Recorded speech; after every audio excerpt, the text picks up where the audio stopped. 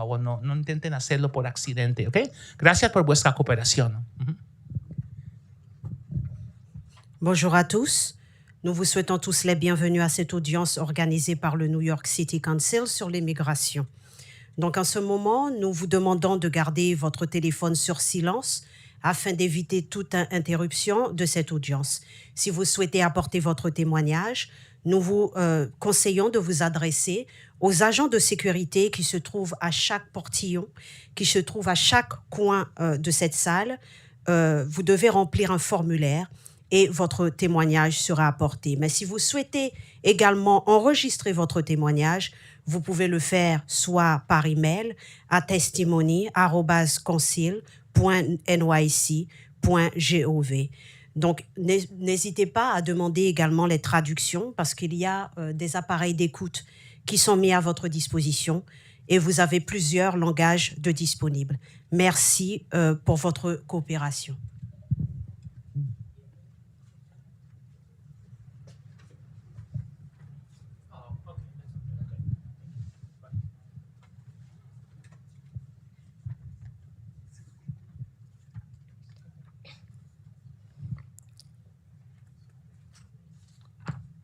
下午好，欢迎来到今天的纽约城市委员会议关于移民。在现在的时间，请静音你的手机以及电子设备来减少会议的干扰。如果在这个会议中你想要作证的话，请填写这个证人表在警官那里了。如果你希望你的证词被提交给记录，然后你可以通过电子邮件发送到 testimony@council.nyc.gov。再说一次，这个电子邮件的地址是 testimony@council.nyc.gov。如果你想要翻译服务的话，请可以找警官要帮助。在这个会议中的任何时候，请不要接近前台。谢谢你的配合。Good afternoon, and thank you all for being here today. I am Councilmember Elsie Encarnacion, Chair of the Committee on Immigration. Welcome to today's hearing on the city's fiscal 2027 preliminary budget. Before we begin, I would like to thank those who have joined us and acknowledge that I'm joined here by Councilmember Shulman. Thank you. For hundreds of years, immigration has and will continue to be a fundamental aspect of New York City life. Nearly 40% of our city's population is foreign-born. This includes those who have had the opportunity to naturalize and become U.S. citizens and those who have not. Immigrants play an essential role in our local economy, and they have a similar workforce participation rate to U.S.-born residents. The Institute on Taxation and Economic Policy reported that in 2022, undocumented immigrants paid $96.7 billion in U.S. taxes. In New York alone, undocumented immigrants paid $3.1 billion in taxes to fund our state's public infrastructure and services. The contribution for all of our immigrants totaled a much higher revenue, and it is no surprise to us that immigrants continue to power our city. Our immigrant neighbors have also experienced grave need in recent years. In spring 2022, tens of thousands of asylum seekers, adults as well as families with children, fled dire conditions in their home countries and arrived to New York City. The city underwent a crisis response to support the influx of new arrivals, and as the number of newcomers has steadied, the city has been reducing the emergency operations it created at this time. At the start of 2025, immigrant communities were met with a federal administration that aggressively prioritized a deportation agenda for both new and long-term immigrants.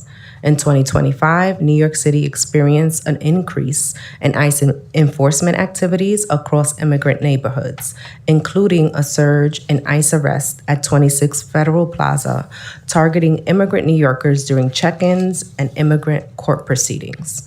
In January 2026, the documented reported that street arrests in New York City grew by 212% to over 3,000 in the first 6 months of the Trump administration.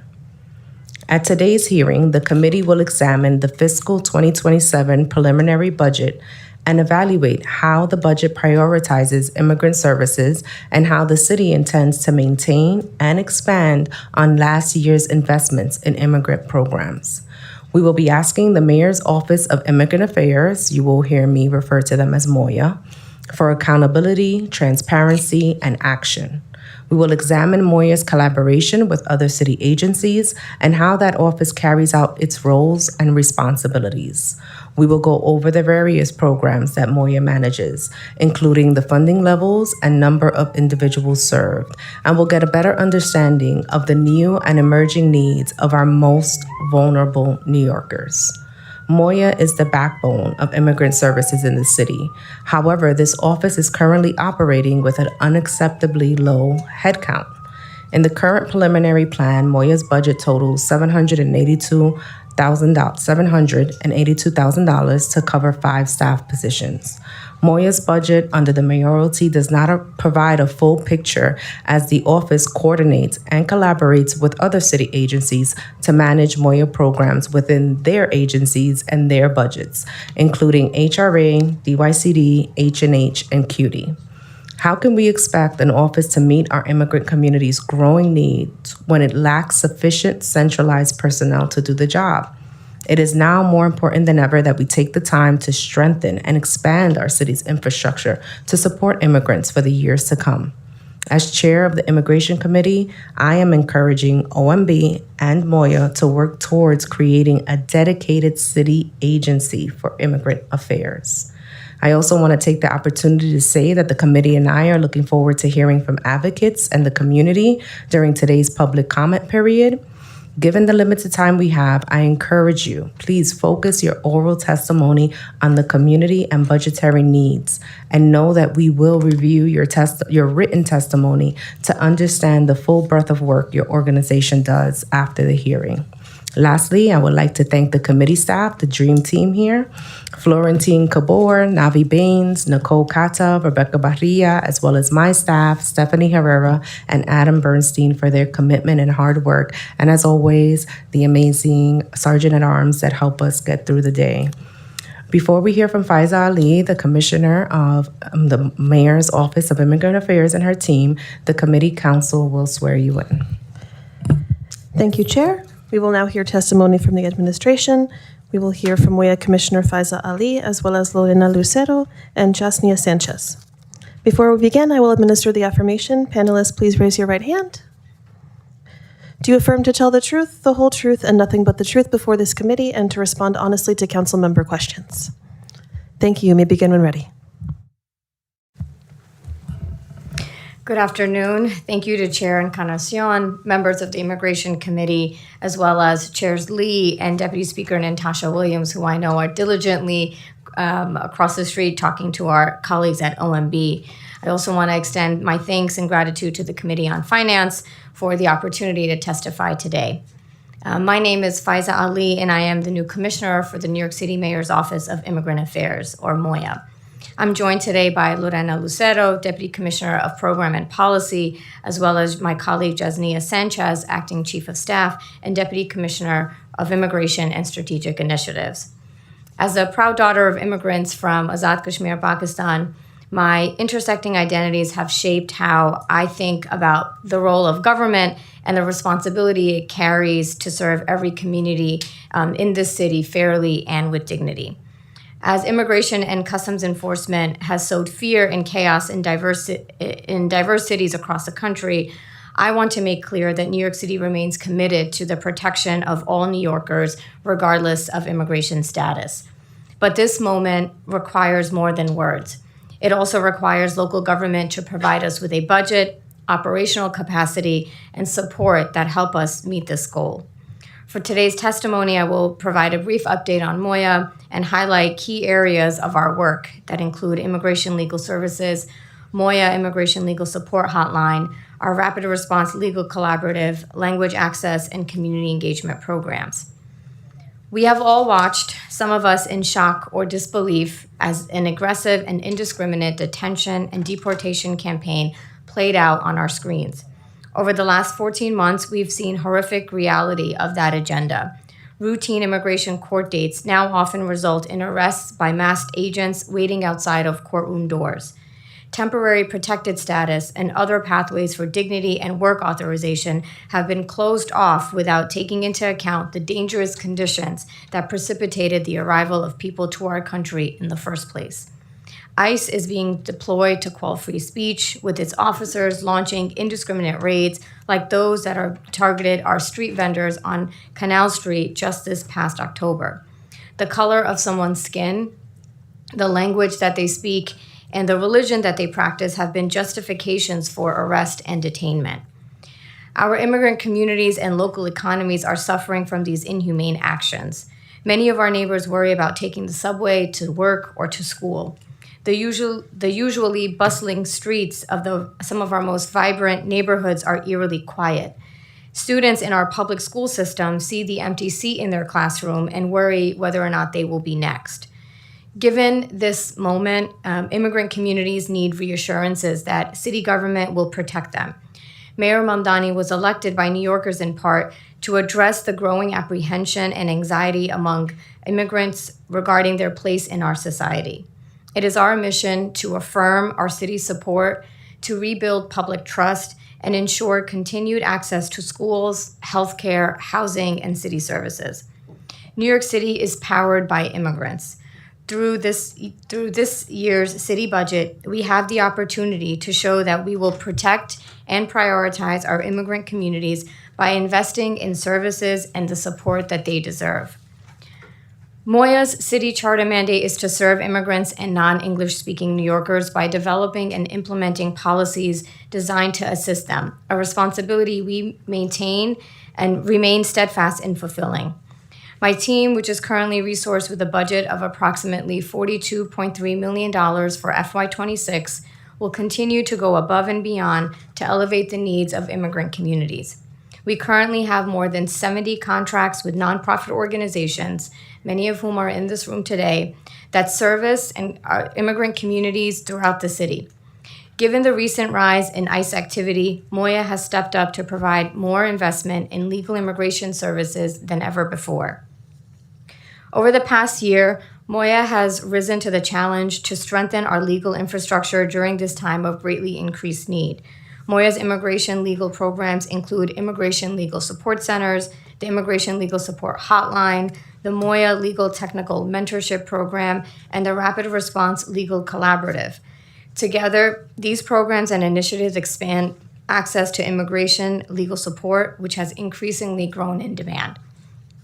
Last summer, we launched Moya's Immigration Legal Support Centers, supported by more than $18 million in investments over 3 years to support up to 25 community-rooted organizations providing culturally and linguistically responsive immigration legal assistance. Our immigration legal services infrastructure consists of 29 unique providers across 5 boroughs. Since the program's launch in July 2025, the network has conducted nearly 9,000 comprehensive legal screenings, supporting immigrants on a variety of legal needs. All Moya Center's program providers have free access to select online and webinars, to a nationwide legal technical assistance program through Clinic, the Catholic Legal Immigration Network. The Moya Legal Technical Mentorship Program also provides dedicated support to the Legal Services Network. And in FY26, the IJC, the Immigrant Justice Corps, is also offering additional legal technical support for legal support centers. Having access to multiple legal technical assistance programs and resources is important for immigration legal professionals to maintain their professional ethical duties, to be trained, and to support the professional growth of their staff and volunteers in order to advance informed decision-making on advocacy and program operations. Providers are also connected to trainings and resources that allow them to respond appropriately to federal policy changes. Another critical resource available to immigrant communities is the Moya Immigration Legal Support Hotline, which is also operated by Catholic Charities Community Services and helps New Yorkers explore their options to comprehensive immigration legal screenings. So far this year, the hotline has received over 14,700 calls. For FY26, Moya increased funding to expand and strengthen the Immigration Legal Support Hotline to improve accessibility, responsiveness, and support for callers with increasingly complex immigration needs. The hotline expanded its staffing capacity, including the hiring of additional counselors and a staff member specifically designated to respond to time-sensitive rapid response needs. The hours of operation were also extended beyond the previous schedule of Monday through Friday, 9 a.m. to 6 p.m., so that callers have more opportunities to reach outside the standard network of hours. Additionally, Moya made significant investments in language access and technology.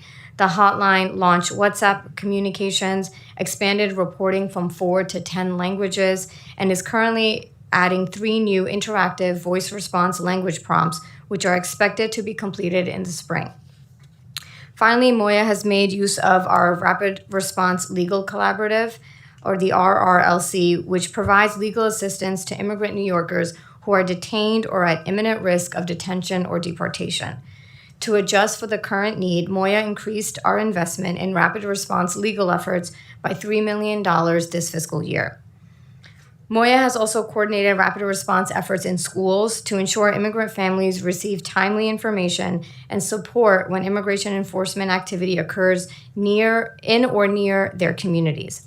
This includes connecting schools, families, and community partners with legal resources, know your rights information, and direct services. Referrals are centralized through Project Open Arms, a dedicated team within the New York City Public Schools that coordinates across all schools, including charter schools, District 75, and District 79, to support immigrant families and ensure that families have a full range of services. Next, I'll provide an update on Moya's Language Access Network, an area where we have made significant strides. Moya oversees, monitors, and provides technical assistance to over 46 city agencies in implementing language access services. This work goes far beyond immigrant affairs. It is a critical infrastructure that touches every corner of city services, impacting almost 1.8 million New Yorkers with limited English proficiency. As such, this is not simply a matter of checking a box or ensuring compliance, but an area where the city must take a whole-of-government approach to advancing language justice. In addition, Moya has built in-house language services team that provides language and interpretation support to mayoral offices and City Hall. In calendar year 2025, Moya's language access team delivered translation services to 41 mayoral offices and agencies, provided on-site language support at migrant centers across the city, and played a critical role in rapidly translating evolving messaging on shelter protocols for recent arrivals. I want to discuss next our English learning programs. Learning English continues to be a priority for immigrant communities and remains a key workforce development strategy. To increase the capacity for English language learning, Moya operates English learning and support centers at public libraries, library branches, and community centers located in immigrant-dense neighborhoods.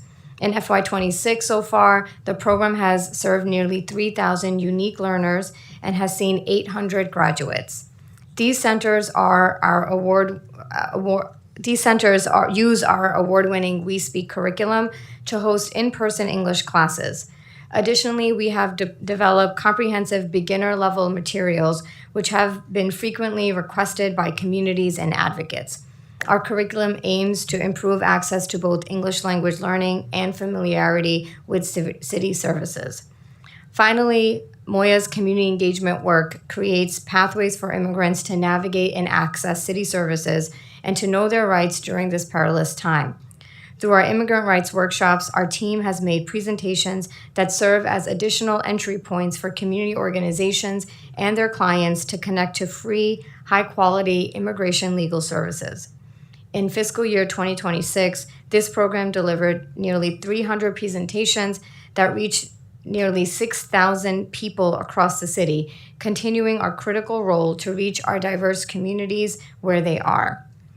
Additionally, in calendar year 2025, our external affairs team reached nearly 37,000 direct touch points through resource fairs, Know Your Rights presentations, and canvassing.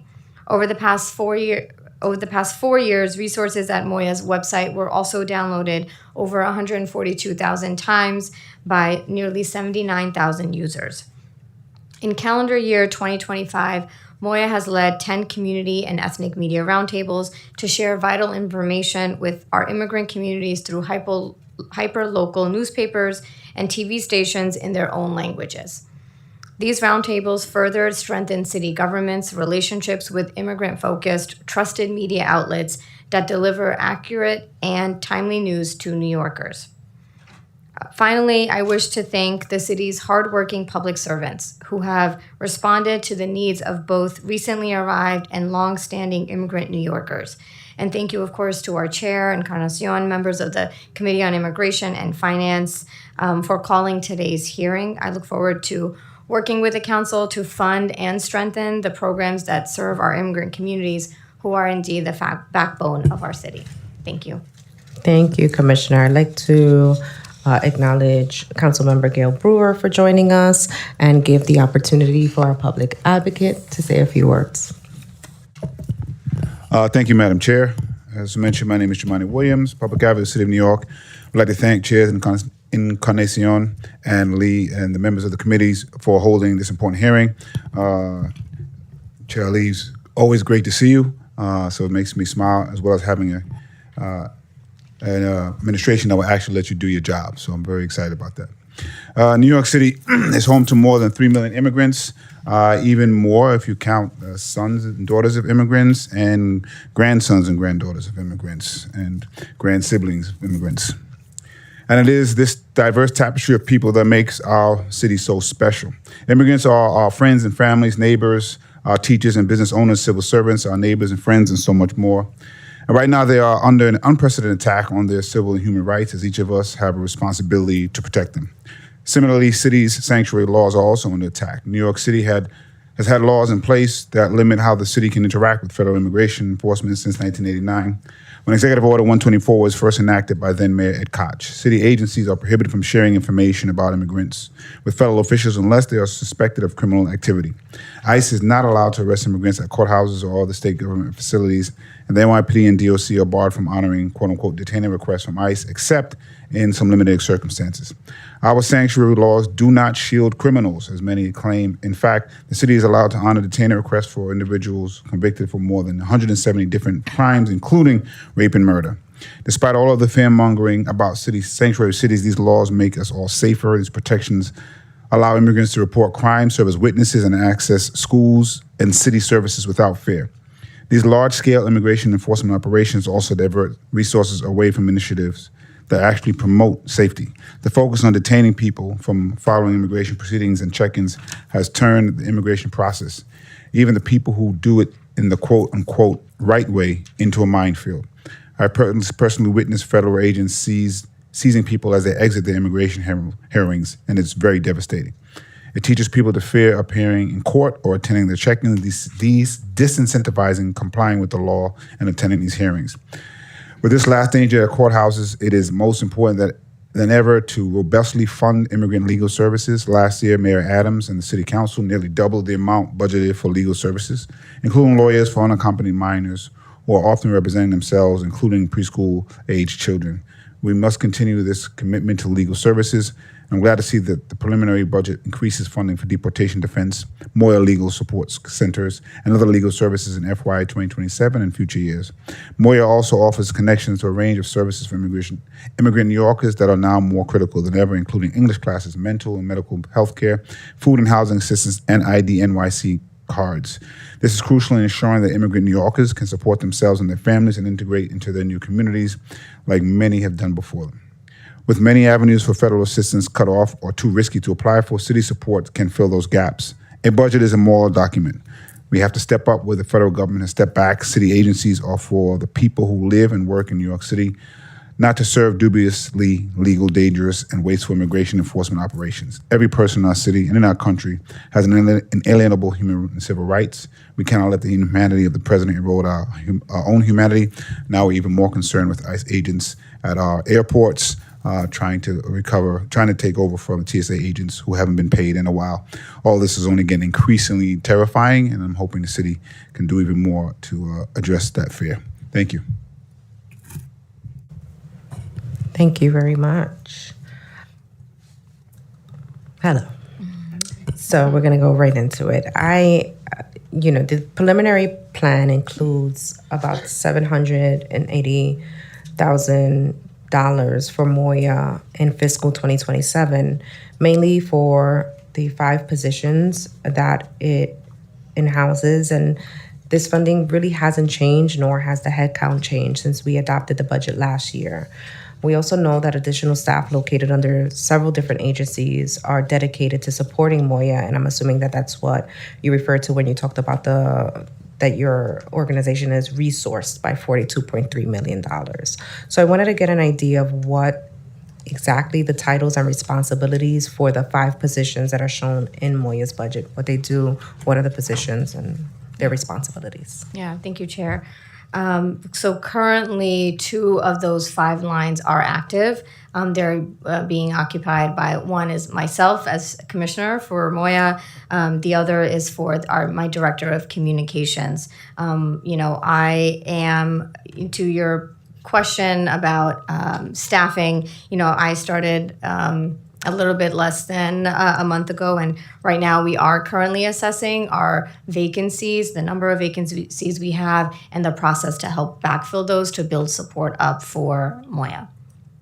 Okay, so 2 for now, a total of 5 or 6? There's 5 dedicated for Moya, correct. Okay. And can you also describe the number of staff housed under other agencies? And I know that's a big number, much bigger than the one you have, but maybe a general overview of their roles and responsibilities. Yeah, that's a great question. Thank you, Chair. So there are 64 staff lines that Moya utilizes across the city. 59 of those of the 64 are housed under other agencies, and I'm happy to follow up with you on the specifics. But to your question about the role and that these staff play, these staff lines are used to support the day-to-day operations of Moya. They anywhere from administering programs to policy to administrative work in the office, language access, and outreach. And so we're happy to follow up with more details as you need them. Okay, and then I'm wondering, and I know that this is something that you're as you're coming in and starting to fill those positions, how will the workload be split among the staff that you do have under Moya? And do you feel that will be sufficient staff to efficiently fulfill your mission? Yeah, so I'm still evaluating the office structure. Like I mentioned, that there are quite a number of vacancies that I would like to prioritize filling. The specifics right now in terms of the structure, I don't have them right now to share with you because I am evaluating and specifically looking at where staff are housed, whether it's in the outreach bucket or our policy bucket. Where can staff be moved to really strengthen the work? So that process is I'm still very much underway, but the priority is to fill those vacancies as soon as possible. And have you requested any additional funding for the headcount and the programs for this fiscal year or the out years? Yeah, so we were very pleased to see some new funding, $16.1 million that was added in the preliminary budget and baseline funding. I know how much council and as a council alum, I love to hear the word baseline. For Moya, and that breakdown is $14.6 million for the rapid response funding and legal support centers, and $1.5 million for Moya English and support centers. So we know that this initial investment really represents a commitment from the mayor to support immigration legal services, to support immigrant communities, and we are in ongoing discussions with OMB on how do we deepen that further. Okay, and will Moya move to putting out multi-year contracts that preserve the option to implement funding that is responsive to emerging needs, considering the immigration landscape is constantly evolving. We held a roundtable not too long ago, and a lot of the providers were talking about how much they need to be able to react to the things that are happening, and those things may not necessarily fall within the lines of a contract. And so the ability to shift is really important for them. So do you consider putting contracts like that out? Yeah, we are in the process of engaging our contract providers. I would like to meet them just to sort of understand better what their needs are. But to answer your question directly, I'll turn it over to my colleague.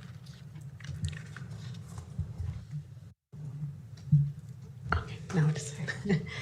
Thank you, Chair, for the question. As the Commissioner mentioned, we're in the process of assessing where the gaps are and any additional needs. Now that we have this funding that has been baselined, it also allows us to plan medium term and longer term and be more intentional, about how this funding is allocated so that we are more so that these allocations are more efficient, right? We're also working closely with our contracting agency, the Department of Social Services, to explore all of our options, right? Our goal is to ensure that there's continuity in services, right? And improve the delivery of those services, right? And we are looking at all of our procurement options, right? To be able to plan in the longer term. Now, when you talk about planning, you're planning more with the agencies that you deal with. Do you do any planning with some of the community-based organizations that are doing the work on the ground? So I'll let the Commissioner also chime in, but part of the process, right, is engaging in conversation with the community-based organizations, right, to understand and hear more about what's going on the ground, right? Are there any new needs that are emerging that we might not be aware of, right? And sort of be able to figure that out and how to address those things. I'll just add that we meet with our contract providers on a quarterly basis, so it's not just during the budget time where we are asking the question of what are the exact needs on the ground and are those needs being met with the current contracts. Great. And then, Commissioner, you have now had some time to review, not much time, but some time, I've had some time. to review the structure and the mission. What are some of your priority areas for fiscal 2027? Yeah. So protecting and empowering immigrant New Yorkers is a defining commitment of this administration. And so as Commissioner, I've been working to ensure both that we have a vision, but also the capacity to really deliver on some of those key priorities. I mentioned a few of them in my first hearing just a few weeks ago, but those priorities include ensuring immigrant New Yorkers know their rights and can access services safely. That those priorities also include coordinating across city government agencies to make sure that they're aligned and prepared to support really the long-term stability of immigrant communities. Priorities also include, integrating immigrant families into the city's larger affordability agenda, and that includes expanding benefits and creating workforce pathways and small business support. And I'll just sort of close with the thing that I care very deeply about as someone who comes from community, centering the lived experiences of the most impacted is what I believe drives really strong and effective policy making. And so our goal is to enhance our community engagement with not just our providers, but the communities who are impacted the most. I'm glad to hear that. And speaking of centering the lived experience, I know that many of our immigrant families are experiencing a lot of mental health issues as a result to what they're experiencing from the federal government, including depression, PTSD, Yes. substance abuse, anxiety, and so much more. How do you see Moya engaging with families facing those mental health issues?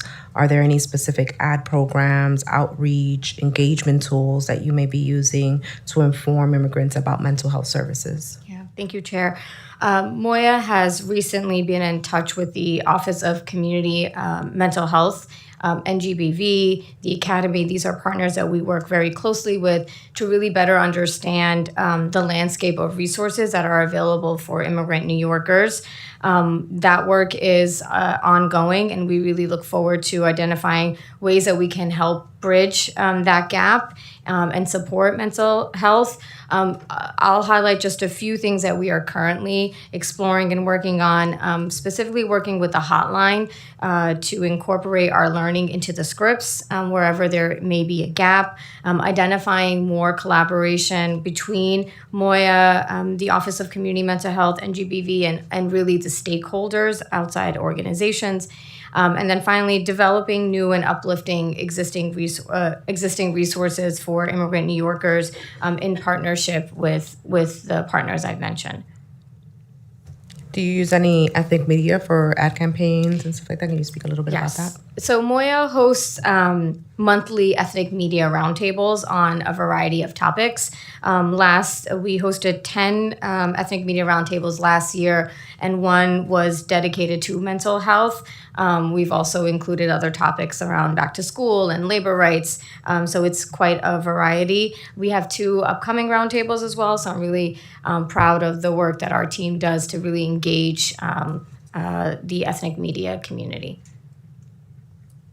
And I'm also assuming that some people will rely on NYC Care for health coverage in the near future. So should someone enroll in NYC Care, what options exist for mental health services there, if you are aware of it? Yeah. So NYC Cares offers several services, including high-quality mental health and substance abuse services.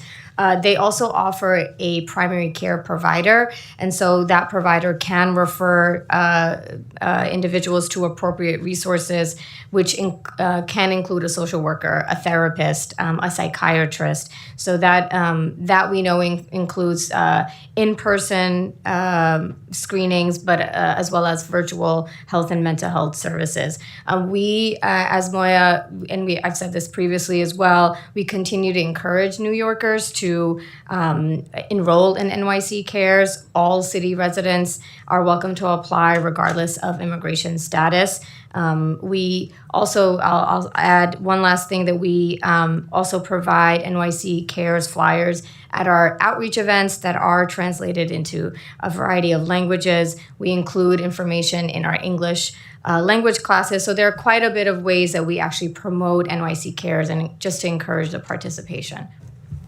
Perfect. And shifting gears, but kind of staying in line with that, can you talk a little bit about Moya's partnership with H&H and how both entities ensure that immigrants are not afraid to seek care? MOYA and H&H maintain routine communications, and in the past we've collaborated on providing policy updates to their teams.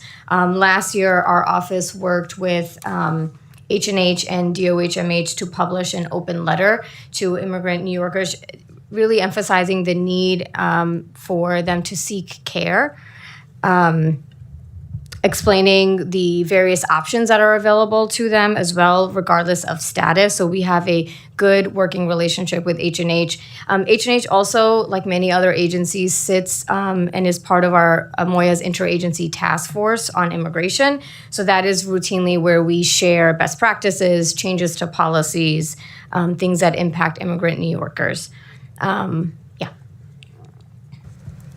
Okay. I mean, I know that, the reality is that I really want to make sure that they're being aggressive about those campaigns, because unfortunately, the truth of the matter is that we cannot afford for folks to only be using those services as emergency services, right? We want them to be using them as preventive services and preventive health care. So I'm really hoping that that is a part of the conversation and we're really getting in front of it. Also, federal public housing requires at least one household member to have an eligible immigration status. However, on February 20th, the U.S. Department of Housing and Urban Development published notice of proposed rulemaking that would require immigration verification for everyone living in HUD-assisted housing, which will harm mixed status families.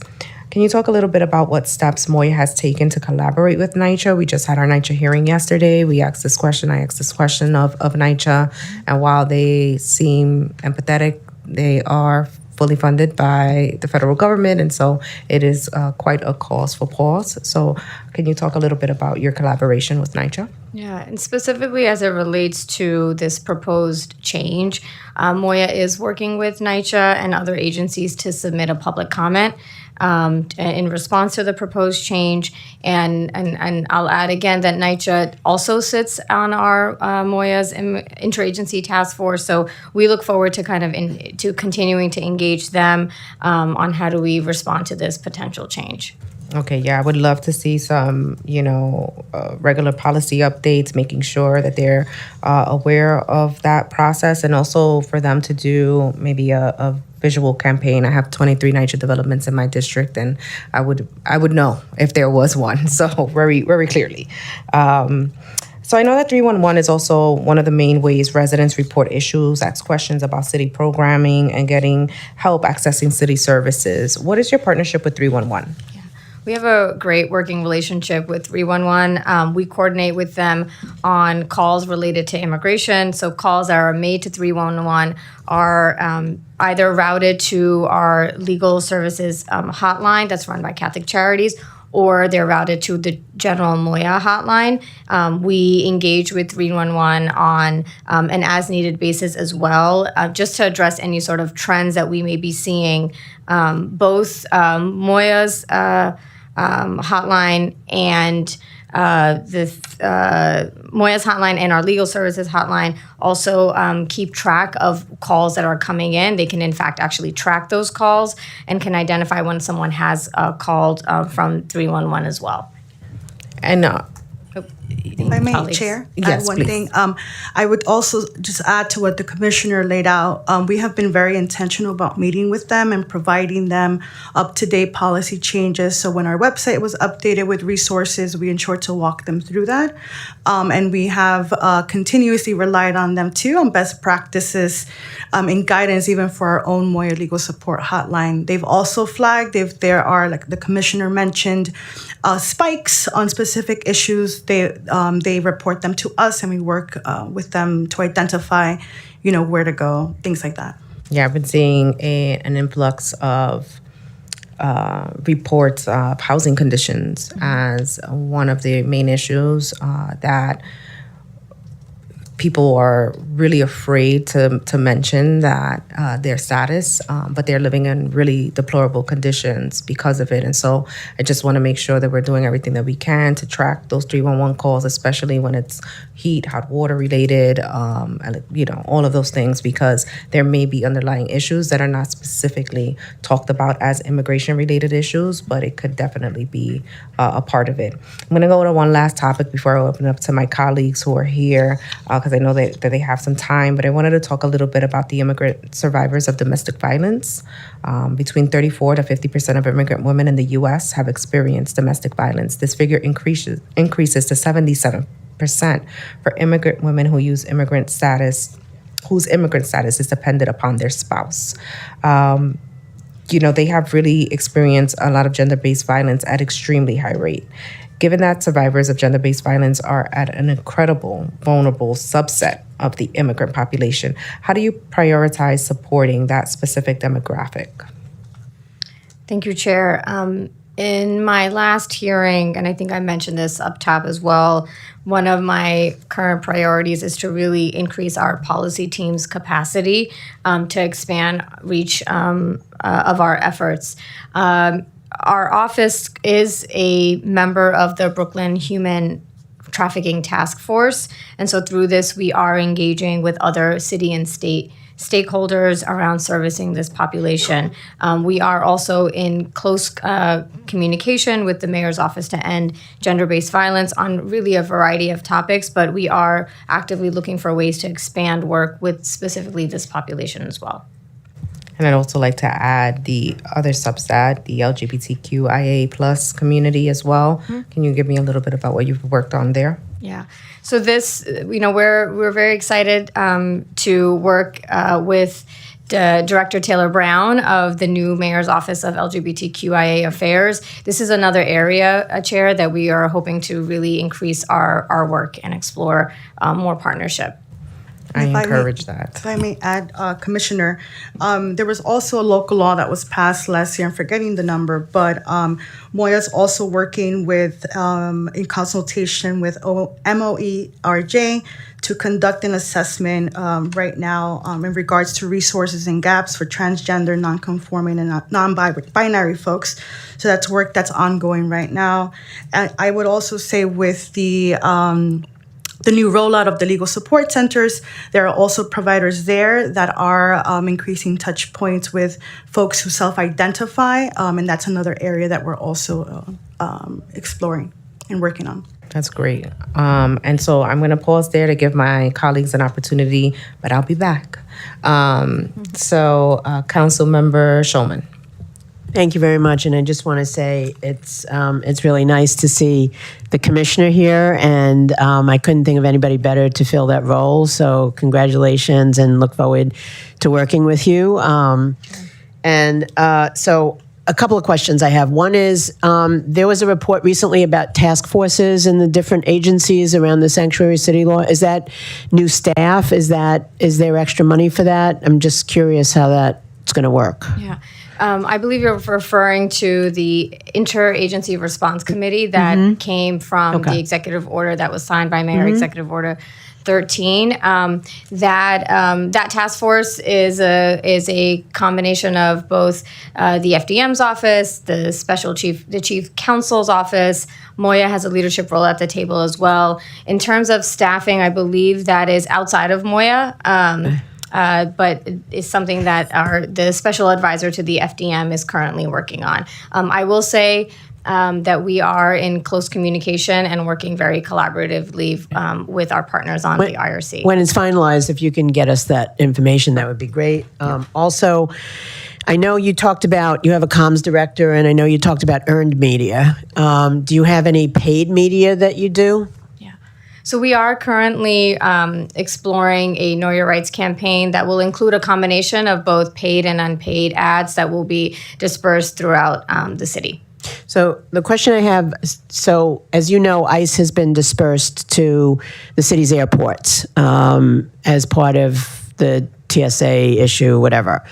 The problem is, my understanding is that the airports are kind of exempt from the sanctuary city law. Is that correct? The reason I'm asking is there any kind of campaign or thought about identifying people that would be traveling or potentially traveling that we could also make sure that they know their rights? Because today there was a woman that was picked out by TSA, pointed out to, not here, in San Francisco, to ICE agents and arrested and sent back to Guatemala with her little kid. So our sanctuary city laws, are limited to city agencies Right. and how we cooperate with with immigration enforcement and the limitations around that. I will say that we are concerned with the reports that we're hearing of ICE agents that have been confirmed at airports. In fact, Moya did release an advisory just yesterday, just to inform travelers on what to expect and give and provide tips on how to travel safely if they are engaging in at the airports. And I'd like to see like community-based organizations that know about some of these people who are traveling or having plans to or whatever, because we don't want people to fall through the cracks. So No, we agree. We pushed out our advisory both on our social media channels, but also to our contracted providers through a newsletter announcement that went out to ensure that CBOs who are working with these vulnerable communities have the information that they need. because especially at LaGuardia Airport, which is basically the airport we're talking about, and JFK, there's a ton of immigrants that go through all the time. So with that, Chair, I'm done. But thank you very much, Commissioner. Thank you. Thank you. Really quickly, the media advisory that was put out, what languages was that put out in? Do you know? Yeah, we can get that for you. Okay. Yes. I'm going to have a lot of questions about which languages. Okay. That's I'd like to now recognize Councilmember Brewer. Thank you very much, and congratulations. So a couple of things. When we were across the street, the budget commissioner stated, when asked about which agencies are working on immigration, because people are concerned, he pointed to you and said that you're coordinating it all. How happening? Was it? Then he went to the next question. I have a So very my mighty question team. to you is it through the task forces? Is it through the 64 people? How do you keep all the agencies that are working on this focused on the issues that are so important? Yeah, Councilmember, thank you for that question. It is a tall task for a 5'2" woman. It's a challenge, but I will say that we accomplished all this work. Really, the unsung heroes are the staff and the team at Moya, who have been here working diligently, long hours, 24 hours a day, working with our contracted providers. So I want to first and foremost acknowledge the team at Moya, and I'm happy to be joined by many of them here. And it's our contracted providers. These are folks that we contract, organizations, CBOs who are, come from these communities, who service these communities that really do and provide the important work of whether it's legal services, language services. It takes quite literally a village.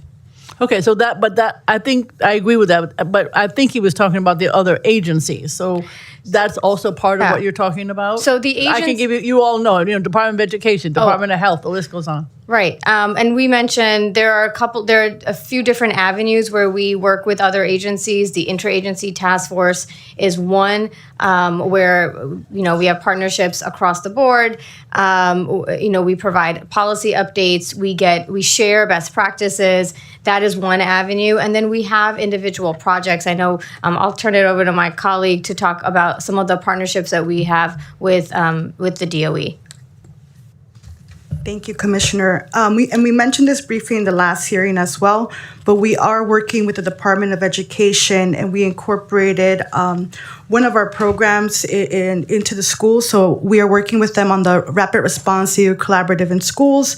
And what it is, it's a dedicated touch point for students, parents, and or immediate family members who might live with said student to access legal services. We work with Project Open Arms, which is a dedicated team at the Department of Education. Yeah, I'm familiar with them. We'd like the commissioner to come to District 3 April 15th or May 13th. Open Arms, District 3, largest one. Keep going, sorry. No, but just to talk a little bit about the model and the work that we're doing, there is a centralized touch point to connect said people to services if they're at imminent risk of detention or if they were detained. In addition to that, we have also created programs for Know Your Rights that are dedicated to 3 groups of people, directly to students who might be impacted. So you can think about some young people ages 16 to 20 who might be in school, another set of Know Your Rights training for parents. And then a third subset is for educators, parent coordinators, and the such. Okay. And that's work that's been ongoing, and I would say, pretty successful. Thank you. The reason I bring it up also is I go to all the budget hearings, and then I pick up pieces. So Learning to Work is an example at District 79. I happen to live with a whole bunch of these migrants and asylum seekers and in my house. So I am familiar with all the programs. And one of them apparently might be cut. That is so helpful to your population. And number 2, at small business, at that hearing, we asked because the friggin' feds have cut anybody who is an owner, immigrant, small business can't get federal money. That's half of the small businesses in the city of New York. So the city is going to try through the small business other funds to come up with money. But I'm just saying, every single agency is impacted by this situation with the president. So that's why I'm talking about coordination. So I don't know, that's something that you're working on. I assume you are. Yeah, that is something that we're working on with our agency partners, but as well as our partners at OMB. Okay, and then just finally, adult literacy, that's important for everybody. It doesn't have to be just this community. But my understanding is the Coalition for Adult Literacy presented a proposal to DYCD for $20 million for more funding. And I think there is $12 million in the FY27. So that would be an example that I hope you would advocate for this funding in the new administration. Well, with this administration, with OMB. The reason I say this is these classes are already oversubscribed. And I have to say, from my experience, adult literacy is the number one issue. If you're going to get through the GED, if you're going to get which is what my crew is trying to do, and if you're also trying to just get a job. So how are we dealing with adult literacy? Yeah, Councilmember, I am not familiar with the exact proposal, but we are happy to review that and circle back with advocates. Okay, I think the issue is you're involved, unfortunately, with everything in terms of these agencies. We touch a little bit of everything, Yes.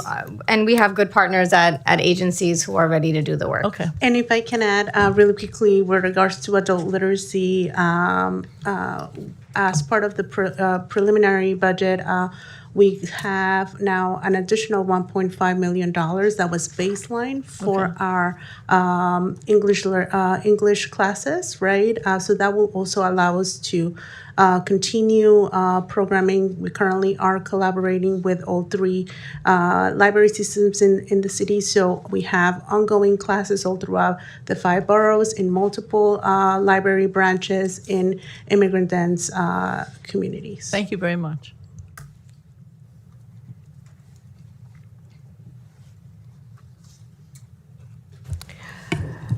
Thank you. I guess just to piggyback off of Councilmember Brewer, I'm trying to figure out if there is a mechanism by which you track all of these, the agencies that you do have contracts with.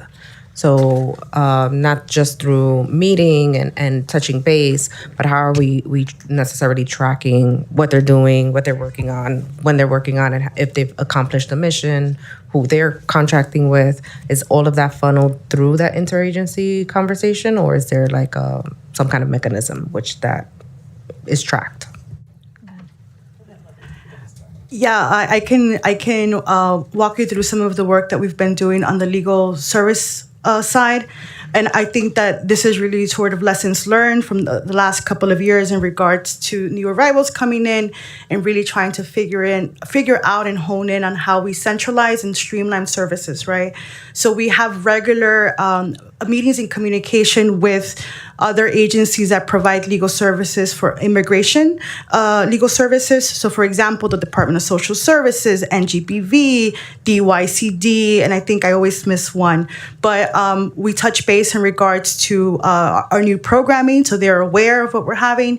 We're in close communication if there is an RFP that maybe one agency might be thinking about or putting out of lessons learned and target areas and neighborhoods that we're working with. So that's very intentional and happens frequently with the legal service provider side. On the English language learning side, we also connect with DYCD, but it's more based on pedagogy and just sort of best practices to incorporate into our services as well. So those are two examples that I can share with you now. And just briefly to add sort of on sort of the more fun part, the administrative piece and contracting, our contracting agency is the Department of Social Services, and that's also where really the bulk of the immigration legal services live under HRA. So we have, a working relationship with that agency. We have the same ACO, so we do work very closely with those teams as well. Not only in the programmatic side, but also taking a look at contracts across the board. Okay, thank you. So the preliminary plan, and now we're going to switch over to legal services, which we just spoke about, includes new funding, which we're very excited to see. $6.7 million in fiscal 26, $21.3 million in fiscal 27, $20.9 million in fiscal 28, $19.2 in fiscal 29. What exactly will this additional funding be used for? So we're very excited about that additional funding. I don't have the breakdown for all of that funding for legal services. Specifically for Moya, that means that we have now an additional $14.6 million that was baseline, and that's to fund to continue funding for our legal support centers, as well as additional funding for our rapid response legal collaborative program. So specifically, for that funding, we're still in the process of finalizing what allocation looks like for next fiscal year. And like I mentioned earlier, one, we're highly focused on ensuring that there's continuity on services, and also in the medium to long term, working on efficiencies to be able to allocate funding more efficiently. Are you looking to create new programs at all? We're still in the process of evaluating all of that. Okay. And so given that the funding is baseline, will there be new RFPs that go out for any of these new programmings? Is that the plan? We're still looking at all of our options, right? This funding just got baseline. Right now, most immediately, we want continuity of services, but again, nothing is off the table. As we plan, as we finalize planning for medium and longer term. Okay.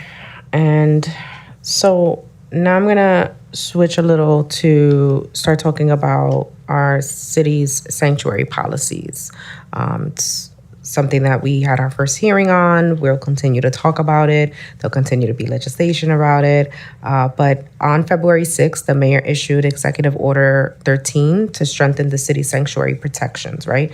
And that primarily barring ICE agents from entering city-owned properties without a judicial warrant. Can you provide an update on the Interagency Response Committee was established pursuant to that executive order? Chair, before I get to that question, I want to go back to your question around languages for the advisory. So far, the English is being translated into the top 10 languages, and we will also include Hindi and Punjabi, and those are expected to go up as soon as possible. To your question on the Interagency Response Committee, it is a a crisis response body that coordinates and manages policy responses across city agencies during a crisis, any crisis, but it also includes escalating federal immigration action. So the members of the committee, as I've stated before, the first deputy mayor, who is going to be serving as chair, the chief counsel, special advisor for strategic coordination and operations for the FDM, and myself. As Moya's commissioner, I am serving in a leadership capacity at the IRC, and we're working really closely with this team. And how often does it meet? Is it quarterly as well? So the Interagency Response Committee right now is actively sort of in communication and working in coordination with the city agencies to meet some of the earlier deadlines. I know that a focus has been largely placed on the May 7th deadline for the audit.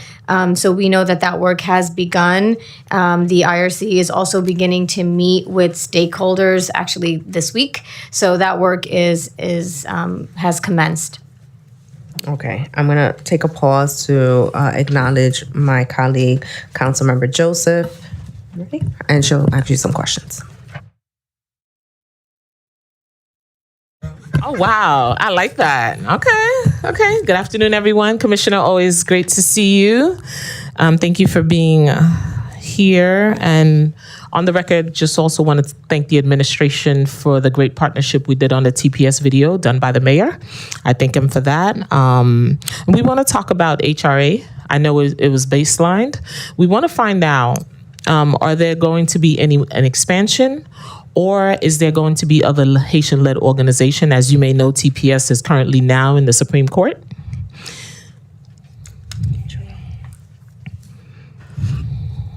I think you meant HRI, the Haitian Response Initiative. We are currently, part of what the commissioner laid out a little bit earlier is that we're currently assessing all programs to see where the new funding that we received will be allocated. So that's part of the assessment as well with HRI. Okay, how many organizations you currently have in the HRI system? We have, give me 1 second, I'm just finding my page. We have 8. So it's 7 CBOs and then Catholic Charities that provides services, legal services. Okay, in the preliminary plan included 1.6 million in fiscal 2026 for the HRA.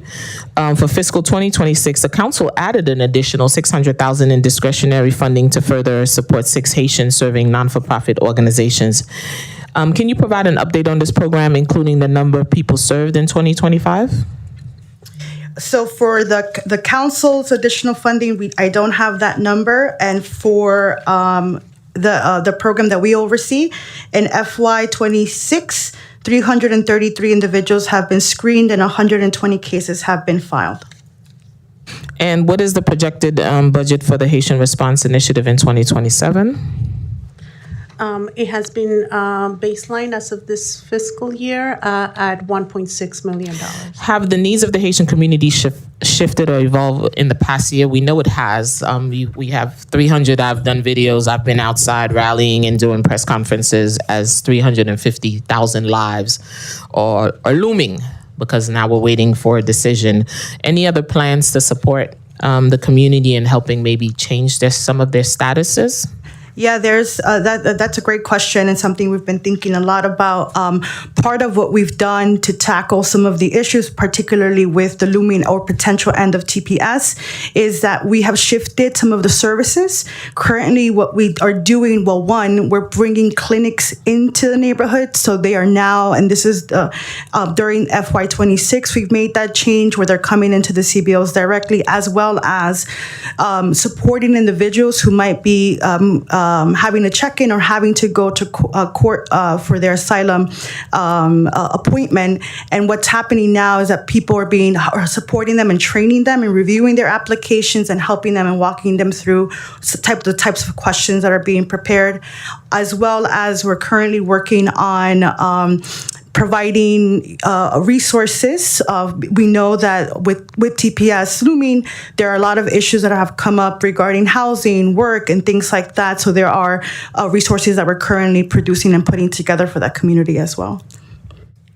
Even in terms of guardianship, as well as children who are born here and parents who may have to leave and all of that stuff. I know I hosted a session in my in a neighboring district on that.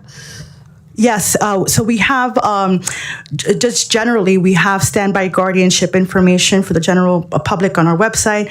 But in addition to what we do with the AHRI collaborative, part of it is also training. So we also have Catholic Charities come in and provide updates regarding, which are really a reflection of the most common themes and issues that the organizations are facing. And that was one of them as well. Thank you. And also wanted to ask around, I know you know this is going to come, around the young people. One of the things we did in this last year's budget is support unaccompanied minors. Is that going to continue? And how many young people have you seen in that program? So in regards to whether there will be programming changes, we're still, again, identifying gaps and needs. And then I do have a number for you, but I'm just looking for it in my binder in regards to the work. And really thanks to the council, too, for providing funding. We were steadfast on that. That's right. And we're very thankful. But in regards to if you can give me a minute, I'll get it. Yeah, no problem. No problem. Meanwhile, I can ask another question. Chair, is it okay? Thank you. The council also funded literacy assistance centers and eye care for both CBOs to coordinate and provide technical assistance to providers funded under the Adult Literacy Forward initiative, and those fundings under the SIJS Unaccompanied Minors and Family Initiative, which totaled $733,000 in the fiscal 2026 for these program. Can you provide details about the use of that funding, and what does these programs, mentorship, assistance, and the coordination entail, and what is the goal of the funding? For that, we're going to have to circle back because we do not manage those programs, so we don't have specifics, but we're happy to look into that and follow up with details. You'll work with the other agency to make sure. H&H. Yes. Okay. Is the amount of funding that we provided for the door to support young people, whether they're in foster care, whether they are in unaccompanied minors or whether they are asylum seekers as well, enough to support the young people that we have. As you can see, Dylan, after 10 months, and Mukhtar is out now. So we want to continue to support young people. As we're reading reports, immigration had become the most dangerous thing to young people in this city. Yeah.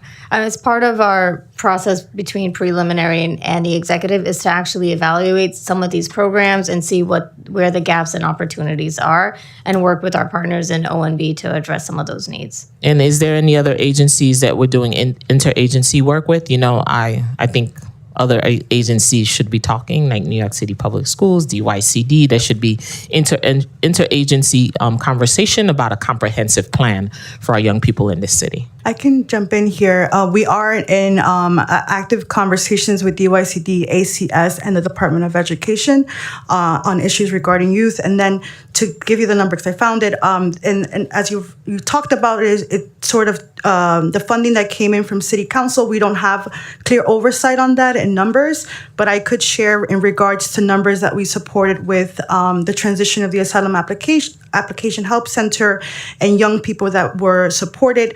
There is a list of about 200 youth who needed continued legal services, and ultimately 69 youth were assisted with SIJ applications. And that number is what that number is because we also had to get consent from young people to actually follow up. So I just wanted to share that number. And one more thing, because the team is pinging me, we're also working on putting together a family preparedness phone bank that's happening this month in collaboration with Catholic Charities, actually next month. Well, thank you. Thank you very much for this. Chair, thank you so much. Of course, thank you. And, you know, I know that a lot of the conversation has been around those interagency conversations, task force conversations. Is there a quality check that Moya does to see that information has trickled down to the people that are on the ground, and that those conversations and the things that those agencies have said that they are going to give information on, that's actually reaching the people that are facing our immigrant communities? Yeah. Outside of our quarterly meetings for the interagency task forces, our team are in regular communications. I'll say that Uplift One team in particular, our language access folks, are in constant communication, whether it's, DYCD, DOE. We had a strong meeting and conversations with our partners at NISM just to ensure that these aren't just sort of one-off, meetings or translations that happen, but that language access is actually embedded in the work that they do. So I feel confident in those conversations. They happen outside of, not just within the task forces, but they happen on a regular basis outside as well. All right, great. And back to the sanctuary city laws, I was wondering if there were any recommendation that Moya is providing to the city agencies to ensure compliance with the sanctuary policies. And if you can talk a little bit about what that time frame is looking like to conduct trainings that are related to Executive Order 13 across all of the relevant agencies. Yeah. One thing I think is really important to kind of restate and be unequivocal about is that this administration is, in fact, committed to ensuring that no city agencies are cooperating with ICE in ways that violate our laws. So I want to put that on the record. And that commitment we know is not just in words, but it was codified in the executive order that lays out very clear accountability measures for agencies. To the question about trainings, we're really hoping to uncover is through the audits is a better understanding of what the training capacity right now looks like. We imagine that there will be some gaps, and we're looking forward to evaluating those. And in terms of timeline, agencies do have up until I believe it's May 7th to submit those reports. So we're hoping to evaluate those and put out recommendations. Transparency is really important, and so the recommendations will be posted on our website. So you anticipate that all city agencies will be trained to some degree, even with the gaps that exist, or are you assessing the gaps to see which ones will and won't?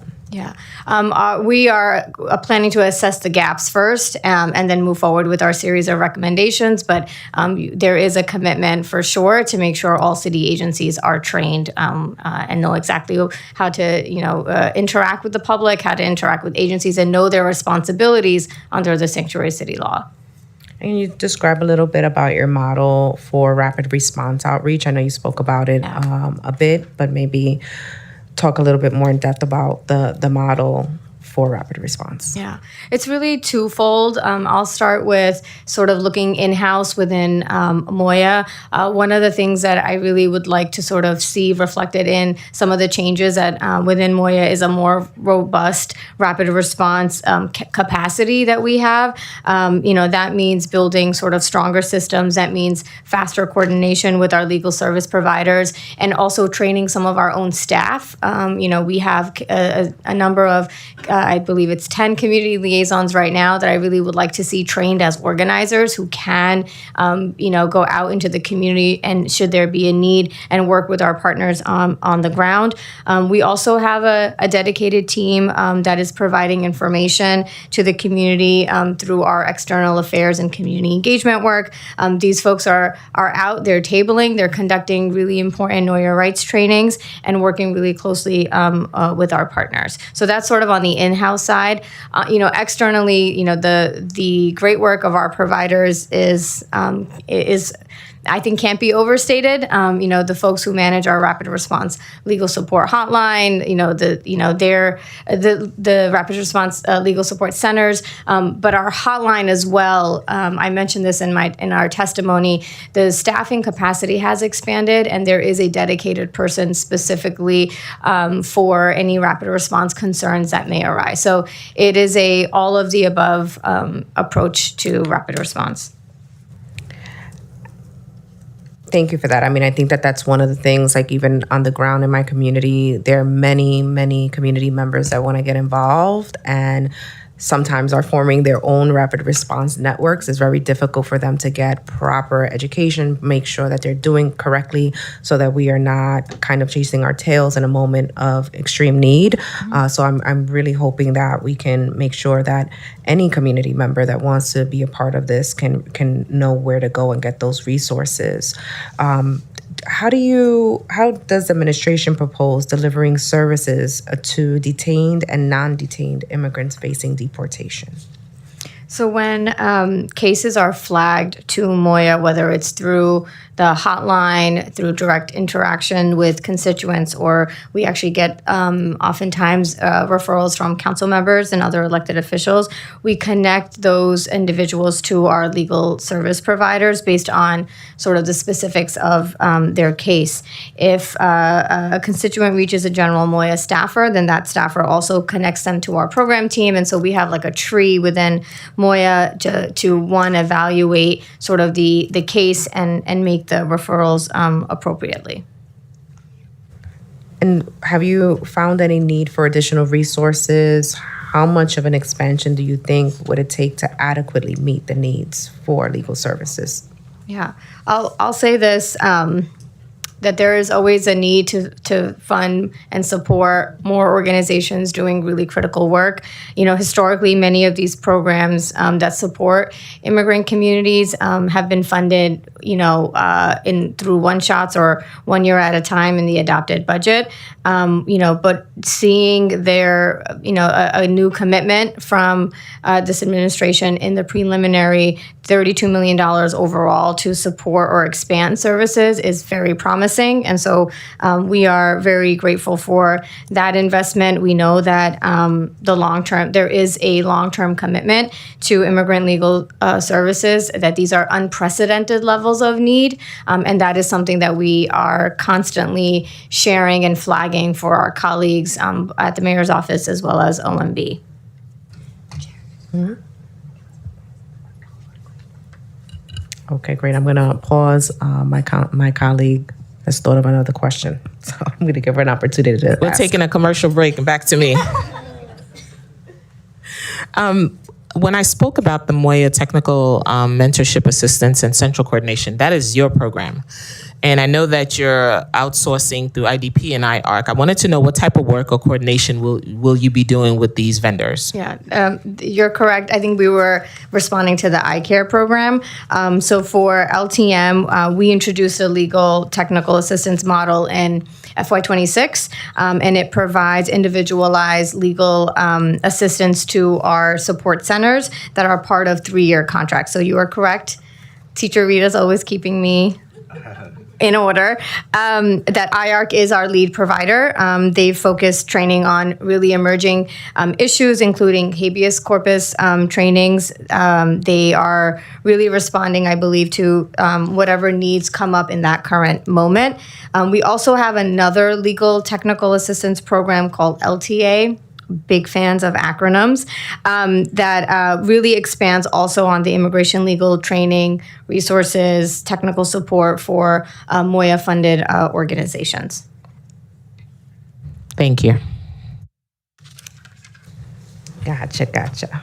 So, one of the things that we're uncovering and is becoming so real is this fear for asking for help. Which is a really big issue. And it is critical for these services to get to folks. In November of 2025, the U.S. Department of Homeland Security proposed a new rule to make accessing public benefits harder for immigrants by giving officers more discretion and potentially expanding the factors or benefits considered a public charge.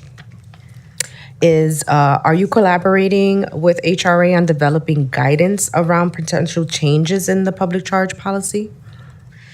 Thank you, Chair, for that question. We are, in fact, working with partners at DSS, at DOHMH, at NYC Health to develop an updated flyer with information that is making sure that it's also available on our website. This same coalition of agencies and partners was also in close communication with our legal service providers earlier this year regarding 3 different instances of public charge that came up in naturalization cases. And we're also working with DSS and DOHMH to submit a public comment in response to this rule change. And I'm going to ask about the languages for those flyers, right? We are going to ensure that at the very least they're translated in the top 10 languages, and then we'll assess other languages as needed. Yeah, and Chair, now that I know this is important to you, I will make sure you get that information. It is. I mean, as we face our constituents every day, and with all of the changes, all of the misinformation, we need a trusted, reliable source that is going to give them the most up-to-date information as possible, that they know that they're getting that information from a trusted source, and that they are not fearful of seeking that help because they understand that it's a trusted source. Absolutely. So last month, the New York Attorney General announced that they're launching a new initiative called the Legal Observation Project, to monitor federal immigration enforcement activity in the state for potential legal violations. Are you working with the Attorney General's office or have been in contact with them about the rollout of this initiative? Yeah, we are. Moya is supportive of efforts to monitor federal immigration enforcement activity for potential legal violations, and really welcome the collaboration with the AG's office. We are in touch with the AG on other matters, and but on this in particular, we don't have much to report. Sorry, I had to get some water in. I want to now touch a little bit on the closure of the Migrant Shelter and Mail Processing Center. The Office of Asylum Seeker Operation was created in March 2023. And that was a response to the influx of migrants in New York City. Can you provide an update on Moya's current involvement with the asylum seeker response and how the city's response and support has changed in this past year? So Moya has always served all immigrants, both recent arrivals and long-term residents, regardless of which office or agency is established, is running that given program. We continue to work with DSS and DHS to share timely updates and are providing front-facing material for their clients. So the OASO's responsibility was shifted to Moya and DHS.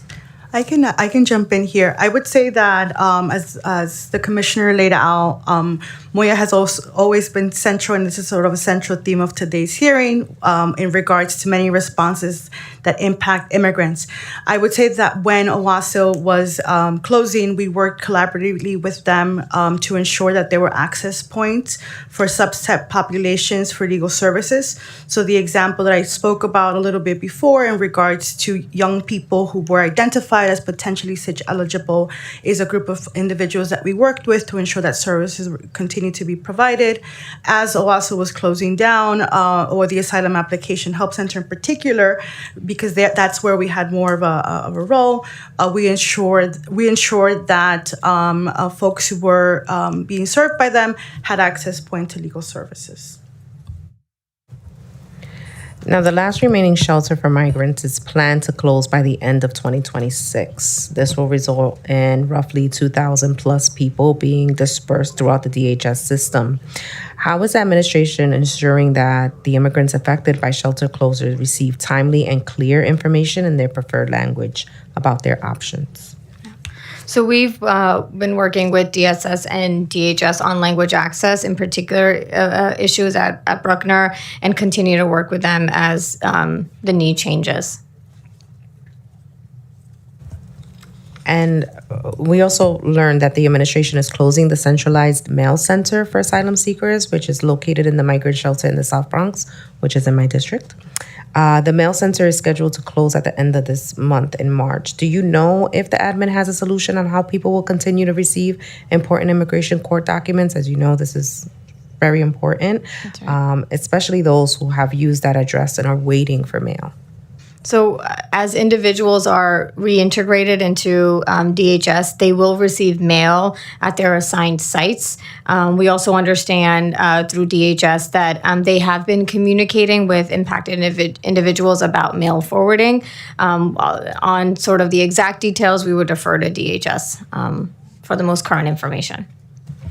Okay. This is why we need one agency, so that we can get these answers. I'm going to keep. So we're going to switch gears a little bit up and talk about advancing immigrant worker protections. I know that we'll be talking about this a lot next month as well. But, obviously many of our immigrant workers face exploitation and unsafe working conditions, and that is very often compounded by fear related to their immigration status. Last year, the State Department of Labor created the New York State Bank, an online resources designed to connect job seekers with employment opportunities. So my question here is, how are immigrants informed about their rights at work? How is this disseminated? Are there costs associated with these measures? Sorry. This is in regards to the New York State Bank. Sorry. I read ahead. Excuse me. It's all right. I'm going to get back. Just put that question in the pocket. The question around the State Bank was Moya's usage of the New York State Bank, if any, and if sharing it as a resource, and has it shared it as a resource to any of the members of the community? I think on that question, we're going to have to circle back. Yeah. Gotcha. All right. So now I'm going to my second one, which you've heard.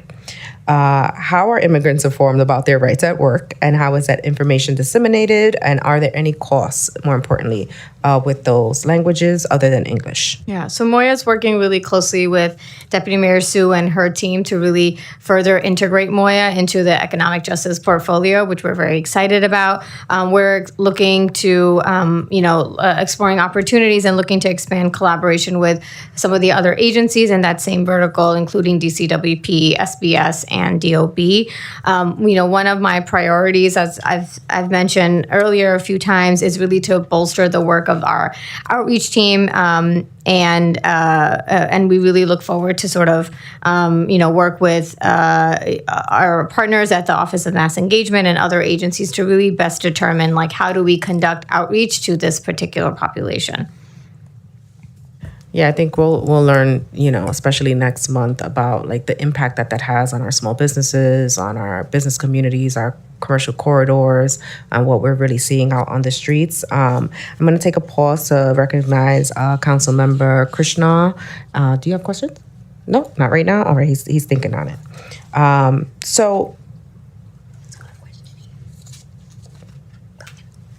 How does Moya budget prioritize workforce development programs for immigrant communities?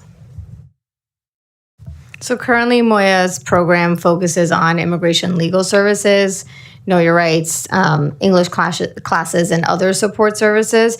In this, under this sort of new administration and new Moya, I think being part of that economic justice portfolio is something that we're currently still assessing and figuring out ways to actually integrate that throughout the office and through the existing programs. And with respect to your specific question on funding, no specific funding was allocated to Moya for this particular purpose, but we are continuing to assess our programming and initiative needs to identify some of these gaps. Okay, so there may be a funding request in the future for this if you see that this is something that is necessary. So for English language learning and support centers, how successful has that program been in terms of attracting new participants? And what criteria is being used to measure that success? Okay, so on English language learners, I want to make sure we have the right numbers for you. We have had in FY26 so far 2,083 unique learners and about 750 graduates. We are, through this program, we've delivered 73 classes across 3 of the library systems, reaching about 1,700 unique learners and 576 graduates. And then the in-house We Speak program that the Moya runs has also delivered 23 classes across Queens, Manhattan, the Bronx, and Brooklyn to reach 382 unique learners and 174 graduates. And so the outcome and the impacts, they're being tracked by graduates, right? Are there any other measures in that program that you track to signal success? Yes. So per quarter, we are keeping track of unique learner numbers, but we are also keeping track of regularity of attendance, certificate eligibility. All of that is really tracked to assess the neighborhood or the branch that what their needs are and the applicability of services. In addition to attendance numbers, facilitator observations, curriculum packets also include a survey, and so we get a multilingual learner survey where individuals can self-report on demographic information like, origin, the borough of residence, time learning English, and any other feedback that they have. So the survey is another way for us to capture that information. And does that survey, because obviously there's less than half that have graduated that have come in. So does it speak to some of the barriers that they may find going to the program, attending it, and completing it? Mm-hmm. Yeah, so to what the commissioner laid out, I think there's really 3 key components of the work and how we track. It's the unique learners and the attendance and the graduate. And also sort of understanding how this program might be different from your, more traditional adult literacy class, is that this is really the first time that learners might be open to even speaking another language and an entry point to further services. So a key for us is also ensuring that folks are showing up and that attendance is one of the key factors that we look at as well. So how do you track demand for the services? How do you identify a community or where this service should be provided? We're currently not tracking that because we the program as we know it, it's sort of new, at least 1 or 2 years, but we're certainly open to assessing that. Do you know which organizations are contracted out for this program? There's 3 library branches: New York Public Library, Brooklyn Public Library, and the Queens Public Library. And was there an RFP process to receive the funding for that program? Did they have to go through that, the libraries, or were they just designated? No RFP process. Okay, and in total, what was anticipated to be allocated in fiscal 2027? So it's $500,000 per library system. $200,000 is what we started out with, and then $300,000 was added additional to that program. I don't know if you want to talk about the breakdown. Yeah, so this is for FY26. For FY27, as I mentioned earlier, we did get an additional $1.5 million that has been baseline for this program. So for FY27, we are looking at about $2.1 million baseline for English Learning and Support Centers.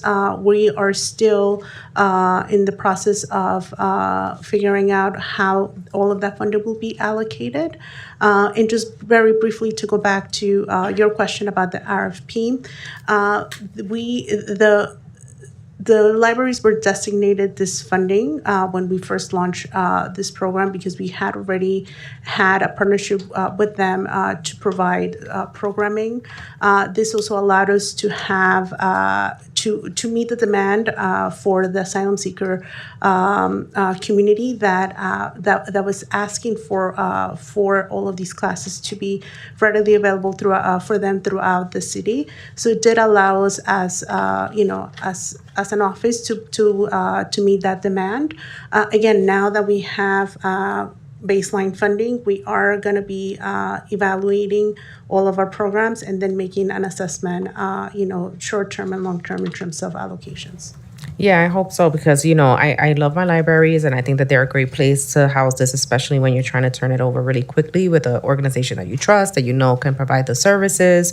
But I know services like this are needed in so many different pockets of communities. It's very difficult to move around the city as a newcomer to the city and get access to resources. And so I really do hope the RFP speaks to that and that we can track where that need is and identify that so we can properly provide that service. It's important.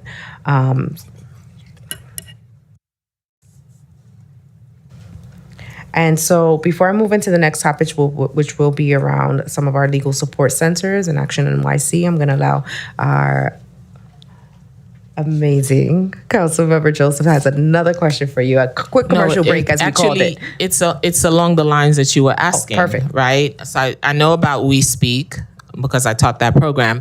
Is there a possibility where there could be a partnership with District 79 that's already doing that work? I think that should be a conversation when we talk about interagencies. D79 does the ESL, the GED, but it serves a large immigrant community, which is already embedded in the New York City public school system. Yeah, Councilmember, that's a great idea and something that we will definitely explore. See, told you, Chair. I love this. We're going to be ping-ponging all day. This is great. Thank you so much. That was really good. No, of course.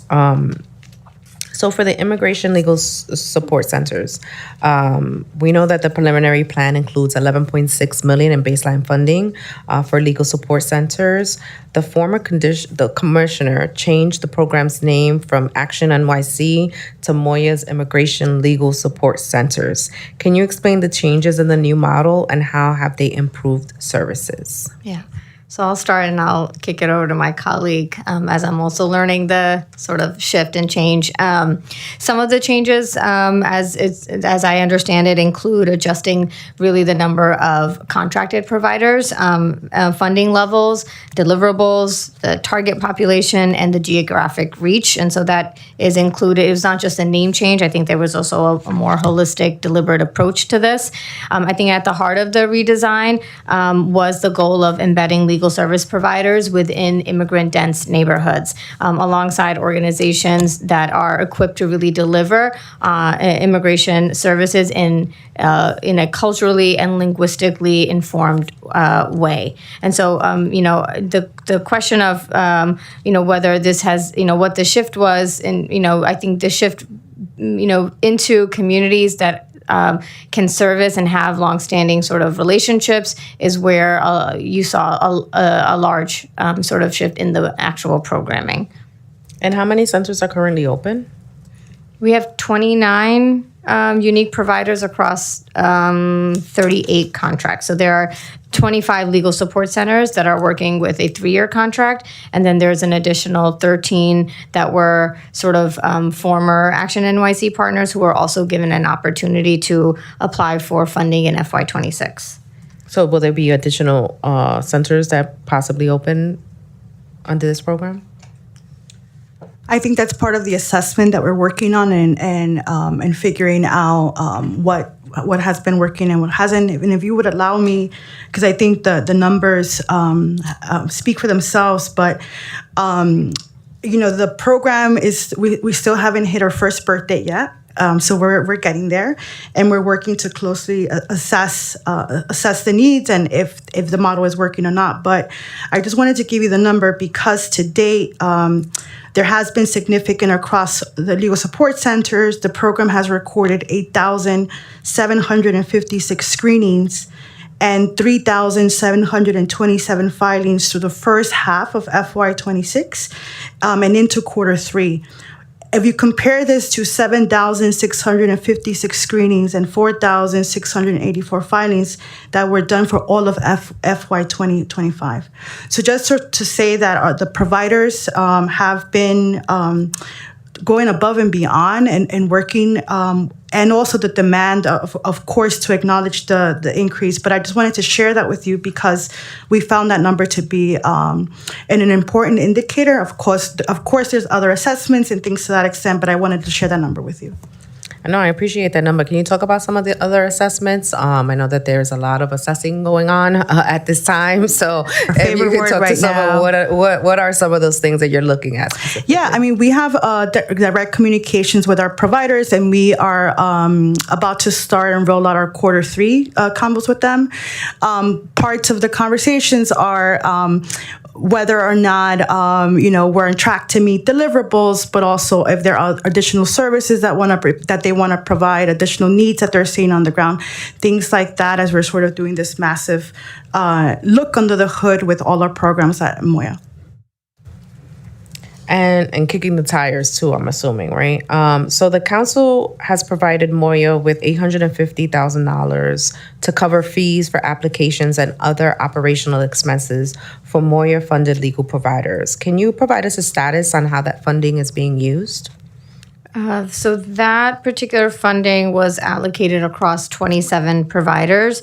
24 of them have this funding already reflected in their FY26 budgets, and providers are did they put you on the clock? Oh my goodness. Providers are also submitting updated budgets to be able to invoice into Passport. There are 3 providers out of the 27 that have contract amendments that are in progress with our contracting agency, DSS, to add to this funding. I don't know if there's anything more, Jazz, that you wanted to add to that. No, that will very quickly. In total, actually, the total amount that went over towards filing fees was about $1 million. We used the $850,000 as well as about $172 million that was left over from the $4.4 million that was also provided by the council for legal services. So we make sure that we utilize that funding to be able to provide this much needed support to more providers.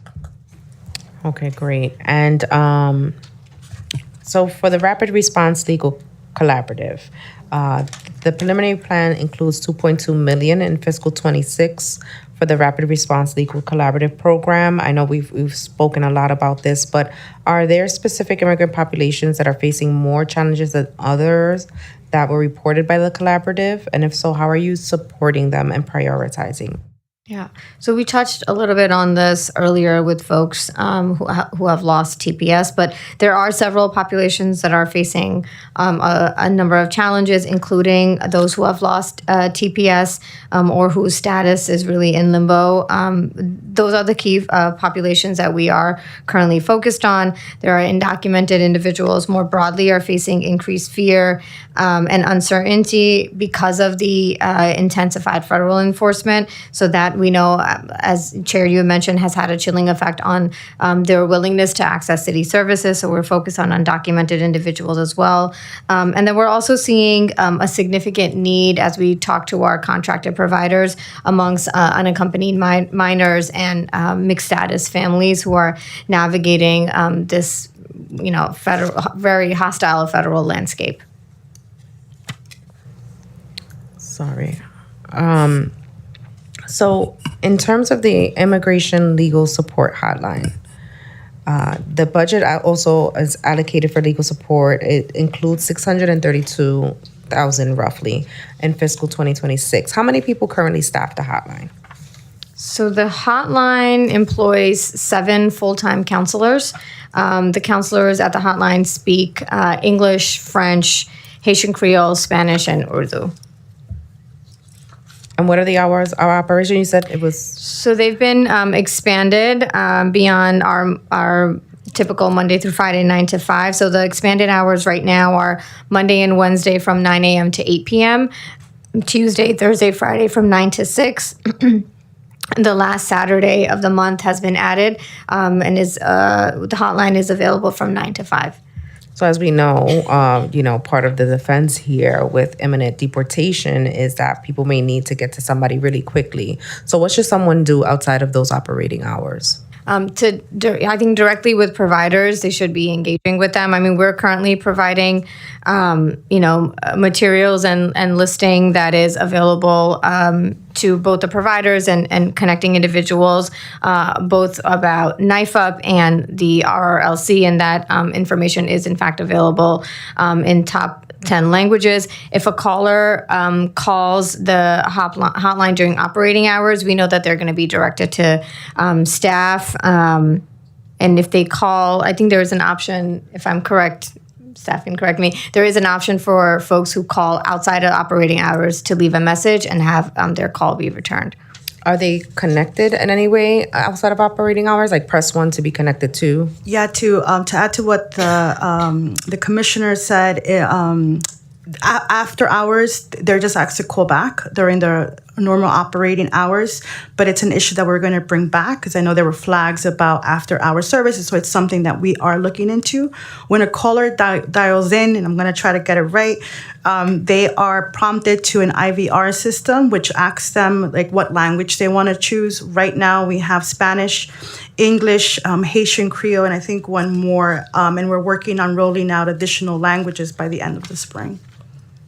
Yeah, we have, I believe, I don't know, it was 800 different languages that we speak in the city. And so we really are always going to push for more language access and having that information on that. If you would allow me, Chair, yes, please. Besides the hotline operators that we have that speaks at the number of languages that the commissioner laid out, their operators also have access to Language Line, which opens up the menu of additional languages that might be needed depending on who calls. And you said there were 7 now. How many were there last year? I can circle back with that number. I don't have it handy. Okay. So how do you anticipate that the demand will change in the coming year? And can the level of funding that is put there adequately support those needs? But we hope that individuals keep calling the hotline to receive services. That's always a hope for us. In regards to additional assessments for future funding needs, that's part of the larger work that we're currently doing across our programs.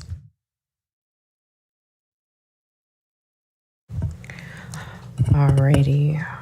We're getting through a lot, so thank you all for getting through this with me. I know it seems like there's a lot here, but ultimately what we're really trying to get to is that make sure that you have all of the resources that you need to do this important work. We're seeing it on the ground from our constituents, and we want to make sure that when we're fighting for this budget that we make sure you have everything that you need covered. But I know that there has been, for example, for the asylum seeker legal services, that there was some funding that was cut for ASLAN in fiscal 26, and for fiscal 26 only, the City Council restored it for $5 million. Can you explain a little bit about why that funding was cut? So I'll start, and my team can fill in some of the blanks. My understanding is that the funding for ASLAN and the navigation centers was actually consolidated into Moya's legal support centers funding. And to be more specific, that funding was repurposed to allow us to provide the 1-year extension to the former Action NYC providers that currently have a 1-year contract with us for FY26. So that's part of the 7.6 million for fiscal 2026? Correct. So in order for us to be able to continue this 1-year contracts for those 13 providers in FY26, we utilize we repurpose the Aslan and also navigation centers funding, as well as the $4.4 million allocated by the council. That has allowed us to provide those 1-year contracts for this fiscal year. Okay. All right. This is what we mean about having to shift and move and move things. So I want to get into Local Law 73. As you know, it was meant to develop a survey of newly arrived immigrants, including those who have arrived recently. Can you provide an update on this survey development and the administration? Just on the survey development first, and then we'll get to the rest. Yeah, Chair. And I think it was a pairing between 73 and 74, if I'm not mistaken. Currently, the DOHMH is in charge of administering said survey. Moya has supported them and has consulted with them, but DOHMH would have sort of the latest on where things are. And are we able to obtain the surveys to know what kind of questions were included in those surveys? We're happy to circle back just because we're not the authors of them, but we can check with our colleagues. Okay. And do you know how many asylum seekers or migrants were involved in each survey? We don't have that number now because the survey is actively being done, so we wouldn't have access to that data right now. Okay. And has there been any issues with carrying out that law, creating that survey? Any barriers that you've seen for that agency? Again, response to you once we touch base with our colleagues. Okay, we'll be circling back on that. And the preliminary plan also includes $16.9 million for the IOI Deportation Defense Initiative. What is the projected budget for the IOI Deportation Defense Initiative for fiscal year 27?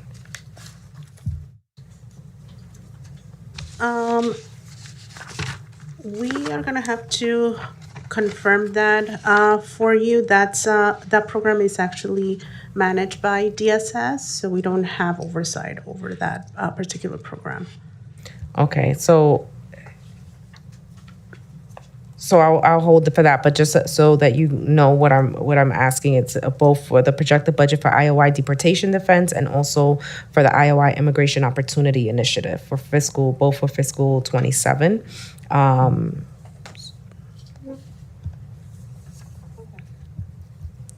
We'll follow up with. Thank you. It was also announced that the Department of Small Business Services is creating a new Office of Vendor Services as required by a City Council bill that passed last year. The Office of Vendor Services will be tasked with supporting the city's estimated 23,000 street vendors, nearly all of whom are immigrants. Is Moya planning to work closely with this office, as nearly all street vendors are immigrants? We were very excited to hear of this announcement, are very much looking forward to teaming up and working closely with the Department of Vendor Services. Do you know what language capacity will be available for this office? Do you know? I actually don't. We can follow up. Okay, because I know that the needs of delivery workers, street vendors, they're at the forefront of the council's agenda. As you know, we have some really strong champions in the council.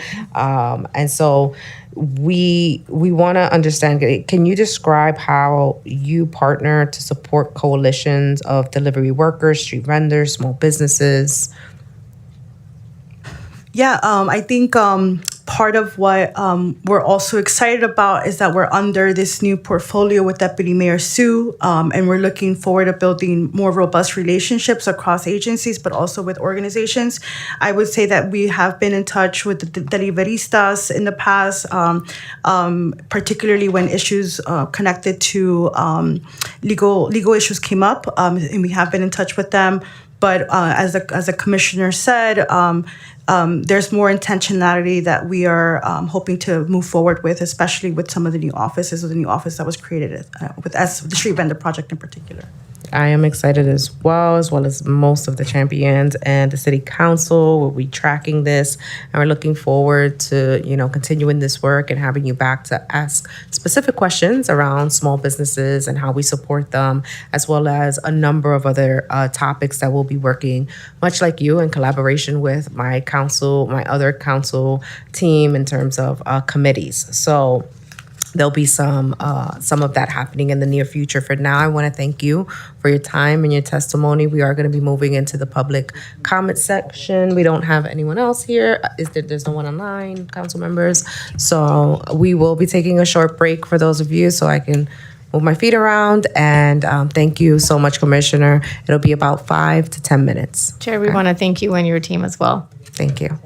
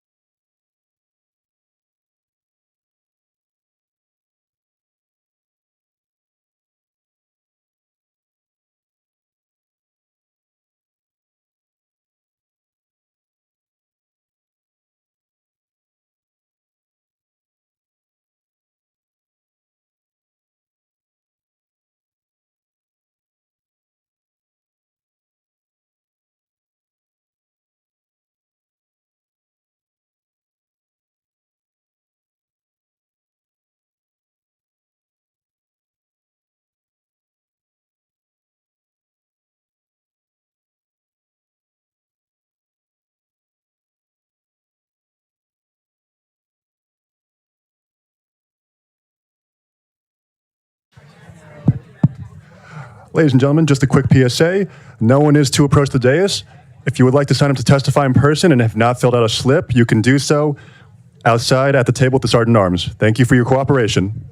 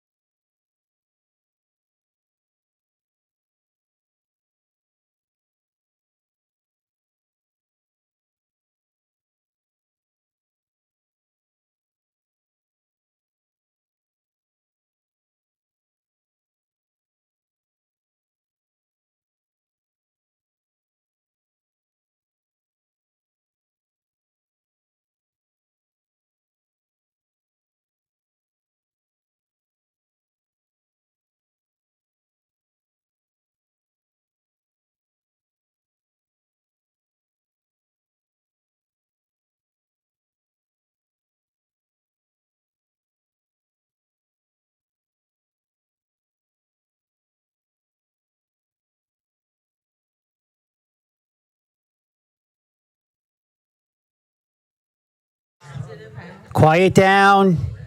Can everyone get their seats? We're about to begin.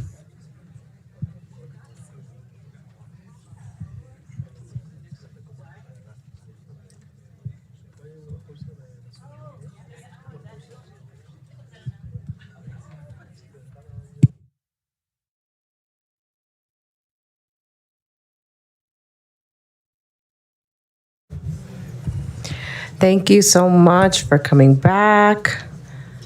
We are now going to ask our invited guest, former Speaker of the New York City Council, Melissa Mark Viverito, to give testimony at today's hearing. That's right. All right. No. Let's do the thing. Let's do the thing. When you're ready, just press the button and go.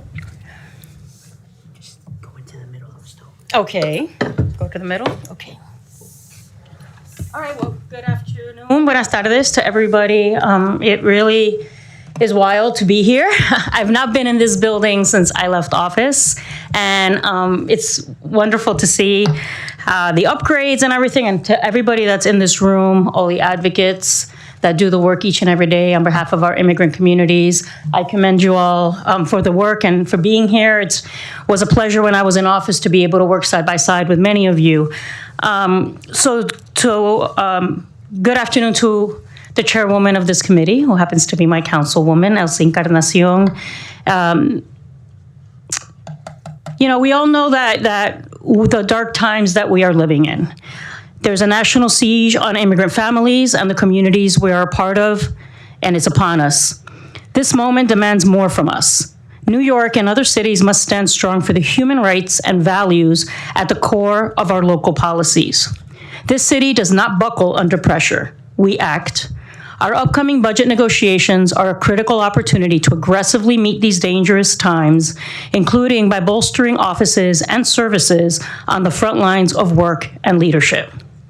ICE and Border Patrol agents, masked and dressed in full combat gear, have flooded cities across the country and now our airports. These agents have become the foot soldiers of a cruel authoritarian regime, unleashing indiscriminate violence against anyone they perceive as other, citizen and non-citizen alike. Sadly, it is crystal clear to agents that they will not be held accountable for their actions, even in the most egregious of cases. In fact, the White House routinely posts memes and AI-generated videos that celebrate ICE and Border Patrol's cruelty and advance not so thinly veiled white supremacist propaganda. There's no denying that a year and a half into Trump's second term, his administration is unapologetic and scapegoating non-white people, flouting due process, increasing surveillance, all while lining the pockets of the president's cronies in the most corrupt administration ever. New York City has grown, become stronger over time, and thrives thanks to the contributions of immigrants, and its rich diversity attracts millions of visitors and dollars to the city each year, providing more to our local economy than what they receive in any type of services, despite what ignorant critics may spew. In recognition of this sanctuary, protections have been embedded into the fabric of our city. Since the 1980s, both Republican and Democratic mayors have recognized that communities are safer when immigrants do not fear reporting crime to the police. Similarly, communities are healthier when all who reside within it can access health care, and financially sound when there are diverse job opportunities and strong worker protections. With over 3 million immigrants calling New York City home and many more living in mixed status households, the city must ensure immigrants feel safe accessing city services. The council has an exemplary record of taking strong legislative action to protect their rights and ensure that city agencies and law enforcement can focus on their primary duty, ensuring the safety and well-being of our city. To that end, the council, under the leadership of this previous council speaker, passed legislation that prohibits local law enforcement from entering into 287G agreements, which would allow them to cooperate with ICE on civil immigration enforcement. Additional laws ensure that city resources and time are not used in support of federal immigration enforcement, including by prohibiting ICE access to Rikers Island. We also passed detainer laws that protect the immigrants' due process rights by ensuring that the NYPD, Department of Correction, and Department of Probation only honor detainer requests when they are accompanied by a judicial warrant. And we set a national standard by investing millions to fund legal and other services that provide a critical safety net, one which only has expanded since then, thanks to the leadership of our New York City Council. As our federal elected representatives attempt to rein in ICE and Border Patrol's most egregious behavior through funding negotiations, and cities around the country pass laws similar to those we have had on the books for years, New York City must continue to be a national leader in partnership with New York State. At the state level, I want to commend Senator Guinardis and Assemblywoman Reyes, prime sponsors of the New York for All Act, and hope to see this legislation passed as part of the current state budget negotiations. This would permanently bring New York State more in line with our city sanctuary laws and offer critical protections to millions of New Yorkers. Here in NYC, in our wonderful New York City, with a city council that is new and a mayor at the helm, we must continue to fight federal overreach and hate while advancing policies and initiatives that enhance our longstanding efforts to promote the inclusion, protection, and celebration of immigrant New Yorkers. But today, many of the programs intended to support immigrant New Yorkers exist across multiple agencies, creating a patchwork system that can be difficult to track, coordinate, and strengthen. This fragmentation makes it harder to ensure accountability, maintain a cohesive strategy, and quickly respond to the evolving needs of our communities. So to meet this moment with the urgency it demands, something that many advocates have been advocating for over the years, we should really take the next step and consider establishing a standalone immigration agency, one that can bring together the various contracts, initiatives that are currently spread across these agencies, ensuring that work is coordinated, nimble, strategic, and fully aligned with the values we have long upheld. So at a time when immigrant communities are being targeted and tested at every level, our response must be equally intentional.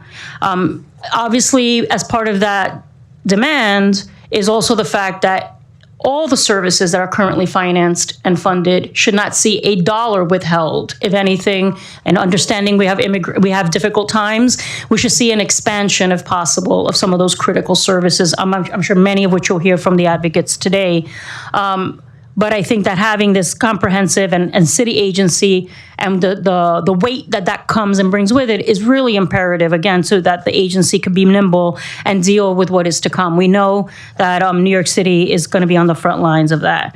So we, at a time when immigrant communities are being targeted and tested at every level, our response must be equally intentional. We have led before, and we must continue to lead now, not only by defending our policies, but by strengthening the systems that make them real in people's lives. So, gracias por invitarme hoy.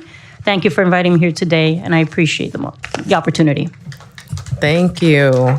And thank you for coming, obviously. Yes, we gotta...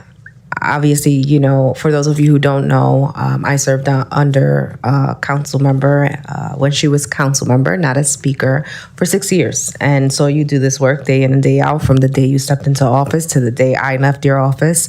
I'm proud to be here as one of the people that you've really grown into this space. And I hope that I make you proud in the work that I do here today and that I carry on. So all of you will be witness that this is, you know, mentorship. This is what happens when you really do the work, not just, you know, for the whole city, but you really look at your community and you look at people that can really take on the work and champion it moving forward, because the work never stops and we need good people at the forefront. So thank you so much for that. And I just want to just say to the people in this room, it is the work that you do that gives us the ability to be successful in the work that we accomplish, right? The detainer laws that we talk about that we have in the city of New York, the getting ICE out of Rikers, that only came out of the advocacy that some of the groups, when they met with me, said, this is happening in our city, we need to respond. So please, I know the times are tough and things get difficult, but the work that you do does make a difference and it impacts people's lives. So thank you for that. Thank you. I will now open the hearing for public testimony. I remind members of the public that this is a government proceeding and that the quorum shall be observed at all times. As such, members of the public shall remain silent at all times. We all talked about our hands. The witness table is reserved for people who wish to testify. No video recording or photography is allowed from the witness table. Further, members of the public may not present audio or video recordings as testimony, but may submit transcripts of such recordings to the Sergeant at Arms for inclusion in the hearing record. If you wish to speak today at today's hearing, please fill out one of these appearance cards with the Sergeant at Arms and wait to be recognized. When recognized, you will have 2 minutes to speak on today's topic, the Committee on Immigration's Fiscal 2027 Preliminary Budget Hearing. If you have a written statement or additional written testimony you wish to submit for the record, please provide a copy of that testimony to our Sergeant at Arms. You may also email written testimony to testimony@council.nyc.gov within 72 hours of the close of this hearing. Audio and video recordings will not be accepted. For in-person panelists, please come up to the table once your name has been called. Now I will call our first in-person panel. Please come up Samira Dua from CUNY City Tech, Monique Francis from CUNY Citizenship Now, Ramon Espino from CUNY City Tech, Miriam Samoy, CUNY New York City College of Technology, Amil Malik from City Tech, and Khalud Osman from City Tech. If you guys are in the room, you can come up to the front. We may be waiting because we have an overflow room, so we may be waiting for them to walk over. With that in mind, I am going to give the names for the second panel so that if you're in the other room, you can start making your way this way. The second panel will consist of Catherine Gonzalez, Carla Ozwala, and Deborah Lee. So those are the second panels. Here they come.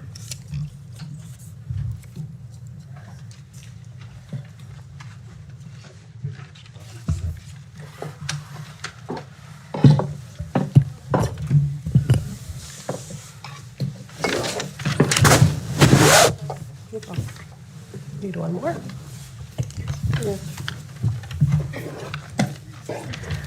Hi, everyone. I want to keep in mind that when your mic has the green light, that mic is on. So you know that mic is on. You can press the button to put the mic on and off as you move around.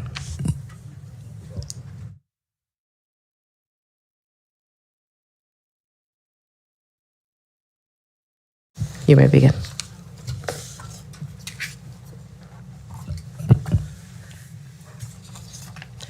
Thank you, Chairperson Encarnacion, and the honorable members of the Immigration Committee, and the Council Finance team, who I can't live without. My name is Monique Francis, the newly appointed Executive Director at CUNY Citizenship Now. I'm here on behalf of the dedicated team of 58 City Council-funded staff and more than 400 active volunteers. In this time of escalating need, Citizenship Now has remained steadfast in our commitment to serving immigrant New Yorkers. Since starting in 2010, funding from the City Council has supported more than 80,000 individuals, all on the path to citizenship. This includes in-district one-on-one consultations, monthly community application assistance events, and most recently, our virtual consultation series. For these New Yorkers, our services are free and are a vital lifeline. This helps them to remain in the United States while building a more stable future in the city they call home. This fiscal year alone, our organization received more than 30,000 calls. In response, we prioritize general inquiries to attorneys through our contact center hotline. More than 3,000 of those calls resulted in consultations and completed applications. We respectfully urge the Council to sustain its support for our programs in the FY 2027 fiscal year budget. We request the renewal of the $4.6 million allocation, and for our ASLAN supplemental asylum services, we request continued funding of $845,951. CUNY Citizenship Now is making measurable difference in empowering immigrant New Yorkers. On May 16th, we will hold our signature Spring Citizenship Drive at John Jay College, a partnership with state and city agencies, nonprofit organizations, and corporate law firms. with a goal of helping 300 permanent residents complete their citizenship application. We ask that you show your support by showing up. Thank you for your continued partnership. Welcome any questions. Good afternoon, everyone. Good afternoon, Chair Encarnacion. My name is Samira, and I'm from Morocco. Firstly, I would like to say thank you. Thank you for giving me the chance to talk to you today, and I'm so glad to share my gratitude to City Tech Adult Learning Center and for the City Council members.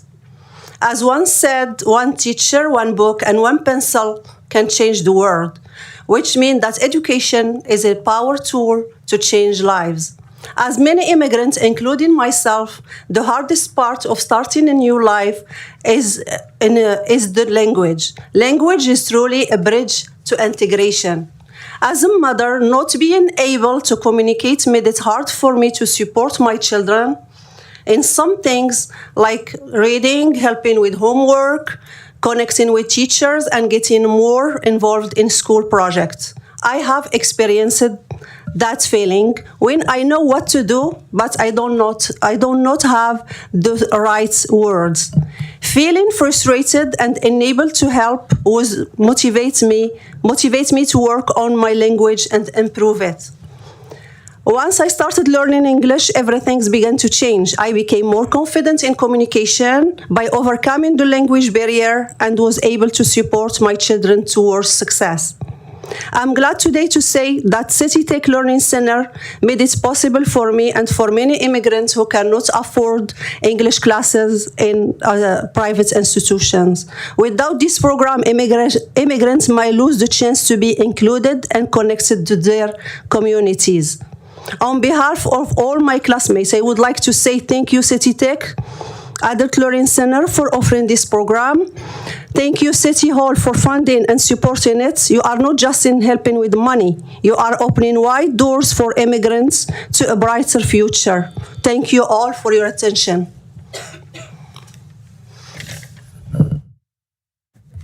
Good afternoon, everyone. My name is Khulud, and today I want to share my experience learning English. I came to America in 2001 with my husband and my daughter from Syria. When I first arrived, I did not know how to speak English. Simple things like talking to others or asking for help felt very difficult. One of the biggest challenges for me was helping my daughter with her homework and speaking with her teachers. I wanted to support her, but I often felt upset because I could not fully understand or express myself. Over the years, I had 4 more children. I learned very basic English by listening and trying my best in everyday situation, but I never really had the time to focus on my learning the English correctly because I was busy raising my family.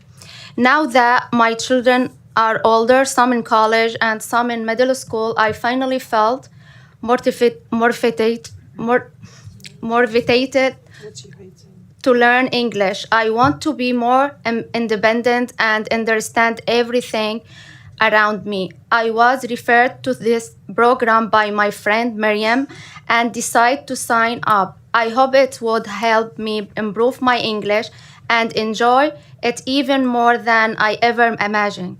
Through this program, I have learned so much. I have become more confident speaking with others without needing translation. I have also learned how to speak in public, which is something I could not have imagined doing years ago. In this future, I hope to get my GED and become a medical assistant. I want to thank you for listening to us. We ask for your strong support for this program because it thoroughly deserves. Thank you. Good afternoon, member of this committee, and ladies and gentlemen. My name is Ramon Espino, and it is an honor and a privilege for me to be here at this Immigration Committee hearing, along with all those who, like me, have come with a single purpose to advocate for our education. To begin, I want to thank the New York City College of Technology Adult Learning Center for granting me for the opportunity to be here and all you for your invitation. My request today is to ask Councilwoman Crystal Hodgson, representing District 35, which include my community of Fort Greene and surrounding area, and all her colleagues, to advocate for better education. We need more resources, invest in all education programs at the school and university, so that others like me can see their dream come true someday. And I personally, I believe that every New Yorkers has the right to better education program. And I want to remind you guys that you didn't elect us. We elected you to represent us at this. This is why I begging you to help us, to support us, right, in our education resettlement experiences. Thank you very much. Thank you, New York City, and God bless America.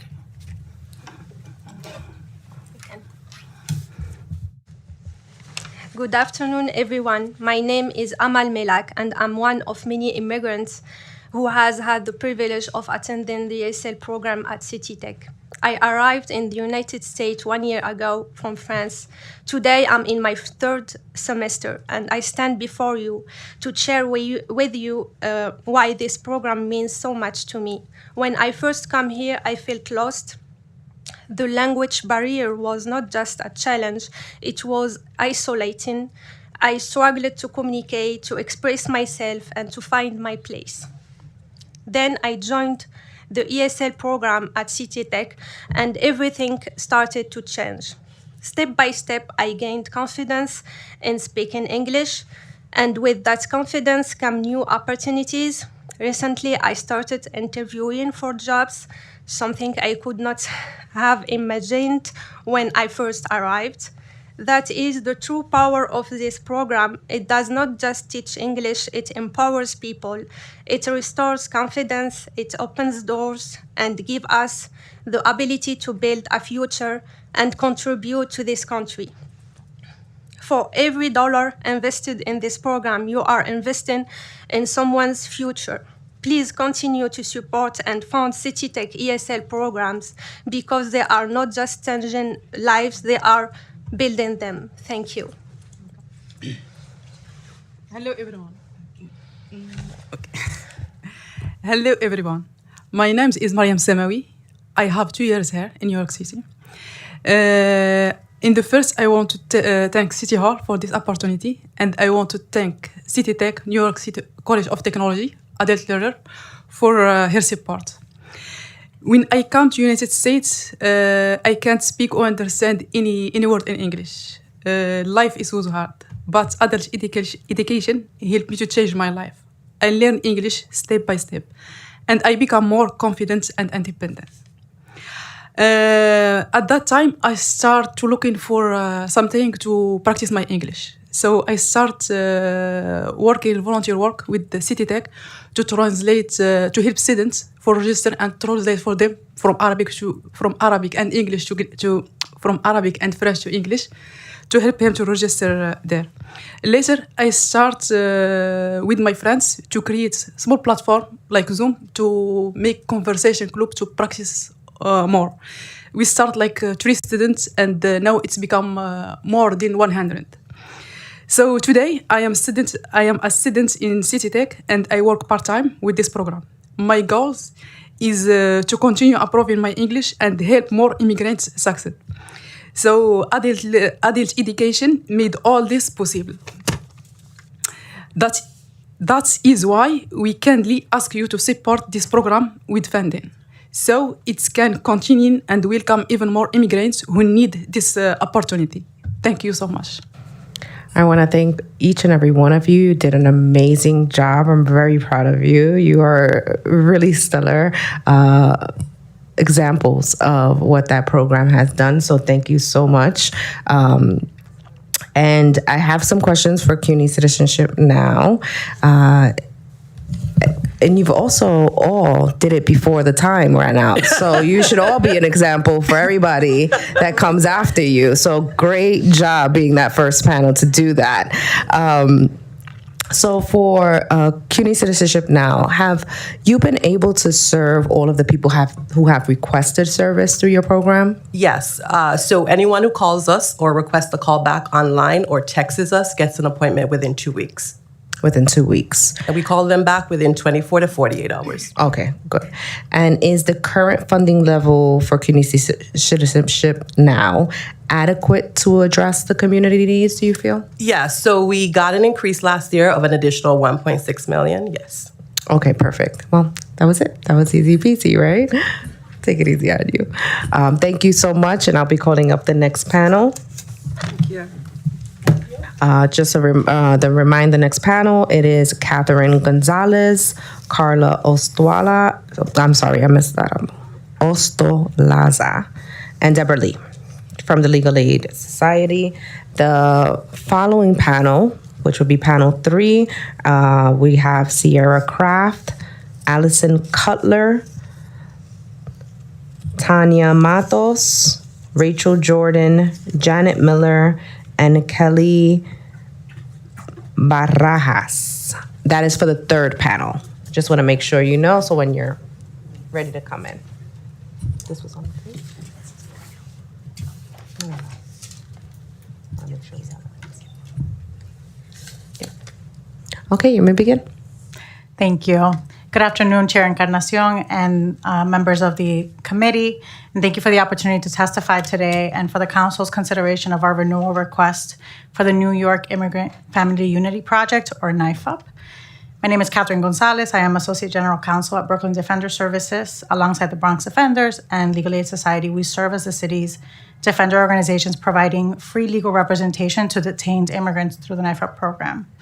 For more than a decade, NYFUP has been a national model for providing high-quality representation to immigrants in detained removal proceedings who cannot afford counsel.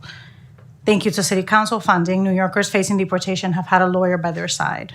But while we have weathered enforcement surges before, what we are seeing now is without precedent. Since our last testimony in 2025, arrests have rapidly increased by ICE and new detention facilities have opened across the Northeast and the country. ICE is transferring New Yorkers within hours, often out of state, and sometimes thousands of miles away. We are currently representing New Yorkers detained in at least 15 states because they've been moved. For the people we serve, detention is existential. Loss of liberty, separation from family, and the very real risk of deportation to life-threatening conditions or countries where they have no ties or support. These enforcement tactics are designed to sever community ties and undermine due process. NYFUP's integration within public defender offices allows us to quickly act in an increasingly volatile system. NYFUP is responding in real time, conducting urgent interviews late at night or early in the morning, filing last-minute motions, and preserving life-saving claims that might otherwise be lost without a hearing. We're also expanding litigation in federal courts to secure clients' release through habeas petitions in-house and to vindicate their fundamental rights by pursuing critical appeals in the federal circuit courts. No New Yorker should face deportation alone, and we urge the Council to continue and deepen its commitment to NYFUP in this new and brutal enforcement landscape. Thank you for your continued commitment to protecting immigrant New Yorkers. Hi, good afternoon, Chair Encarnacion and members of the committee. My name is Carla Ostolaza. I'm the Managing Director of the Immigration Practice at the Bronx Defenders. You've heard from my colleague the reality in which this work takes place right now. So I want to focus on what your investment has made possible. Despite the challenges, your support has allowed us to grow, adapt, and meet community needs in ways that were simply not possible before. When the Trump administration began, our team was carrying more than 1,000 pending cases for clients we had fought to free from detention, people now at risk of being detained again. Thanks to the Council's increased funding, we expanded our capacity to take on an extraordinary influx of new clients while still providing excellent client-centered representation to prevent redetention. Your investment also enabled us to adapt to a rapidly changing detention landscape. One of the most significant shifts has been transforming NIFUP from a purely court-based model into a hybrid system that includes both Varick Street intake and community-based referrals. Since launching our public referral form in August of last year, we have received more than 1,000 direct referrals from families, teachers, hospitals, social workers, and community organizations, to name a few. Because ICE now transfers New Yorkers all over the country, our work must follow them. At any moment, we are representing people held in facilities across roughly 15 states. Your support ensures that our clients are not abandoned simply because they were moved far from home. We have also expanded our impact through partnerships. Our Habeas Pro Bono project has trained attorneys from 8 major law firms, resulting in more than 20 petitions filed so far. Every adjudicated case has been successful. We've also provided technical assistance to advocates across the city who are engaging in detained work for the first time. We're deeply grateful for your support. It has allowed us not only to respond to crisis, but to build a stronger, more resilient system for immigrant New Yorkers. I'll now turn it over to my colleague who will speak about how we plan to continue expanding our reach so that no New Yorker ever has to face deportation alone. Thank you. My name is Deborah Lee, and I'm the attorney in charge of the Immigration Law Unit at the Legal Aid Society. Thank you, Chair Encarnacion, for this opportunity and this committee for its continued support and partnership. The immigration landscape today, as we have heard, is more chaotic and demanding than at any point in recent memory. Since January 2025, our teams have had to track more than 600 immigration policy actions and over 50 new precedent decisions, each narrowing relief and increasing the complexity of every case we handle. Inside the courts, instability is escalating. Immigration judges are being reassigned at unprecedented rates, leading to inconsistent and hostile adjudication. Hearings are being canceled with little notice, and our clients are at constant risk of ICE detention. All of this means that defending immigrants today increasingly requires not only immigration court advocacy, but also urgent habeas litigation, petitions for review, and federal court interventions. This moment requires decisive city support. As the Bronx Defenders and Brooklyn Defender Services have testified, NIFUP providers are the experts in defending these New Yorkers, people at imminent risk of being removed from the United States and are likely forever separated from their families. We are best positioned to protect these vulnerable New Yorkers. To meet the need, we respectfully request increased support from the City Council for NIFUP in the amount of $13.299 million for each provider. Despite all this, we remain hopeful. We continue strengthening our partnerships with pro bono law firms, law schools, and each NIFUP provider is welcoming a new class of law graduates this fall. All these partners are joining us because they understand what is at stake for New Yorkers. Separately, LAS Legal Aid is respectfully requesting $4.5 million for the Unaccompanied Minors and Families Initiative, $1.75 million for the Protecting New Yorkers Habeas Initiative, and $580,596 to sustain our low-wage worker initiative. With the Council's partnership, we can protect New Yorkers and defend due process. Thank you. Thank you. And I just wanted to ask you really quickly, you said $13.299 million for each of the providers, and that's an increase from what? I think it was 11 point. I can get back to. Oh, you have to. Sorry. Last year's award was 8.299 or 8.3 per organization. Per organization. All right, thank you. Thank you. Thank you very much. Thank you. So our third panel consists of Sierra Kraft from the I Care Coalition, Allison Cutler, Tanya Matos from Unlocal, Rachel Jordan, Safe Passage Project, Janet Miller, and Kelly Barajas.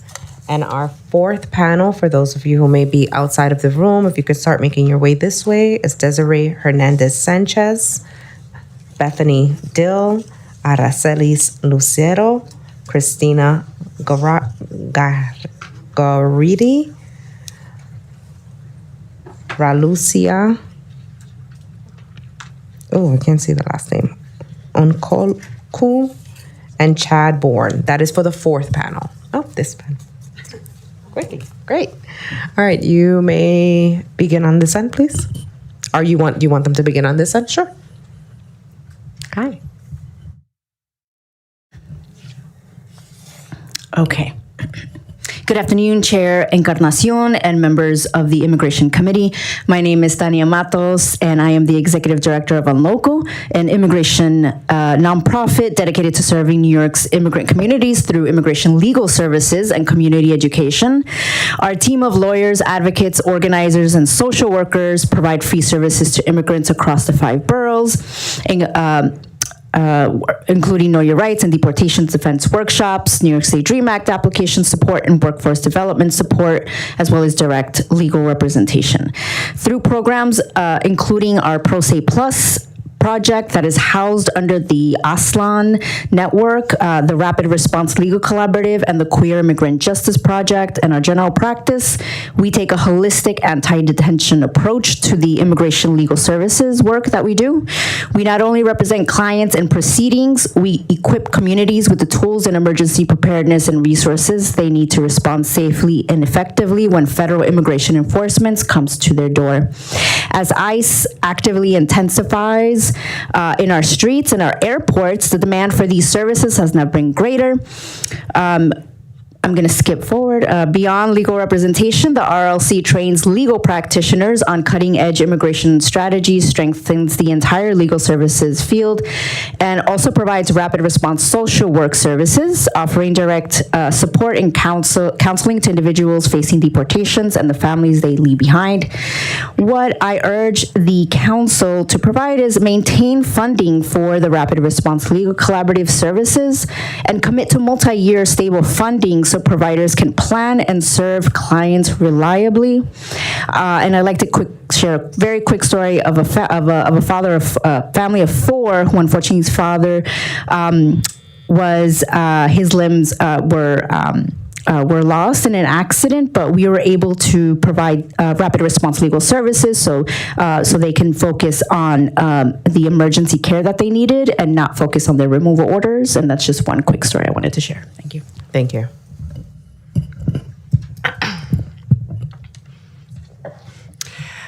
Good afternoon, Chair Encarnacion, council members, and staff. My name is Allison Cutler, and I'm a supervising attorney in the Immigrant Protection Unit at the New York Legal Assistance Group.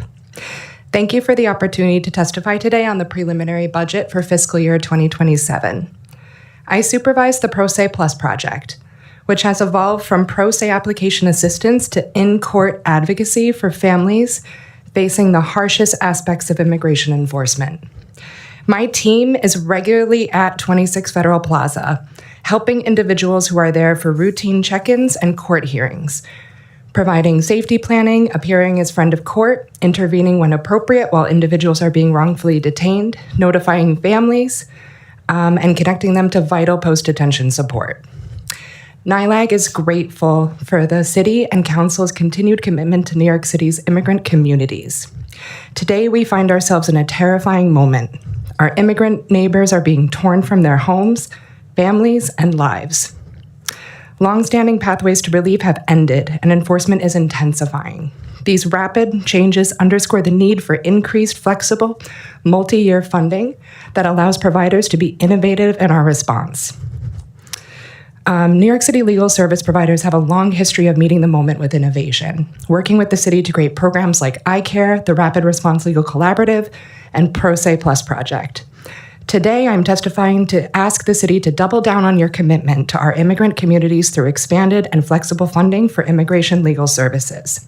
This includes sustained and increased funding for Aslan and the Pro Se Plus project, the Rapid Response Legal Collaborative, which supports detained immigrants who do not qualify for knife up, and also the Legal Support Center model, which has impacted our ability to continue to maintain services in partnership with hospitals and other culturally specific CBOs. And we are grateful that we currently have 1-year LSC funding to continue providing services.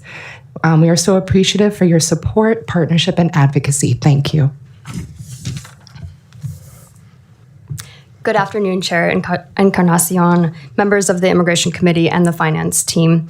Thank you for the opportunity to testify. My name is Sierra Kraft, and I'm the Executive Director of the iCare Coalition.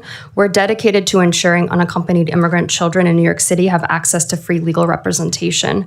I want to thank you for the Council's leadership for your significant investment in immigrant youth through the Unaccompanied Minors and Families Initiative and the Special Immigrant Juvenile Status Initiative in fiscal year 26. This funding has been the only thing standing between thousands of children and a return to violence and trauma they fled. Because of you, New York is a national model for immigrant youth. But that progress is at risk. While we sit here, legal protections are being stripped away at the federal level and due process undermined in our courtrooms. More children are being detained and their cases are being fast-tracked in a court without them even understanding what's happening to them. What we're witnessing is a systemic attempt to make these children invisible. Without a lawyer, a child has about a 15% chance of staying in this country, and with an iCare attorney, that rises to over 90%. But legal representation does not happen in a vacuum. It requires infrastructure. iCare serves as the coordination hub of this work, providing screening, tracking data, and support to allow 13 provider organizations to function as one unified system. This infrastructure is what makes representation possible. From July to February, we've received over 800 applications for youth in seeking legal support. We've been able to match over 300 youth with providers and identify over 200 duplicates, saving hundreds of attorney hours. At the same time, federal funding is becoming increasingly unstable, leaving providers to manage more urgent and complex cases with fewer resources. When funding becomes unpredictable, services disappear and children are left to navigate the system alone. The threat here is instability. This network only works if it's sustained, and without your continued investment, we're not just facing a budget gap, we're looking at a deportation pipeline for children who qualify for protection but cannot access it. So we respectfully request the Council to sustain the $18.6 million investment for the Unaccompanied Minors and Families Initiative and maintain the SIDGE initiative at $2.5 million. Thank you. Thank you.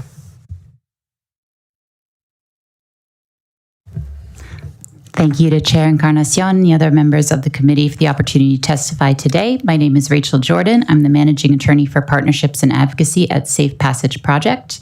We provide free legal representation to over 1,600 immigrant children and youth in New York City and Long Island. While the City Council's support through initiatives like UMFI and the SIDGE initiative has been completely transformative, current funding must increase to meet the needs of our clients as we face a federal administration determined to eviscerate protections for immigrant youth. The federal government is now bafflingly targeting special immigrant juveniles despite their humanitarian pathway to lawful permanent residency. Since November 2025, ICE has conducted unlawful, racially motivated arrests of 2 of our SIDGE clients with no criminal records, stripping them of deferred action and work authorization. One of our Brooklyn clients has been detained for nearly 4 months while his habeas proceedings continue. These cases require significant additional attorney hours for complex federal litigation. Furthermore, USCIS's gutting of deferred action for SIDGE beneficiaries has left young people without work permits, forcing them into the shadows and increasing their vulnerability to housing instability and labor exploitation. Simultaneously, the federal government has conducted a purge of experienced immigration judges, replacing them with individuals lacking immigration experience and possessing demonstrated anti-immigrant biases. The Board of Immigration Appeals has issued a huge number of binding decisions attacking due process. Our attorneys must now prepare every case for eventual review by the U.S. Court of Appeals for the Second Circuit. Finally, the President's H.R. 1 bill has created punishing new fees for applications for humanitarian relief like SIDGE and asylum, where it now costs over $1,000 to appeal a decision in immigration court. Safe Passage Project staff will not back down. We will do everything we need to do to protect our clients, but as our cases become more labor-intensive and expensive, our capacity to take new clients is reduced. We urge this committee to increase our funding so we can meet the complex needs of immigrant children in this historic moment. Thank you. Thank you, Chair Encarnacion and the committee and finance staff.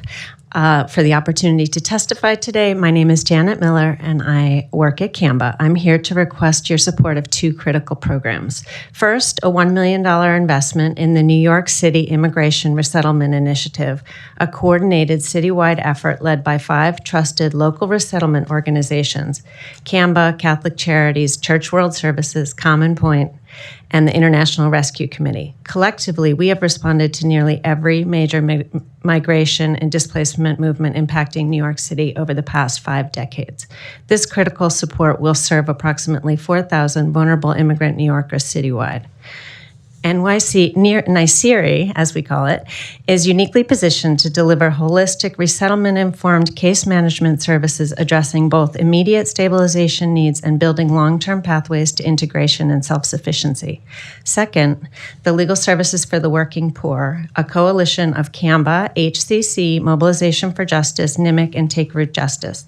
The coalition was created with the support from Council over 20 years ago to address the civil legal needs of working poor New Yorkers whose income renders them ineligible for free legal services. This year, CAMBA and the other members of the coalition are each requesting $600,000 allocation from the Council. This investment will support critical legal services in immigration, consumer, workers' rights, and benefits law. The impact of cuts, actions, and policy changes on the federal level threaten the social safety net and put working poor and immigrant New Yorkers at risk of facing catastrophic consequences from immigration abuses, housing instability, trauma, illegal debt collection, the wrongful termination of benefits, and other threats to their well-being. It is vitally important that the Council continue to support both of these initiatives and help working poor and immigrant New Yorkers to obtain and maintain financial independence and economic stability. Thank you so much. Okay, good afternoon, Chair Encarnacion, the Council, and the Finance staff. I'm Kelly Agnew-Barajas. I'm here on behalf of Immigrant and Refugee Services of Catholic Charities. Every day we meet New Yorkers who are working, learning, contributing to their communities despite navigating fear, instability, and increasingly complex immigration landscape. My colleague Desiree will follow my testimony and focus on legal and hotline services. And in my testimony, I plan to urge you to support the programs that we have working with day laborers communities, our adult literacy and ESOL programs, and the new immigrant resettlement initiative that Janet mentioned. So let me just begin with a recent story. One of our day laborers in the Bronx last week showed up seeking work with others that were there that day and was picked up by ICE. That means that a father that day was removed from his family. They lost their dad, they lost their breadwinner. So in this situation where so many people are facing unsafe working conditions, threats to their livelihoods, threats to their lives, they are exposed to exploitation, wage theft, and potential loss of liberty. With Council support, we provide safety training, job placement, and a dignified space for these folks to access work. We see also the power of education in our ESOL programs. One student proudly enrolled in BMCC just this past January because of the long-term support that he received. Only 2 to 3% of adults who need literacy services can access them. Without sustained investment, hundreds will lose the pathway to this vital service. One of our Afghan clients was also, with legal status, was also recently detained. We were able to eventually work to secure his release. But this is the example of people who are falling through the cracks despite trying to do everything the right way. And that one of the important reasons that our new funding initiative, the immigrant resettlement, is so essential. So we urge the Council also to look at some of the structural issues that were raised by our in the earlier part of the testimony. And we just thank you during this time of heightened need for your leadership and your investment. Thank you. Thank you all. I will now call up your colleague, Desiree Hernandez-Sanchez, Bethany Dill, Aracelis Lucero, Christina Garrity, looking at some of these. I'm like trying to see them. Raluca and Chad Bourne. And then the next panel will be Lucia. Both the same name. No, but they're both the same. No? Oh, yes, no, you're right. So the next panel following this one will be Lucia, Charles Brown, Louis Mancheno, this is a double one too, and Paul Fleck.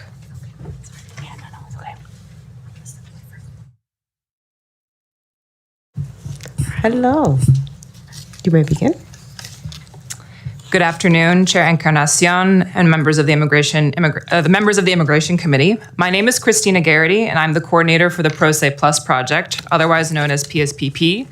We are a collaborative made up of 4 legal service providers and 2 community-based organizations. I'm here today to advocate for the funding of pro se legal services through the Asylum Seeker Legal Assistance Network, or ASLAN. The 5.7 we request today would go not only to PSPP, but to Lutheran Social Services, CUNY Citizenship Now, and Catholic Charities. When the network was originally convened in 2023, the providers before you today were tasked with meeting the enormous gap in pro bono legal services for hundreds of thousands of newly arrived New Yorkers who are looking to file asylum applications, request temporary protected status, and obtain work authorization. Indeed, the founding of ASLAN was part of a broader effort to position New York City as a national model for what it means to welcome immigrants with open arms. Our duty was to straddle the world of light touch pro se, provided by the Asylum Application Help Center, and that of full representation. Nearly 3 years later, we can say that we have made good on that promise. PSPP alone has screened over 10,000 newly arrived community members and offered over 7,500 units of pro se services to individuals unable to retain full representation. We are proud to say that many of the community members whom we supported with initial applications have returned for other services, a testament to the relationship building and ASLAN providers' unique approach to pro se service delivery. Our shared commitment to meeting immigrant community members' needs, no matter how legally complex, can be seen in the ways that PSPP partners and our colleagues across ASLAN have pivoted time and time again since the second election of President Trump. Shortly after election results were released, MASA began offering comprehensive emergency planning for families. Unlocal ramped up their Know Your Rights presentations so that community members would be prepared for increased ICE activity and prepared for potential detention. African Communities Together started to hold mental health circles. In May, when ICE began unlawfully detaining law-abiding community members at their master calendar hearings, New York legal assistance groups supervising attorneys began monitoring the situation and have become leaders in filing habeas petitions pro se.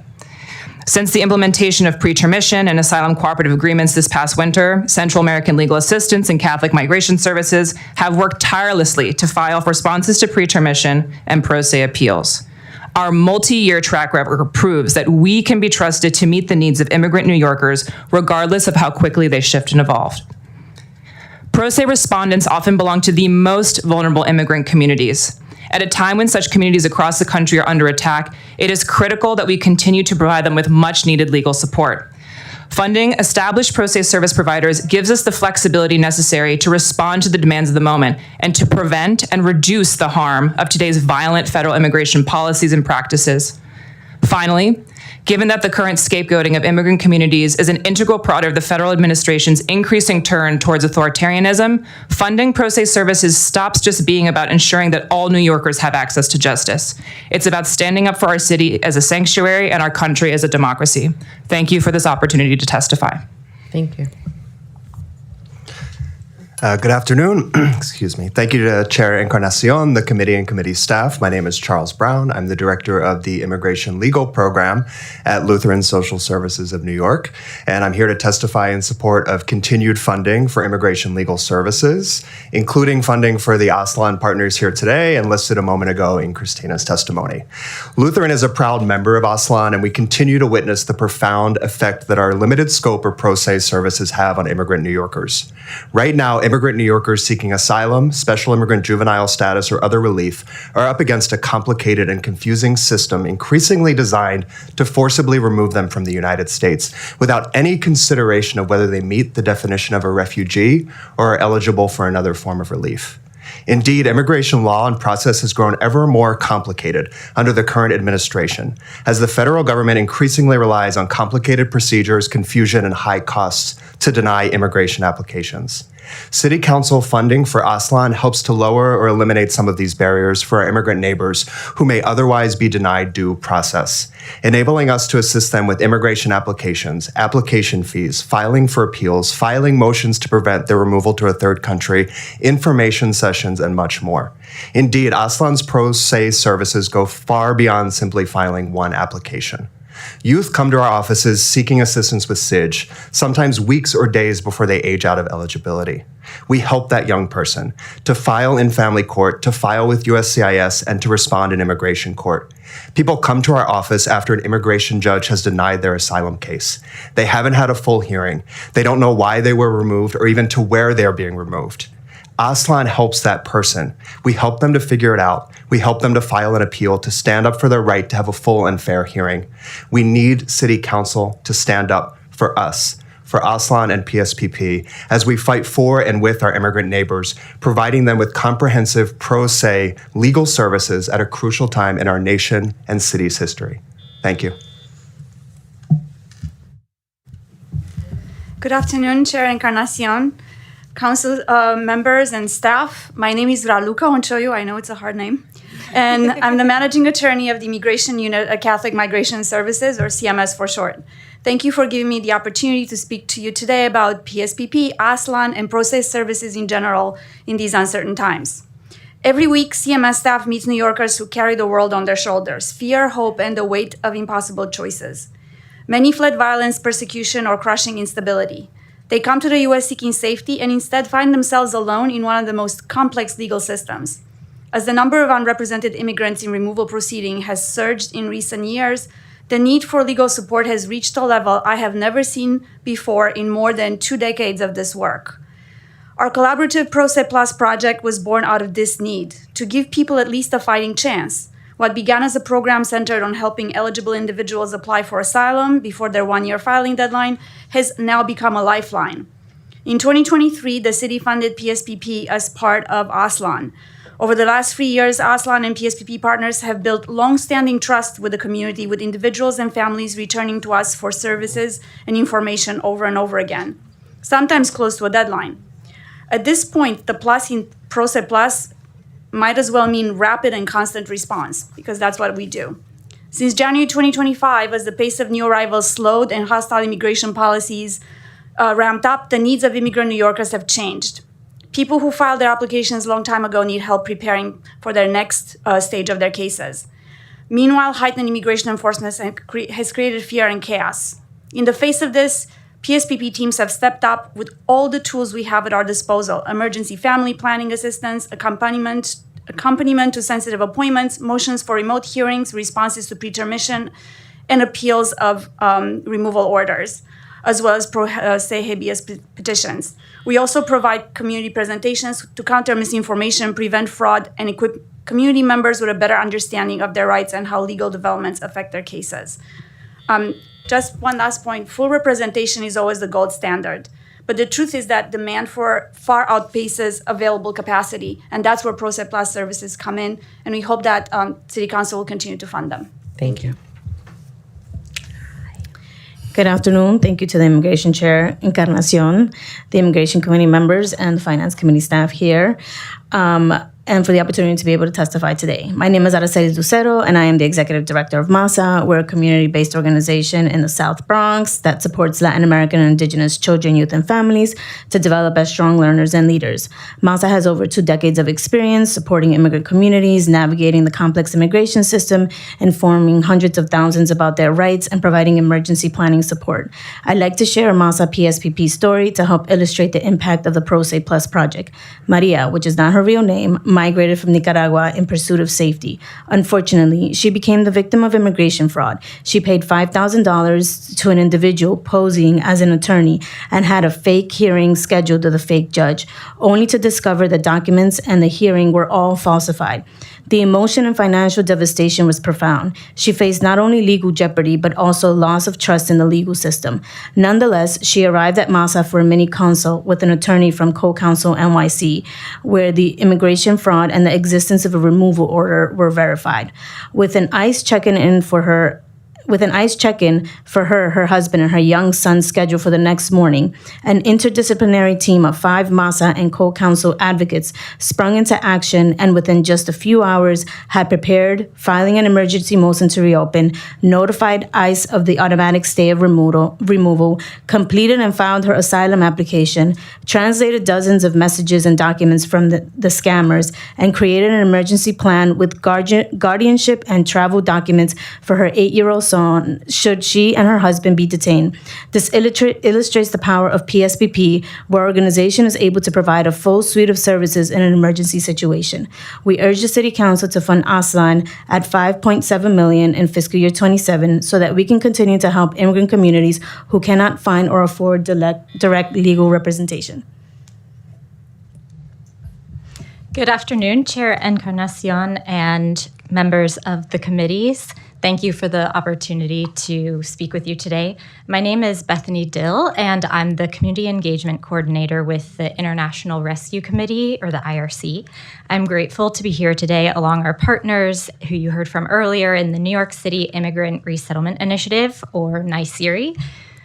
I want to build on what you've heard today by focusing on what we're seeing daily and why case management, which we as a coalition of resettlement agencies are working to protect and strengthen, is so critical to newcomers in our city at this moment. We're increasingly working with individuals and families who are eligible for services, but facing many complex barriers to accessing and navigating them in a meaningful way. Rapid changes in federal policy, shifting rules for qualifying and maintaining support, and fragmented systems mean that even highly motivated individuals are struggling to access housing, healthcare, legal support, and employment pathways in a coordinated way. What we're seeing is not a simple lack of services, it's a breakdown in navigation, connecting to services and staying connected. Without consistent, trusted case management, small barriers compound quickly. A missed document, a misunderstood eligibility rule, a delayed referral. These gaps can lead to prolonged shelter stays, loss of work authorization opportunities, worsening health conditions, and avoidable strain on city systems. A colleague at IRC who serves as a caseworker said to me just yesterday, clients' lives are inundated with fear and constraints. This is where our model is particularly important. It's not duplicating existing services, it's making them work to help folks access what they're already eligible for, find the stability they seek, and thrive. The $1 million investment proposed for each member of the coalition or initiative in NYCIRI is a strategic way to strengthen the city's existing infrastructure, ensuring that services already funded translate into real stability and well-being for new New Yorkers. Thank you for your time.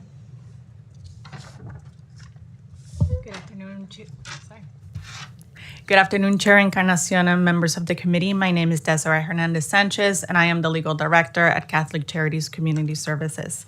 We provide legal services to over 7,500 immigrants each year, providing critical legal representation, process services, and other support to some of the most vulnerable New Yorkers. Given the current climate, the city's increased investment in Catholic Charities has been essential to sustaining our work. Last year, the city provided a critical extension to our Action NYC contract, enabling us to stand up innovative services for people in removal proceedings, which included those initially served by the Asylum Application Help Centers and our Immigration Court Help Desk. As immigrants face pretermission of cases without hearings and removal orders to third countries, our service model has been responsive to these and other issues.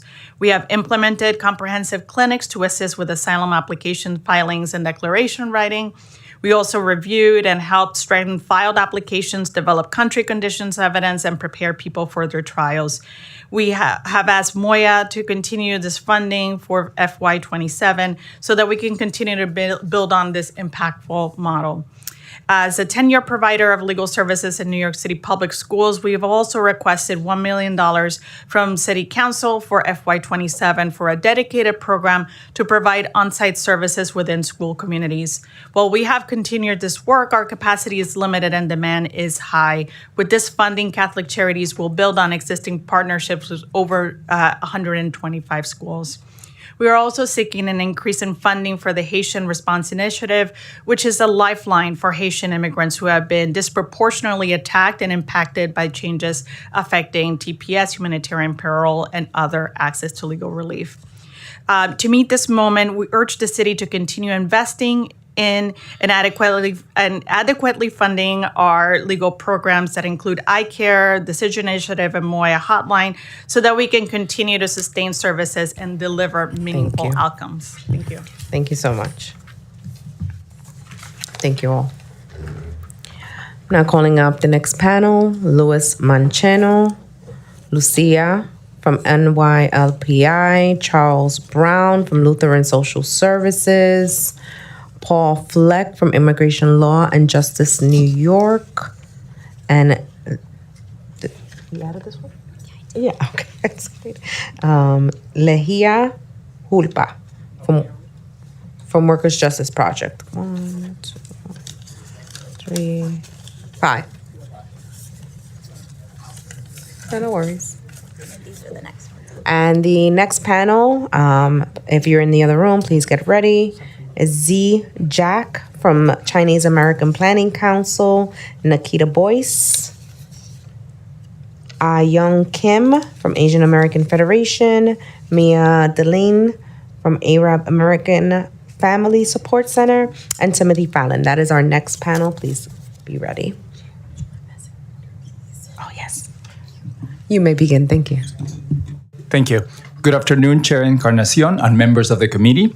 My name is Luis Mancheno, and I am the Citywide Director of Immigrant Justice at Legal Services New York City. I speak today on behalf of dozens of advocates across our city who work tirelessly every day to provide critical legal services to immigrant New Yorkers. Over the past year, as you all know, the need has been overwhelming. Last year alone, our intake line received more than 10,000 calls from individuals seeking legal immigration help.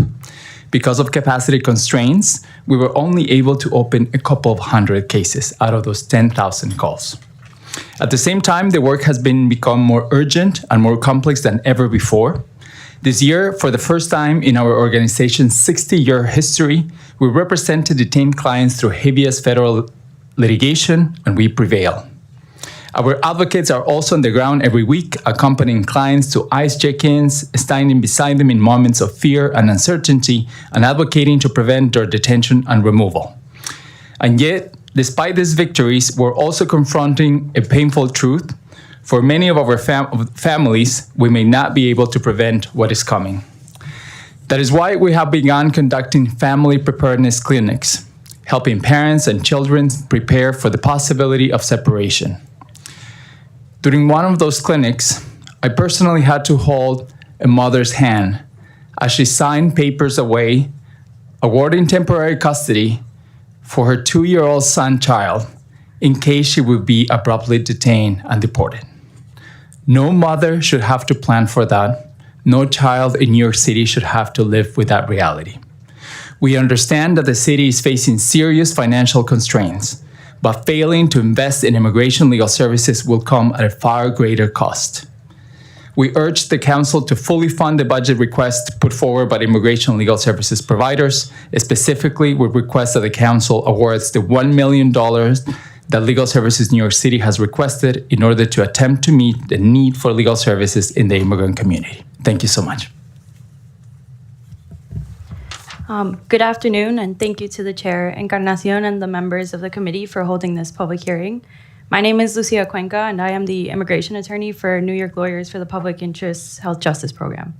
Our health justice program brings a racial equity and immigrant justice focus to healthcare advocacy. We offer both direct immigration representation and systemic advocacy for immigrant New Yorkers living with serious medical conditions, disabilities, and for asylum seekers in need of gender-affirming care and HIV-related services. With your support through the Immigrant Health Initiative and Immigrant Opportunity Initiative, we've been able to provide direct representation in over 60 cases since the beginning of 2025, while providing advice and counsel to many more. Our Know Your Rights trainings have reached hundreds of vulnerable New Yorkers, and our medical advocacy trainings have attracted hundreds of clinicians willing to offer medical advocacy for detained New Yorkers through our medical provider network, a service we offer to legal service providers across the city. Still, our work continues to evolve to meet the ever-changing needs of New York's most vulnerable immigrants. Over the last year, the risk of detention for all immigrants has increased substantially, posing a particularly deadly risk for New Yorkers with medical conditions. The sharp increase in detention rates has made one thing clear: there is no health in detention. Detained immigrants experience medical abuse, neglect, and discrimination, with those of transgender or gender nonconforming experience at additional risk, and New York Lawyers for the Public Interest is meeting this moment. In addition to our continuing direct immigration representation and healthcare advocacy, we've expanded our response and defense of New York's most vulnerable immigrants by providing accompaniment to all check-ins and preparing habeas corpus petitions for clients at risk of detention. Harnessing the strengths of our volunteer medical providers, pro bono partners, and community partners, we recently won the release of 2 New Yorkers who faced medical neglect while in ICE custody, detained at centers across the country. As the needs of our community continue to evolve, as new threats from the federal government arise, we are grateful for your support of our work and our clients, and we look forward to continuing to work with you to improve health access and equity for all New Yorkers. Good afternoon, Chair Encarnacion and members of the committee. My name is Paul Fleck, and I'm the Executive Director of Immigration Law and Justice New York. We are very grateful to have been awarded City Council discretionary funds in this last fiscal year, but I call ourselves awardees rather than recipients because we still haven't received those funds.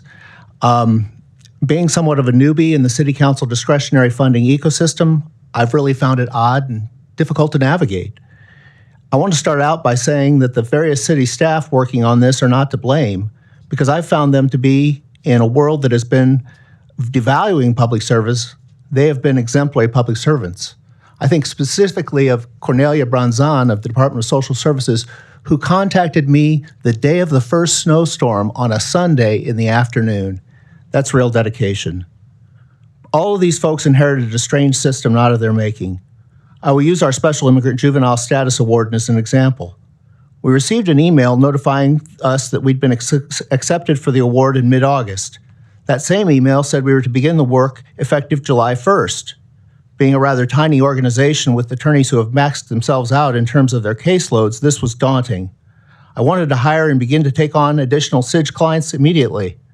The problem was we didn't have the cash to do so. One option, I was told, was to try to obtain an advance from the city or alternatively get a line of credit for the fund from the City of New York. This was very difficult because we needed a contract in place. I was told it would take a minimum of 4 months to get a contract in place. Today, as I speak to you, we still don't have a contract in place. We have an incredibly talented young attorney interested in joining our organization, and I'm eager to hire her, but I'm constrained to do so. Make no mistake, we're continuing to work on SIDG cases for young people in the city with our existing staff. However, we could most certainly do more if properly and expeditiously funded. Thank you, and thank you for highlighting that. I know that's been a really big issue across a lot of organizations, and not just under immigration, but many of the city agencies. Many of our nonprofit organizations are facing that. So thank you for highlighting that during your testimony. I really appreciate it. Thank you.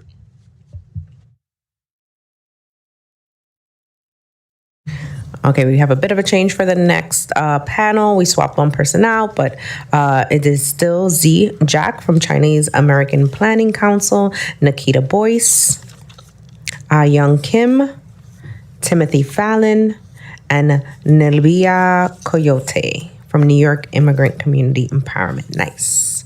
Please find your way up here, and I'm going to read off the names for the next panel.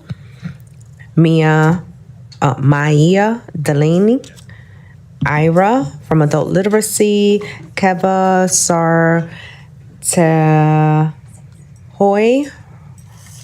Sophia Shi, and Teresa Bike. These are all for the next panel. So you can start making your way over to the room, and you may begin. I'm not sure who would want to begin, which way? Where?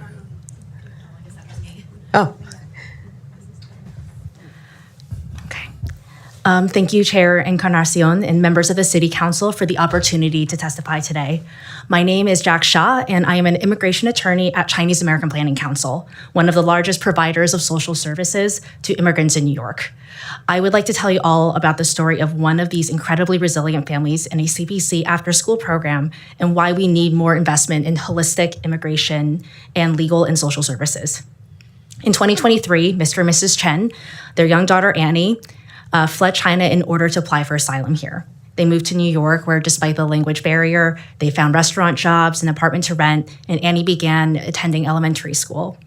And they started their new lives. And Dad worked as a food delivery driver. He dropped off and picked up Annie from school every single day. They attended church on weekends, and Annie enrolled in a CPC after-school program and a Saturday dance class. And their lives were thrown into chaos in September when Dad missed a routine ICE check-in because he had injuries sustained when he was hit by a car during his job. When he showed up to 26 Federal Plaza just a couple days later, ICE detained him and told his family that he was going to be transferred out of state and deported. Mom suddenly needed to single-handedly manage searching for legal help for her husband, gathering documents and evidence. She had to manage her own case, childcare, finances for the family. And for months, their 6-year-old daughter, Annie, cried every single day, struggling to understand why her dad had suddenly disappeared. Normally, families can apply for asylum as a unit, but immigration authorities separated their cases after detaining the dad. This meant that they needed to find a second lawyer. Mom doesn't speak English, so CPC's after-school worker helped her make dozens of calls every day when she came to pick up her daughter from school, her after-school program. And when we did hear back, both free and private immigration attorneys said they were already overwhelmed with cases, had expensive consultation fees, and that representation cost upwards of tens of thousands of dollars. Fortunately, Dad's case was taken by knife up by Legal Aid Society, and they helped him win withholding removal, but months later, he's still detained despite the lack of criminal charges. The family's facing financial hardship, and Mom is relying on CPC services and her community to keep her daughter clothed and fed, and now she has to face her own immigration peering. It's always been really hard for immigrants to get legal help, but now more than ever, we need to not only invest in immigrant legal services, but all their social services support. Thank you.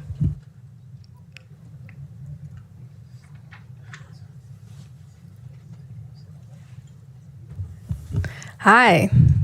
Thank you to the Chair, Encarnacion, members of the committee council, finance staff. Good to see you.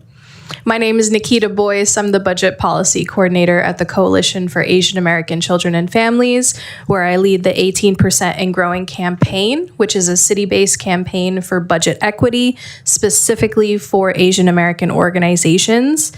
AAPI New Yorkers are the fastest growing population in New York City, but we have the highest rate of poverty. And despite the fact that we make up almost 18% of the population, we get just about 6% of all discretionary funding. That is completely inequitable considering the work that AAPI nonprofits and community-based organizations do across the city. Some of the services that we offer as AAPI nonprofits include legal services, domestic violence support, comprehensive case management, culturally appropriate food pantries, language and translation services, youth leadership development, senior and elder support, government benefits, healthcare navigation, rapid response programs, and there are more that I'm not including. It is a lot, and many of the clients that we serve are immigrants and really, really need support during this time. AAPI New Yorkers in particular are being targeted by the federal administration. East, South Asian, and Southeast Asian folks are just really struggling right now as our community members. And so what we're asking today, in addition to funding the priorities of the 18% and Growing campaign, which I'll cover at the end, are fully funding legal services for immigrants. That means baselining and expanding the funding going forward. Council has done an amazing job in the last year of doing that, but we need more. It's not enough yet. Disabled immigrants need more solid support. Queer and trans immigrants from all around the world need our support now more than ever, and there are amazing organizations that need the funding to do it. And finally, we ask for not just budget equity for AAPI orgs, but also resource equity. That means understanding how resources are allocated. So for immigrant New Yorkers that are survivors of domestic violence, they're not going to the police. We can no longer use police reports as a measure of funding. So we ask you to stand by us and also fund the 18% growing campaign. Gotcha.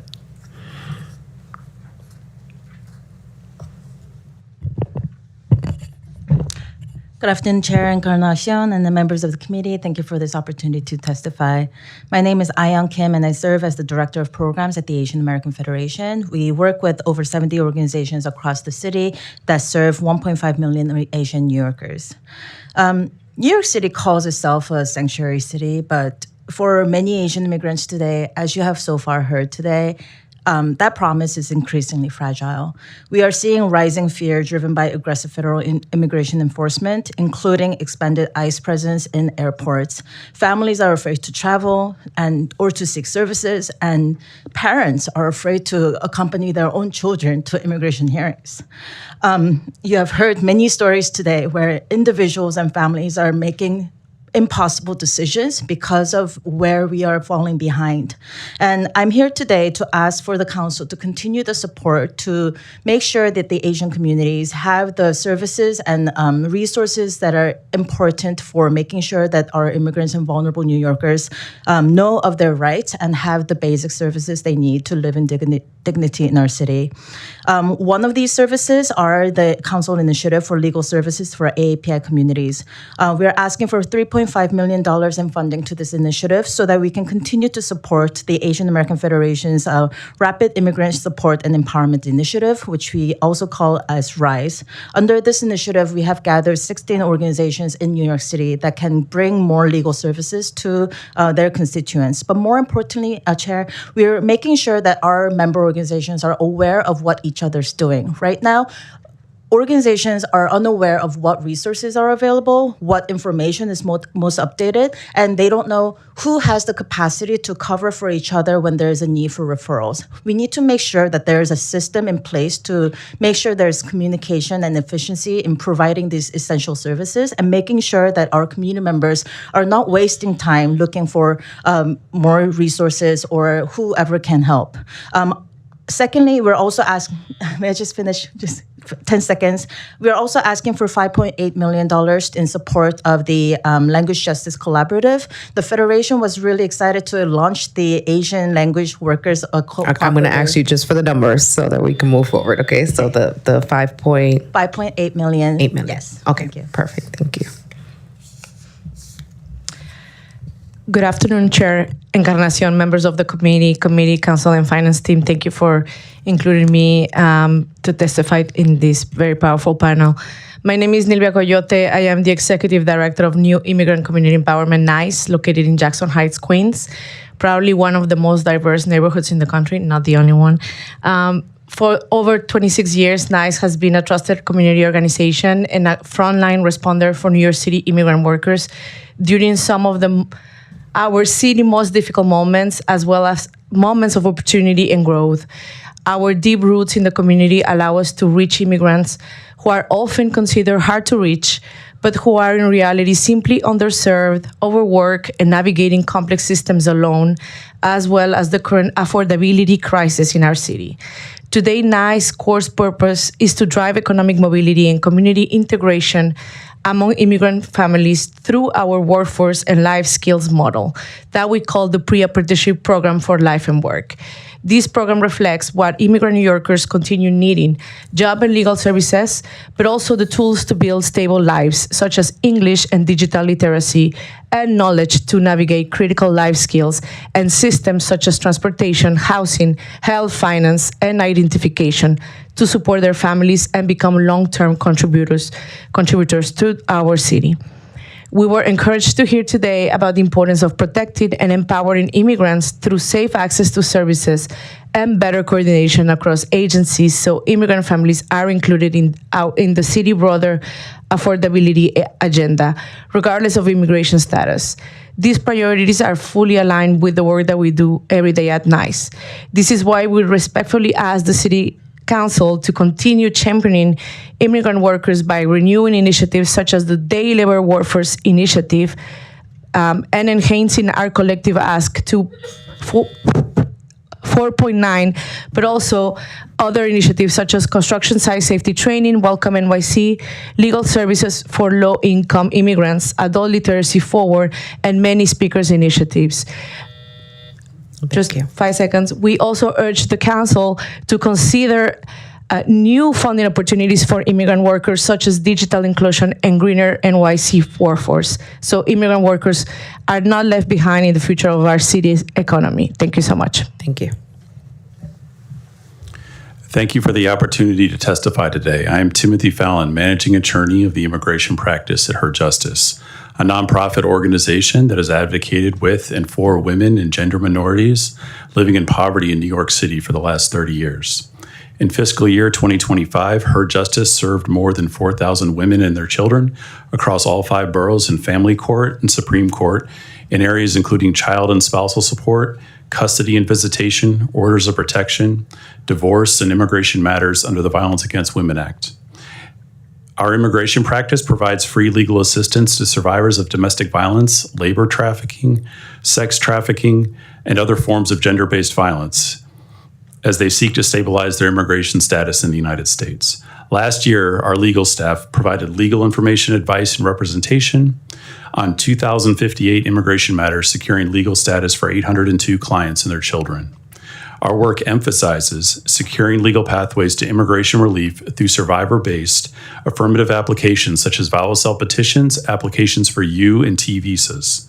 However, this affirmative work is becoming increasingly difficult, as you've heard today, amid heightened ICE enforcement, increasing processing delays, and barriers such as the lack of timely receipt notices, all of which can leave survivors in prolonged periods of legal uncertainty.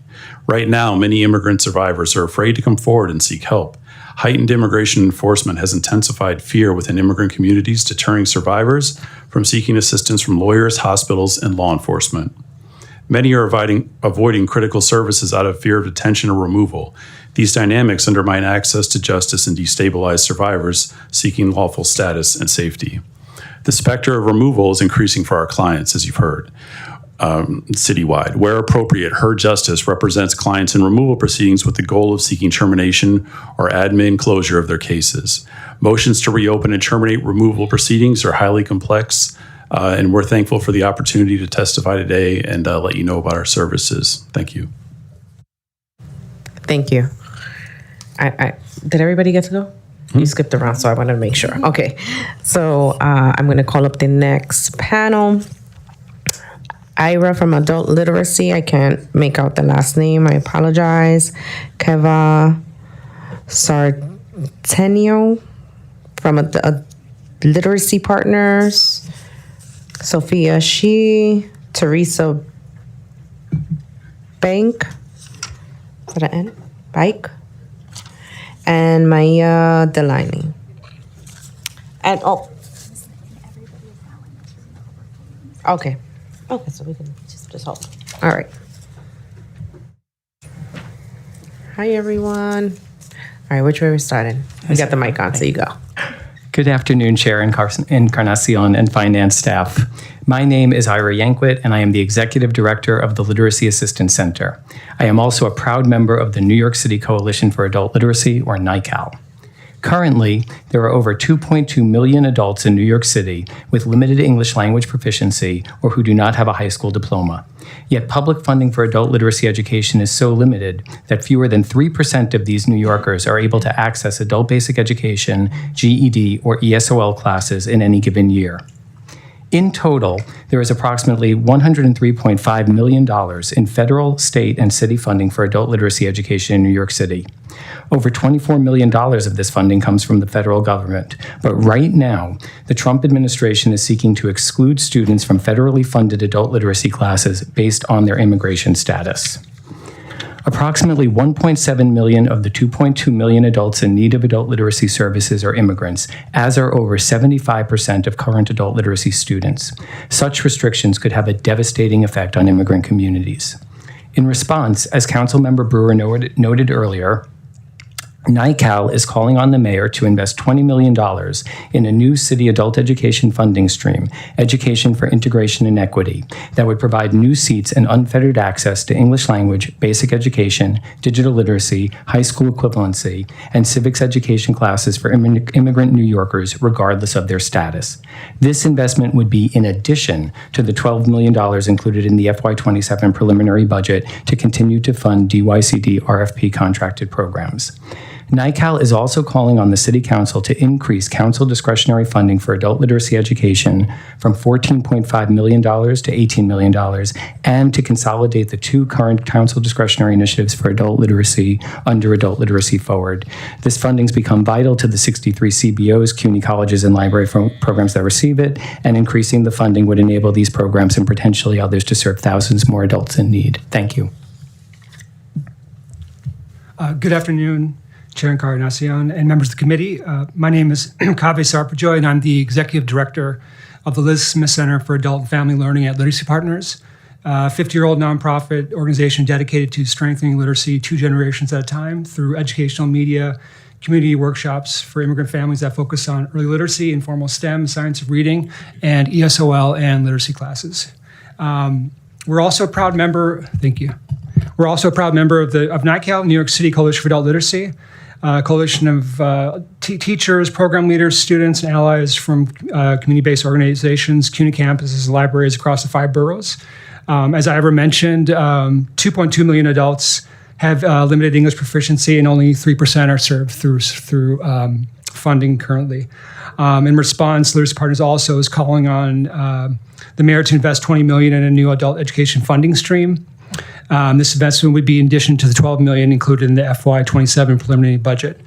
In closing, I want to share the words of one of our students, Yesenia, who couldn't be here, and she asked that we share her story in spaces where decisions are made that affect families and children who depend on literacy classes and immigrant services. Yesenia was detained during a routine immigration status appointment, and during that tension, she was separated from her husband and her child, who has autism spectrum disorder, for 5 days. These are her words. And in the detention center, everything was in English and everyone spoke English. I became the translator for the friends I made from other countries who were also detained, helping them communicate their basic needs because they didn't know how to ask for things in English, even something as simple as water. With a little English I learned in these classes, I was able to help them get the necessities they needed. That experience gave me the confidence to speak without fear, not only to advocate for myself, but also for others who had no way to communicate. The English Yesenia used to advocate for herself and for others was learned in part through her parent-focused ESL classes. She credits that learning as instrumental in helping her navigate detention, support others while inside, and reunite with her family. Thank you for your attention. I appreciate it.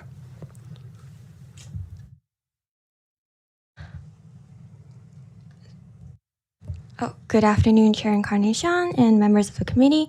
My name is Sophia Shi, and I am a program coordinator at Korean Community Services of Metropolitan New York, otherwise known as KCS.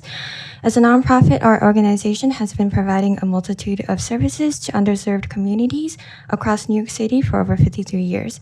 KCS is also a proud member of NYCAL. At KCS, we have seen firsthand the importance and positive impact of adult literacy classes in our community. Recently, I had spoke with a student who had been taking ESOL classes for over a year. Her initial goal was to improve her vocabulary and grow more confident in speaking with her community members. She is now pursuing a career in translation with hopes to travel around the country. We've continuously seen students go above and beyond their initial goals, whether it is in their careers, education, or personal aspirations. Our adult literacy services have expanded over the years to meet increasing demand. However, like others, our resources are limited. NYCAL is calling on the mayor to invest $20 million in a new city adult education funding stream, Education for Integration and Equity. That would provide a new stream and unfettered access to English language, basic education, digital literacy, high school equivalency, and civics education for immigrant New Yorkers, regardless of their status. NICAL is also calling on the City Council to increase council's discretionary funding for adult literacy education from $14.5 million to $18 million, and to consolidate the two current council discretionary initiatives for adult literacy under adult literacy forward. New York City Council discretionary adult literacy funding is indispensable for over 60 programs and their communities across New York City.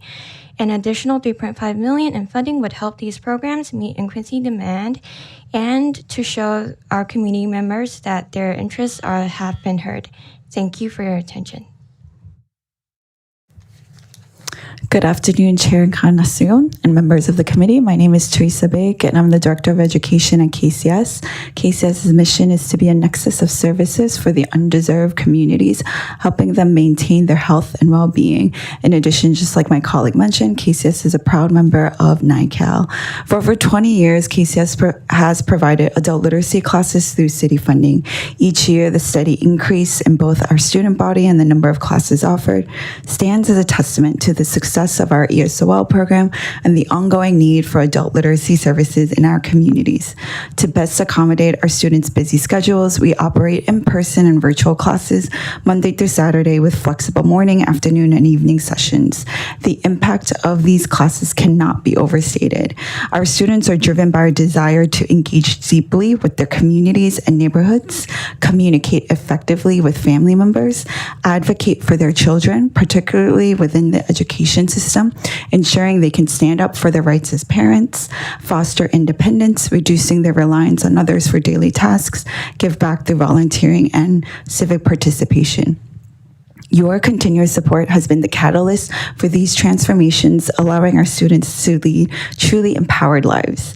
In response, NICAL is calling on the mayor to invest $20 million in a new city adult education funding stream, and is also calling on the city council to increase city council discretionary funding. City council discretionary funding is adult literacy funding is vital not only to KCS, but to the communities we serve and to the 60 programs across New York City. I have seen firsthand the transformative impact of adult literacy education on our communities. It is time to show our students we have their backs, not just with words, but with a necessary increase in funding. Thank you for your attention. Good afternoon, Chair Encarnacion and members of the committee. My name is Maya Delan. I'm Senior Director of Strategy for the Arab American Family Support Center, known as AAFSC. AAFSC serves roughly 20,000 people each year across New York City, over 70% of whom were born outside the United States. Our work centers families, stabilizing them through challenging times, supporting them to maintain stability, and uplifting them to thrive. Over the past several months, our staff, many of whom are also immigrants, have responded to a surge in fear, need for basic assistance, and mental health challenges in the communities that we serve. Fear is profound. Mixed status families are increasingly choosing to self-deport rather than risk detention or separation by ICE, even those in the middle of family reunification processes. We have seen a sharp decline in community members applying for naturalization. For families traumatized by conflict in their home countries and concerned about growing conflict in the Middle East, seeking legal help can feel like an additional threat to safety. Families also face rising application fees, long wait times for check-ins and court hearings, and widespread misinformation about legal rights, creating even greater fear and instability. AAFSC is a proud Moya-established legal support center, and we create safe and supportive spaces and are a trusted resource for immigrants in a new city. We work with families who are experiencing language barriers, cultural differences, and mistrust of systems that have historically targeted them. But as a result, we are overstretched with demand far exceeding available resources. City support is critical to our work. To meet this growing demand, we respectfully request $250,000 from the City Council Immigrant Opportunity Initiative to support the expansion of comprehensive immigration legal services. In addition, we request $325,000 in discretionary funding through the Adult Literacy Forward for AFSC's adult education and literacy program, as well as $260,000 for SNAP and healthcare enrollment. Thank you for your time. Thank you very much. I will call up the next panel, Harold Solis from Make the Road, Tatiana from the Children's Law Center, Joshua from Children's Law Center, and Ernie from MFJ, Legal Mobilization for Justice. I think that was it.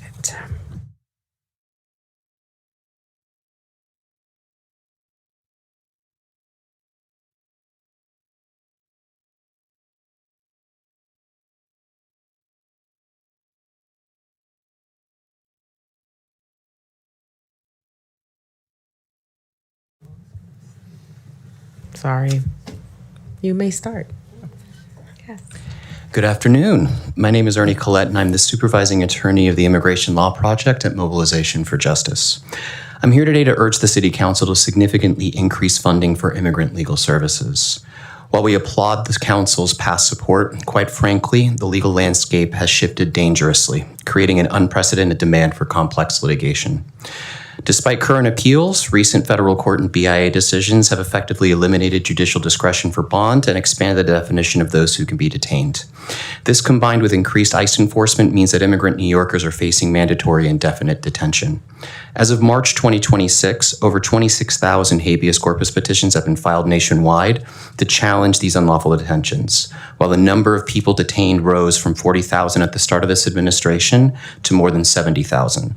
Without increased funding to fight these unlawful detentions, our clients risk being held for years in facilities where medical neglect and abuse are rampant. Many of our clients are afraid to go to their ICE check-in appointments or immigration court hearings, knowing that despite doing everything required of them to have their day in court, that they could now arbitrarily face detention and separation from their families. Furthermore, the DOJ has proposed a rule that would make summary dismissal the default for nearly all immigration appeals. Although currently in litigation, if this rule goes into effect, the BIA will no longer be a viable avenue for credible appeals. Most cases will be rubber stamped for removal without a meaningful review of laws or facts, requiring legal services providers to pivot to petitions at the Second Circuit Court of Appeals to ensure that our clients have a fair day in court.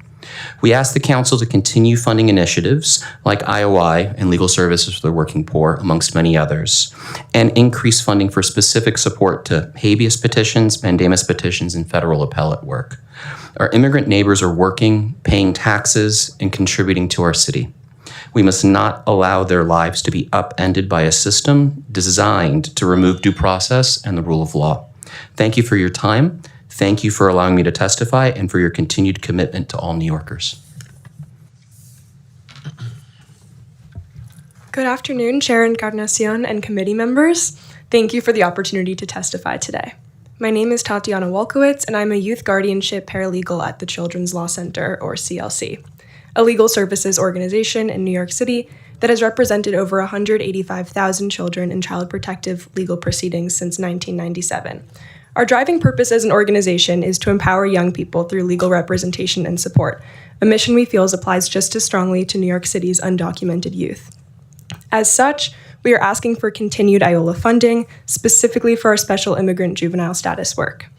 This year, CLC sought to expand our capacity to represent this demographic by creating our Youth Guardianship Program, an initiative focused solely on the representation of undocumented youth as they petition USCIS for Special Immigrant Juvenile Status, or SIJ for short, in family court. With IOLA funding, we have represented over 150 undocumented youth in just 6 months as they took the first critical step in their pursuit of legal status. As you are likely aware, Congress created the SIJ designation to provide relief for young people facing desperate circumstances. Accordingly, the youth we serve are deeply vulnerable due to both their age and undocumented status, and in need of holistic representation. We are so proud to say that all of our SIJ clients have been granted both guardianship and special findings orders from a family court, enabling them to move forward with their immigration cases with the security a legal guardian provides. With the funds we received from IOLA in 2025, CLC has been able to provide holistic legal services to our clients by hiring 2 designated youth guardianship paralegals, including myself, and shifting 1 staff attorney into a role focused exclusively on this population. Through interviews, document drafting, and hearing preparation, our team works diligently to ensure our clients feel informed, supported, and empowered. When needed, our social workers provide therapeutic support to our clients and connect their families to essential services. We are so proud of the breadth of services we can offer our clients and have seen how impactful this work is.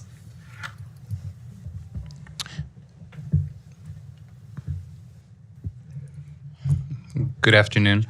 My name is Joshua Santangelo. I am the trial supervisor for the Youth Guardianship Program. I'm the only attorney that represents these kids with the help of my 2 paralegals.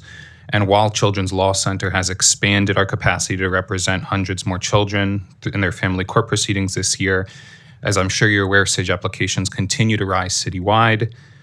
Our project's IOLA funding will expire at the start of July, and while we have submitted application for renewed funding, both our project and our clients have been holding our breath to see whether or not it will be granted.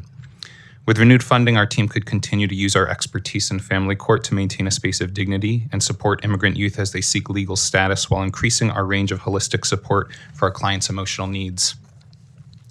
We therefore ask most sincerely that this body continue to advocate for renewed IOLA funding for this project, particularly the Special Immigrant Juvenile Status Initiative, not only for Children's Law Center, but across the nonprofit sphere, to expand the impact of legal representation for hundreds more children in New York City. We work with ROCC, Legal Aid Society, Lutheran Legal Services, and iCare, who spoke earlier, to ensure that our clients are represented even after family court and immigration court, and that their I-360s are successfully filed. All of these organizations have depended upon the Special Immigrant Juvenile Status Initiative funding to do this work, and this community of undocumented youth will be left with many fewer resources should the funding be cut. We also ask that this body consider establishing new sources of funding outside of the outside of the Special Immigrant Juvenile Status Initiative for both legal work and social work, therapy, community center funding, and Know Your Rights campaigns, which I know this body has already passed some legislation on that front. For example, I know that this committee recently heard remarks on Know Your Rights posters being posted in multiple languages throughout the city. Our organization came to that and commends those efforts. And we believe that an expansion to advise about nonprofit organizations doing this kind of work could serve not only as reactive, but as proactive measures to ensure that these communities feel secure and have status so that they can continue to live in a secure atmosphere.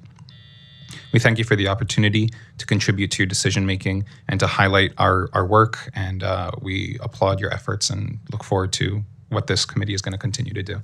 Thank you. Good afternoon. My name is Harold Solis. I'm the co-legal director of Make the Road New York. Make the Road serves 30,000 immigrant New Yorkers and working class New Yorkers every year through our wraparound services.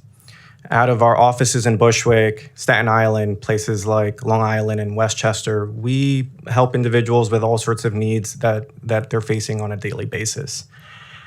I'm here because I want to continue to talk about this topic that has rightfully so taken up so much time for the committee today, which is that, as you all know, New Yorkers are living through a relentless and new chapter of immigration enforcement. Day after day, immigrant New Yorkers are watching loved ones being taken away. Last year, many of them were being taken away from immigration courthouse, but as we have seen in the last few months, so many individuals now are being arrested and detained for going about their daily lives in the public streets of New York.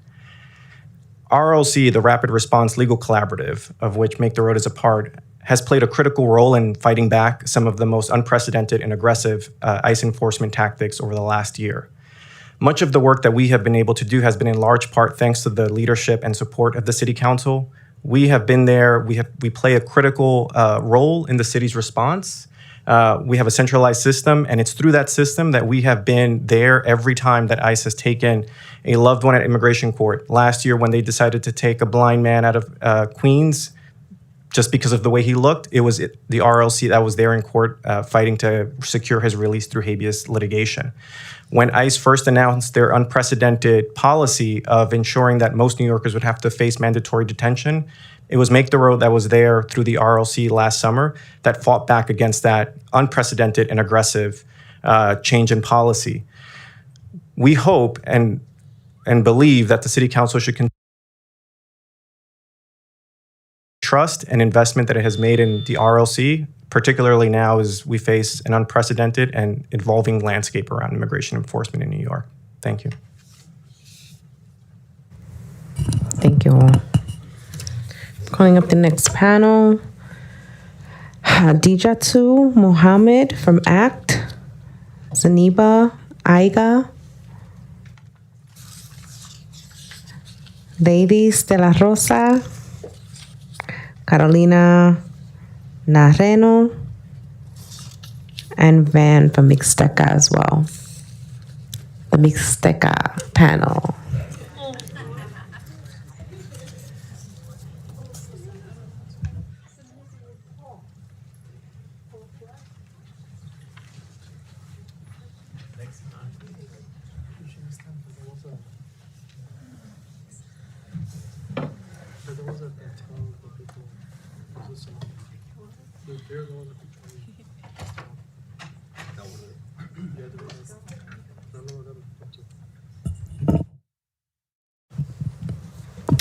Alrighty, we can begin. Make sure you press the, yeah.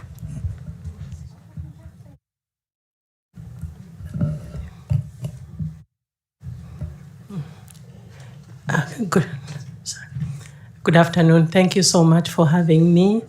My name is Zaina Biega. I'm the Executive Director of Sautieto Center for African Women. We're actually located in your district. It's good to see you. And today I'd like to spend a few minutes to talk about our work. Sautieto is a 20-year-old social service organization working with African immigrant women and families in the Bronx, although we serve across the city.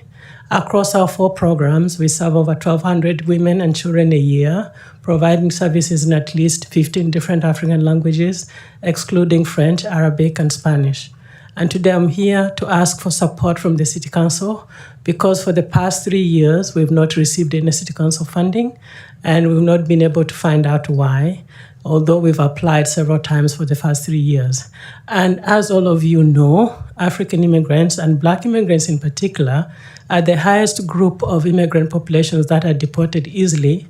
They are also the group of immigrants who actually have the least legal representation. And we know that because we actually spend a lot of hours every day trying to find attorneys for our survivors, especially our DV survivors and especially our family members who want representation in immigration court. And every time, either when they get a case to be taken, they wait for 3 months, 6 months before that. And many, we know that they get picked up on the street and they're quickly deported. So the highest number of deportees, you may not know that in the media, but it's actually Black immigrants in New York City. So I'm here to say, first of all, thank you for the City Council for having this hearing today. And thank you for your investment in immigrant resources to support immigrants, New Yorkers. But I'm also here to ask that please support Sautieto Center for African Women. Thank you. Hello, good afternoon, Sharon Encarnacion and members of the committee.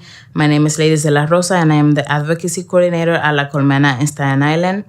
Our mission is to empower immigrant workers through organizing, education, culture, and equitable economic development. We work to ensure that the immigrant community and workers not only survive in New York City, but also thrive. Our work reveals a simple truth. Immigrants are essential to New York City's economy and cultural life, yet too often they face barriers to safe, stable, well-paid work, as well as limited access to the legal support that they need. By investing in immigrant workers' safety, the City Council strengthens not only individual families, but entire communities. These investments move us toward a more inclusive and equitable future for New York City. La Colmena is a proud member of the DLWI Coalition that works with laborers and the New York City Coalition for Domestic Workers, as well as many other initiatives. And we have applied for citywide discretionary funding and are asking the council to continue supporting our work and the immigrant community in Staten Island, where we have become a beacon of hope. We continue to provide Know Your Rights trainings and critical education to our community, but at the same time, the need for legal services has increased significantly as more of our community members face kidnappings and detentions by ICE. We ask for increased funding to ensure universal access to legal representation for immigrant New Yorkers, because when our communities feel safe and supported, they are able to contribute to New York City to grow and to flourish. We also need continued investment to ensure domestic workers are safe in their workplaces, to prevent wage theft and workplace injuries, and to guarantee fair pay and safe working conditions. Thank you for the opportunity to testify again today and for your continued commitment to supporting immigrants communities across New York City. Thank you. Hello, my name is Carolina Moreno, and I am a community advocate at Mixteca. Mixteca is a nonprofit organization located in Sunset Park that has provided services to Latinx and Indigenous communities for many years. I am here today to share the story of a community member who authorized me to share her testimony. Hello, I am Maria, and I am a community member of Mixteca. I am originally from Puebla, Mexico, and have lived in the Park Slopes neighborhood of Brooklyn, New York for 19 years. I truly love my neighborhood. At one point, I needed to see a doctor, but I did not have health insurance due to my immigration status. Someone recommended me that I visit Mixteca, and I was so grateful I did. When I arrived at their offices, I received all the information I needed to access medical care. I felt at home. Everyone spoke to me in my own language, which made everything much easier. During the pandemic, Mixteca was the helping hand that the entire Hispanic community needed. From day one, they were there for us. I remember seeing long lines of people waiting for a bag of food, and I was one of them.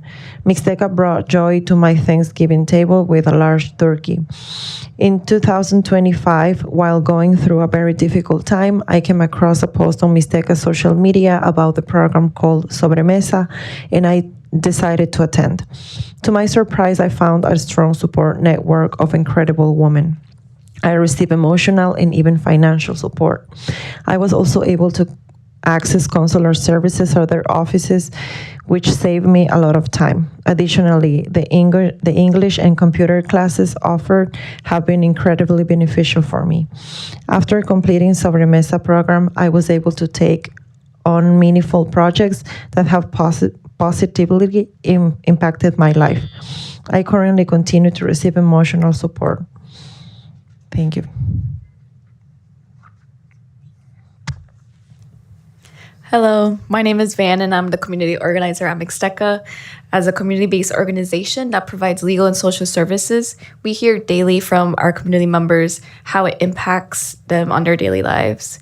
I would also like to share a personal statement from a community member at Mixteca. Hello, my name is Luz. I am an asylum seeker. Due to difficult life circumstances, I was forced to leave my home country following the loss of my only brother, a tragedy caused by the crime and terror generated by violent groups. This situation left a profound mark on my life and compelled me to seek a new beginning far from my homeland. Arriving in Florida, knowing no one, I settled there alongside my husband. We lived there for a year, during which time our baby was born, a little one who arrived to fill our lives with hope and joy.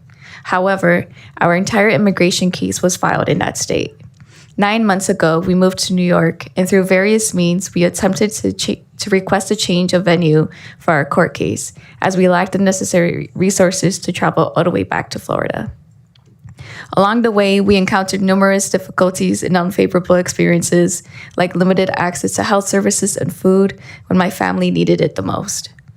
It was then that someone shared the contact information for the Mixteca organization with me, assuring me that they would be able to provide guidance. When I reached out, I was assisted by a woman who was kind and listened to me throughout the preparation and submission of my documents. Thanks to her support and the assistance of the organization, my request for a change of venue was finally approved. This achievement has brought immense relief to both me and my family. I wish to express my heartfelt gratitude to the organization and to every single person who, with a smile, offered me their support and made me feel accompanied and truly at home.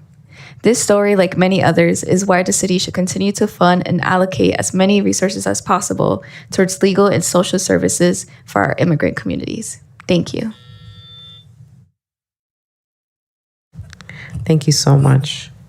And I want to get your contact information, okay? I'd like to call up now Karina Gutierrez from the Street Vendor Project, Lejia Huelpa from Workers' Justice Project, and Alejandro also from the Workers' Justice. This is the Workers' Justice Project panel. I'm gonna start naming these panels.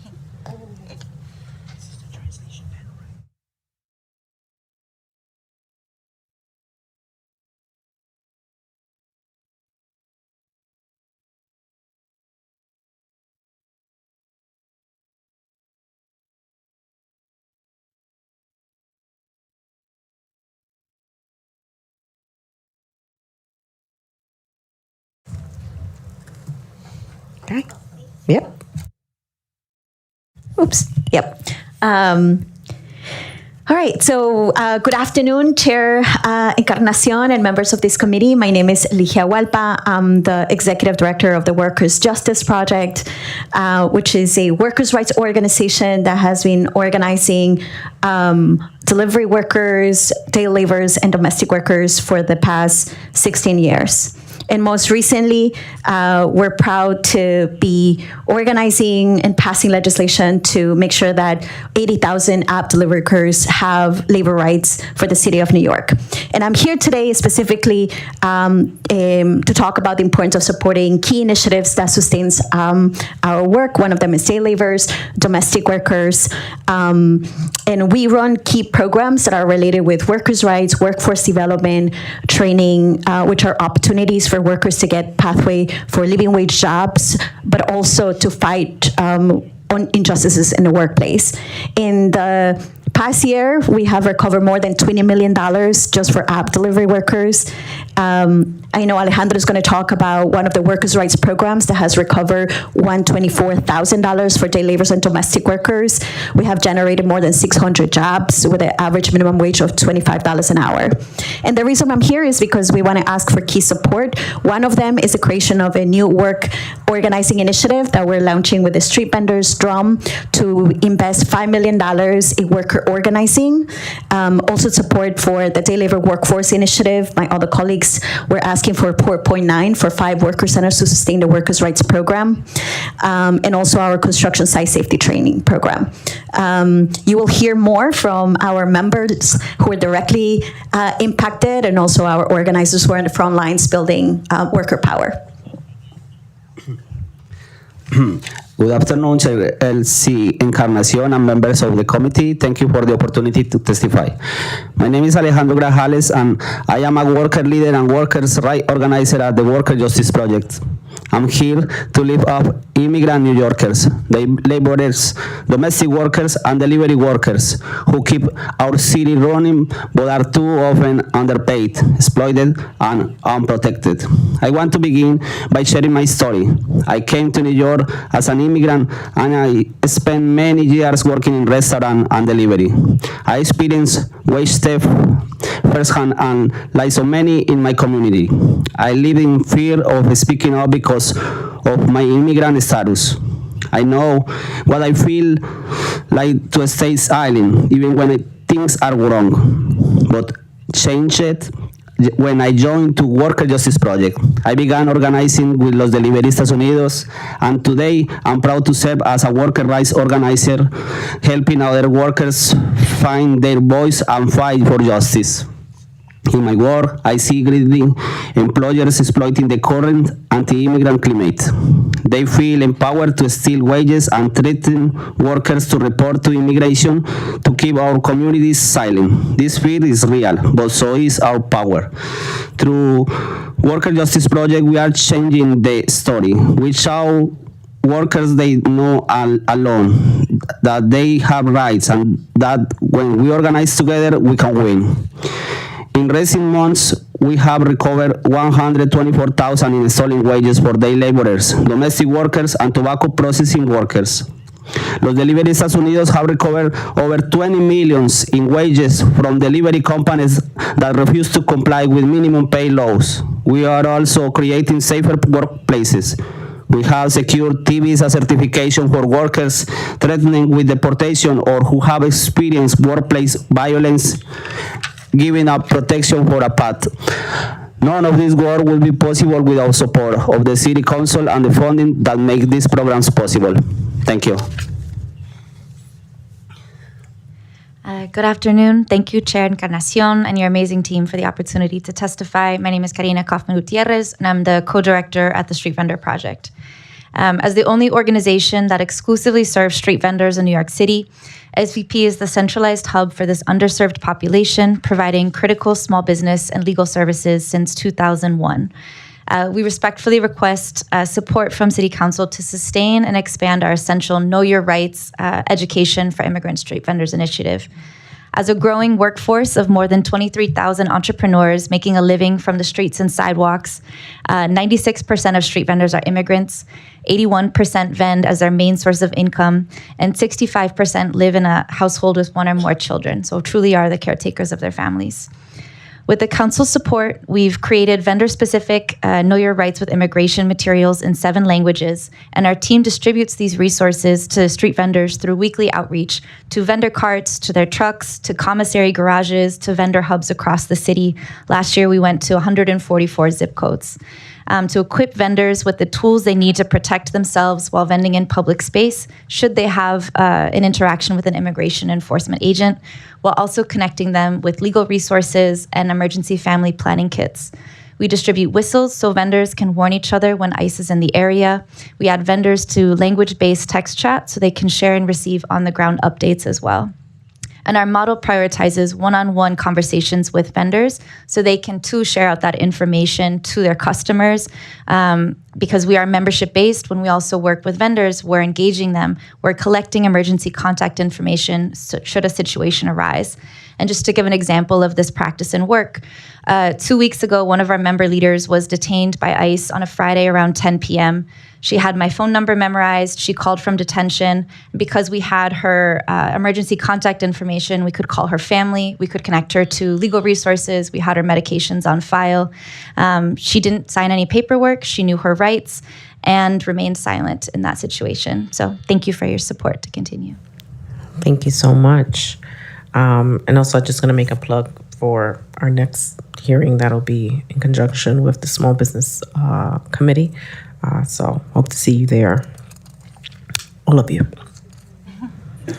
I'm going to call up now Maria Marcia from Workers' Justice Project, Wilfredo from the Workers' Justice Project, Dalsa Diaz from the Workers' Justice Project, Maria from the Workers' Justice Project.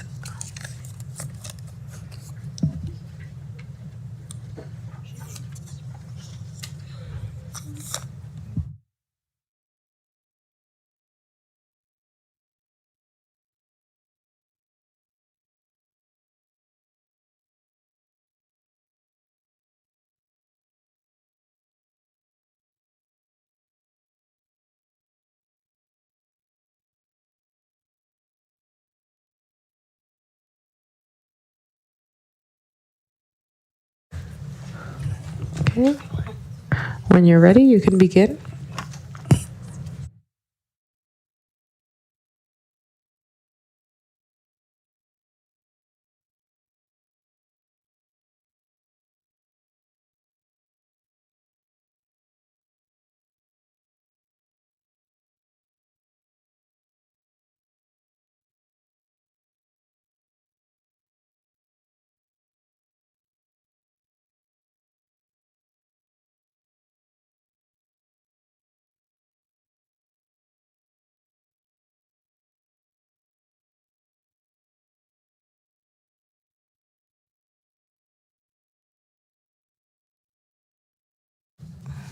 Buenas tardes, Shair y miembros del comité. Gracias por darme la oportunidad de compartir mi historia. Mi nombre es Dalsa Díaz, soy de Colombia y estoy aquí como trabajadora inmigrante en la ciudad de Nueva York. Trabajé en una empresa llamada Madison, número 4805 en Borough Park, Brooklyn, donde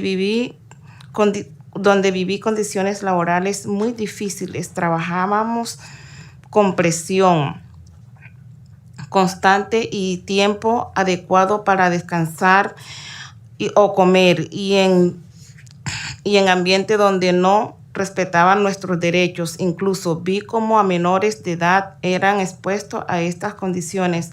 A pesar de todo el esfuerzo, muchas veces no recibimos pagos, por nuestro trabajo, y cuando decidí reclamar mi salario, en lugar de pagarme, fui despedida. Yo sé que se aprovecharon de mí por ser inmigrante, por el miedo, porque muchas veces sentimos que no tenemos derechos. Me acerqué a Work Justice Project, donde por primera vez entendí que sí tenemos derechos. Es importante de donde venimos y que no, disculpa, es importante de dónde venimos o qué idiomas hablamos. Con el apoyo de la organización que pude levantar mi voz y tomar acción frente a lo que estaba pasando. Hoy sigo en este proceso esperando justicia por el trabajo que realicé. Pero estoy aquí no solo por mí, estoy aquí por muchas otras personas que viven lo mismo todos los días y que todavía tienen miedo de hablar, pero no estamos solos. Tenemos World Justice Project. Son muchas veces los únicos lugares donde los trabajadores inmigrantes encontramos apoyos, orientación, acompañamiento y la fuerza para defender nuestros derechos como trabajadores inmigrantes. Pero por eso hoy les pido que aprueben a continuación, continúen fortaleciendo los fondos para trabajo para que más trabajadores puedan acceder a ayuda y conocer sus derechos, no enfrentar situaciones solos. Apoyar este tipo de programa no es solo una opción, es una inversión de la dignidad, de la justicia y el bienestar de toda nuestra comunidad. Muchísimas gracias.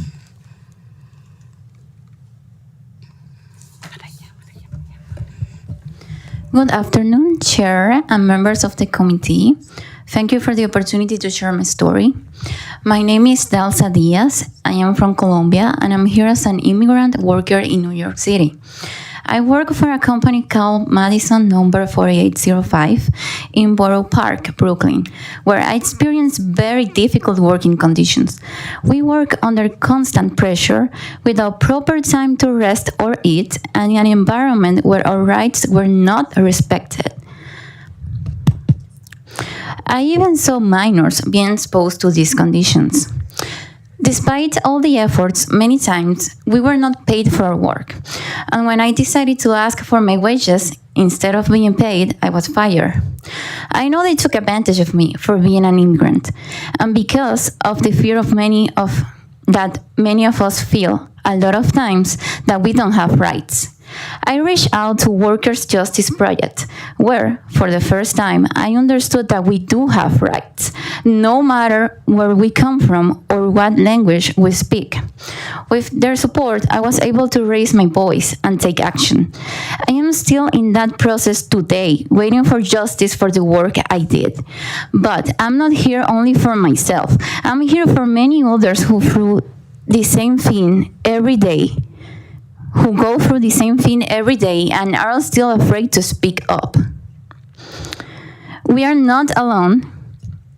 Workers' Justice Project is often the only place where immigrant workers can find support, guidance, accompaniment, and strength to defend our rights. That is why today I ask you to approve and continue strengthening funding for this work so more workers can access help, learn their rights, and not have to face these situations alone. Supporting these programs is not just an option. It is an investment in the dignity, justice, and well-being of our entire community. Thank you very much. Buenas tardes con todos los presentes. Muchas gracias por darme la oportunidad de hablar. Mi nombre es María Uracocha, soy ecuatoriana, soy viuda y soy la cabeza de mi hogar. Tengo 3 hijos que dependen completamente de mí. Desde que llegué a este país he trabajado en limpieza, he buscado trabajo día a día, he trabajado en limpieza post-construcción, en limpieza de casas dañadas después de un incendio, realizando trabajos difíciles y pesados. No es fácil, pero lo hago porque de eso depende todo para mis hijos, la renta, la comida y su futuro. En mi último trabajo con una compañía llamada Cleaning Pass, me hicieron creer que tendría una oportunidad estable. Me pidieron que comprara mis propios materiales y herramientas y yo me endeudé para poder trabajar confiando en esas promesas.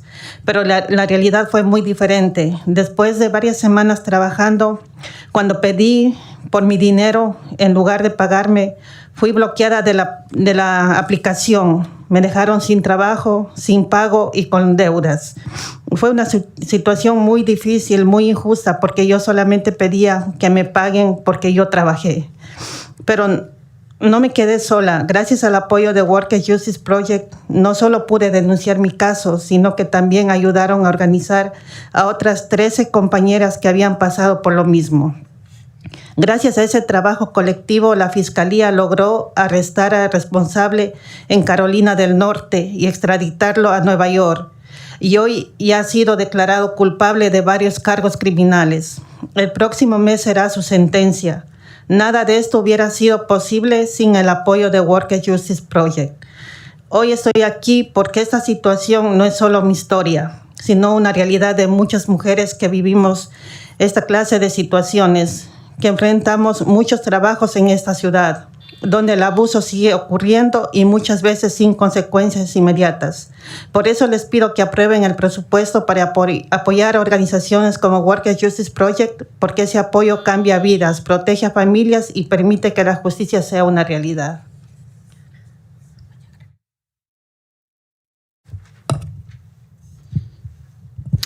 Good afternoon, all of whom are present. Thank you very much for the opportunity to speak. My name is Maria Guiracocha. I am from Ecuador. I'm a widow and the head of my household. I have 3 children who depend entirely on me. Since I arrived in this country, I have worked in cleaning. I have looked for work day by day, work in construction, in fire-damaged homes, doing difficult and physically demanding jobs. It is not easy, but I do it because everything for my children depends on it: the rent, the food, and their future. In my most recent job with a company called Cleaning Pass, I was led to believe I would have a stable opportunity. I was asked to buy my own materials and tools, and I went into debt to be able to work, trusting that promise. But the reality was very different. After several weeks of working, when I asked to be paid instead of receiving my wages, I was blocked from the platform. I was left without work, without pay, and with debt. It was a very unfair and painful situation, but I was not alone. I was not left alone. Thanks to the support of Workers' Justice Project, I was able not only to report my case, but they also helped organize 13 other co-workers who went through the same situation. Through this collective effort, the district attorney's office was able to arrest the person responsible in North Carolina, extradite him to New York, and he has now been found guilty of several criminal charges. His sentencing will take place next month. None of this would have been possible without the support of Workers' Justice Project. I am here today because this is not just my story. It is a reality that many workers in this city face, where abuse continues to happen, often without immediate consequences.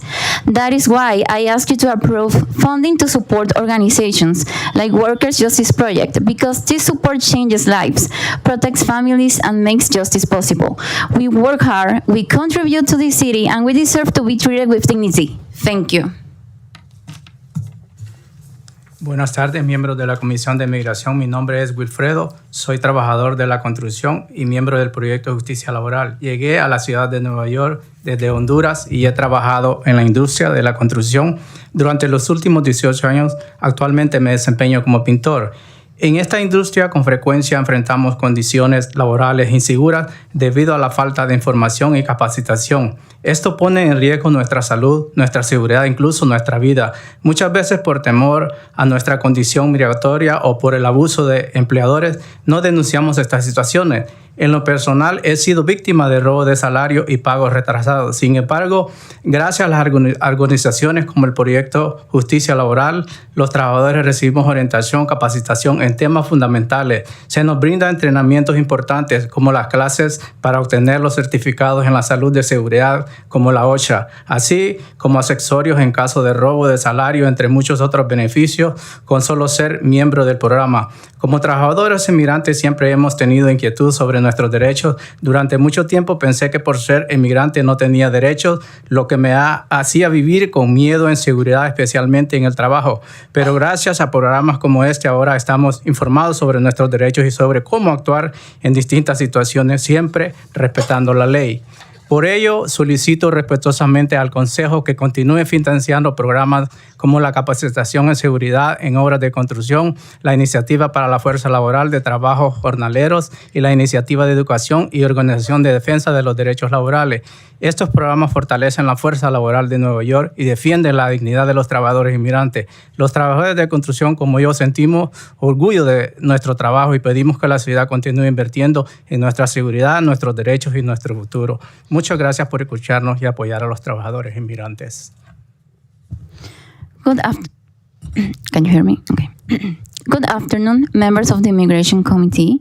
My name is Wilfredo Villatoro. I am a construction worker and a member of the Workplace Justice Project. I came to New York City from Honduras and have worked in the construction industry for the past 18 years. I currently work as a painter. In this industry, we often face unsafe working conditions due to a lack of information and training. This puts our health, our safety, and even our lives at risk. Many times, because of fear related to our immigration status or employer abuse, we do not report these situations. Personally, I have been a victim of wage theft and delayed payments. However, thanks to organizations like the Workplace Justice Project, workers receive guidance and training on essential issues. We are provided with important trainings, such as classes to obtain health and safety certifications like OSHA, as well as support in cases of wage theft, among many other benefits, simply by being members of the program. As immigrant workers, we have always had concerns about our rights. For a long time, I believed that because I was an immigrant, I had no rights, which made me live with fear and insecurity, especially at work. But thanks to programs like this, we are now informed about our rights and how to respond in different situations, always in accordance with the law. For this reason, I respectfully ask the Council to continue funding programs such as construction safety training, the Day Labor Workforce Initiative, and the Worker Rights Education and Organizing Initiative. These programs strengthen New York's workforce and defend the dignity of immigrant workers. Construction workers like me take pride in our work and ask that the city continue investing in our safety, our rights, and our future. Thank you very much for listening and for supporting immigrant workers.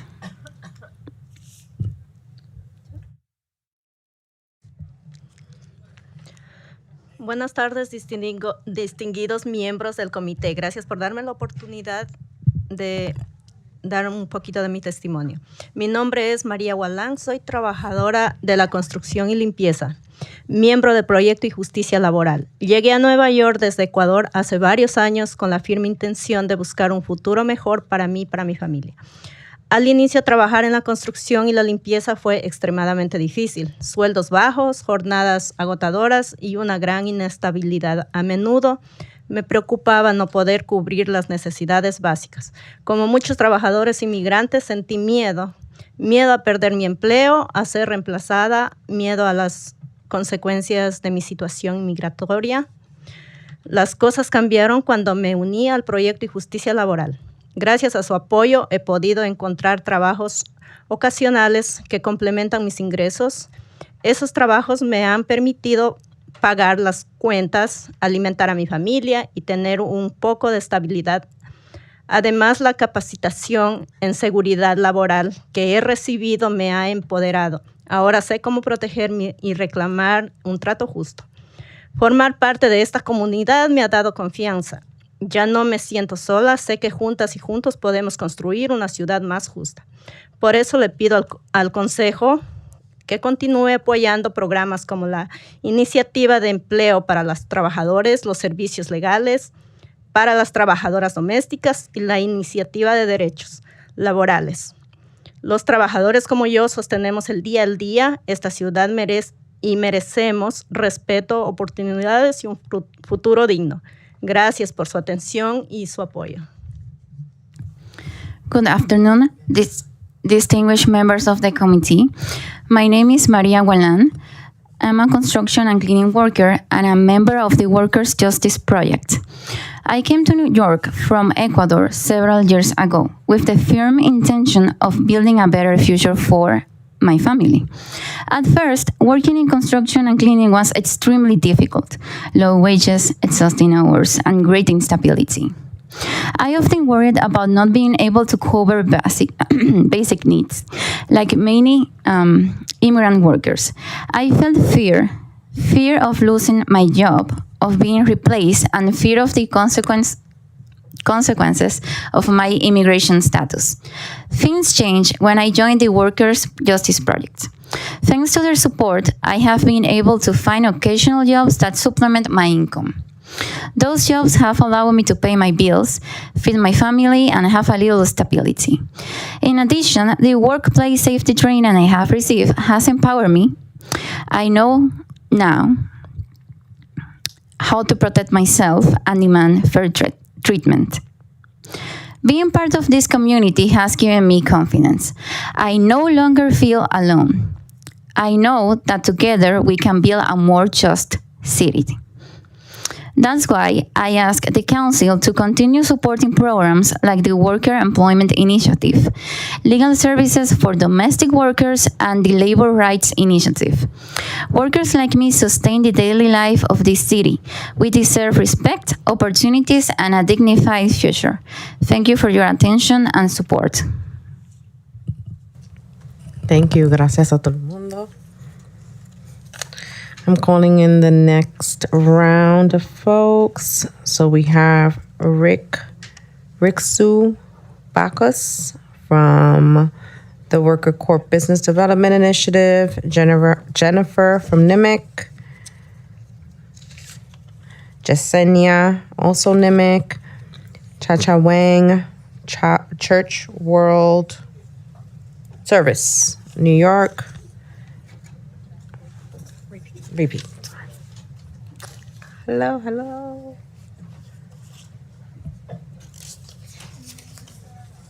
Four.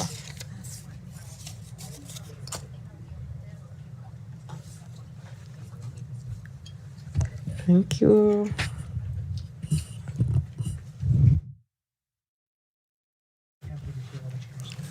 Good afternoon, and thank you, Committee Chair Encarnacion and members of the committee.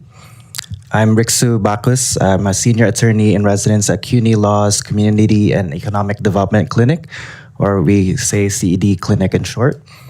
And I'm in solidarity with the worker leaders and worker cooperatives, members of the network of partners that form the Worker Cooperative Business Development Initiative and the New York City Network for Worker Cooperatives, or NCNOC. So we believe that working people of New York have the capacity to thrive and support their communities if only we can dismantle or diminish the structural barriers and inequalities that they face. Immigrant workers in particular are more vulnerable in the endeavor for New Yorkers to have a dignified life. Worker cooperatives have been a means to help immigrant workers and other workers increase their average pay rate, set better conditions of employment, and boost their security. Worker owners, worker cooperatives in New York City are overwhelmingly women, immigrant, and BIPOC workers. With the small business loans, the SBA small business loans being restricted now to only citizens and nationals of the United States, WCBDI is possibly the most inclusive small business program, inclusive of all business owners, and centering the needs of immigrant small business owners under the Small Business Services Program. We, CUNY Law, specifically has provided for immigrant workers and worker owners in unprecedented ways given the current political situation you heard a lot about. For example, many of the immigrant workers and worker owners fear for their personally identifying information with the expansion on requests for different data and personally identifying information.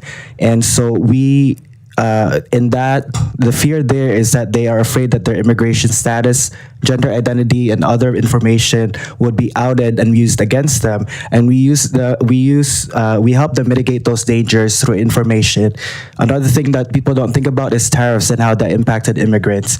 And we've also worked with them to field questions and help mitigate the effects and impacts of tariffs in in their lives and in their businesses. CED Clinic also has a body of New Yorkers that are from directly impacted communities. I'm an immigrant from the Philippines. My mom's a retired nurse. I'm a graduate of a New York City public school and a practitioner now at CUNY Law.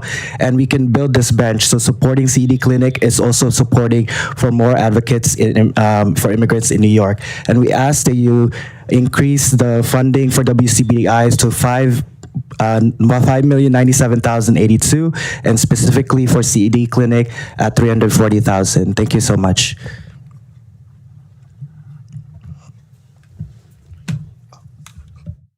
Good afternoon, Chair Encarnacion, committee members. My name is Jennifer Argueta, the Senior Adult Education Program Manager at NIMIC. Our programs provide over 500 members of the community with preparation for high school equivalency exams, English language skills, and the associated wraparound services necessary to establish secure and prosperous futures. Our core catchment area is Upper Manhattan and the adjacent Bronx neighborhoods. The clients we serve are nearly 100% low income, 70% are foreign born, and 58% speak Spanish as their primary language. NIMIC has 2 active adult literacy contracts with DYCD, which provides for a total of 2 full-time staff to support all program intake, case management, data entry, and reporting across both contracts. This is simply insufficient to address the over 1,500 program applications we receive annually or provide any meaningful case management to our enrolled clients. The Adult Literacy Forward initiative will support nearly 400 additional instructional hours across NIMIC's programs. It is also an essential supplement to NIMIC's DYCD contracted literacy programs. This funding allows us to hire a part-time intake specialist and supports 2 full-time case managers dedicated to adult education clients. In FY26, our case managers help clients access childcare, food pantry, immigration services, employment and training, and mental health services. As our community faces cuts in services and attacks from the federal government, the work of our case managers is more essential than ever. While we are proud of our accomplishments, the need in our community remains high. To support our ongoing work, NIMIC requests a renewal in FY27 of our $240,000 Adult Literacy Forward allocation. We also ask that the City Council consider increasing total city discretionary funding for adult literacy education from $14.5 million to $18 million and consolidate the 2 current council discretionary initiatives for adult literacy under Adult Literacy Forward. An increase of $3.5 million will enable the 63 programs that currently receive funding to serve thousands more adults in need. Thank you again for your time and your support. Hi. Thank you so much for having us, and I'm really glad to be providing our testimony. Thank you, Honorable Chair and committee members. My name is Jaja Wong. I am the New York Site Director for Church World Service. I am also a proud resident of Queens for the last 24 years. Church World Service is a global humanitarian agency dedicated in transforming communities around the world through just and sustainable responses to hunger, poverty, displacement, and disasters since 1946. Church World Service New York was formally established in 2023 to meet the growing needs arising from human migration and family reunification. In our first 4 years, we serve over 1,200 refugees and unaccompanied children, Ukrainian, Afghan refugees, and then Haitian entrants through legal services and case management.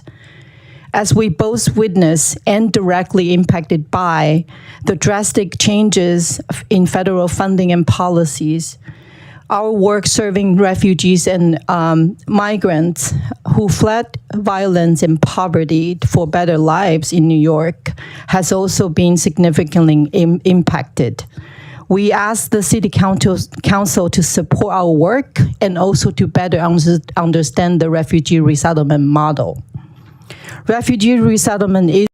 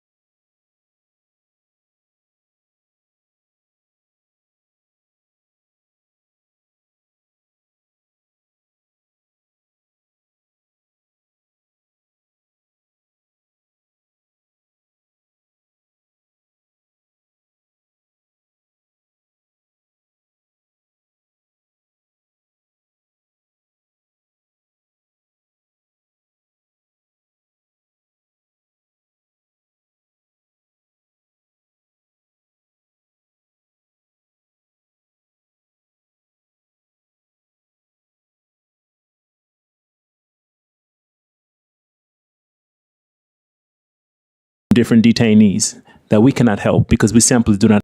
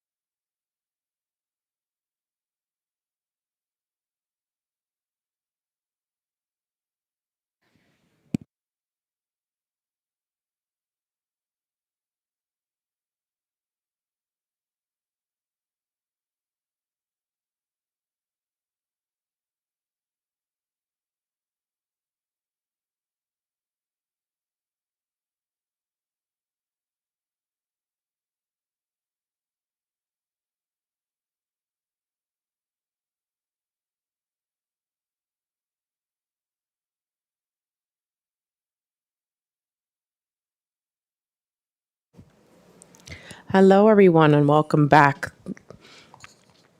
We will now turn to virtual panelists. For virtual panelists, once your name is called, a member of our staff will unmute you, and the Sergeant at Arms will set the timer and give you the go-ahead to begin. Please wait for the Sergeant to announce that you may begin before delivering your testimony. Now I will call on our first virtual panelist, Henry Lahara. You may begin.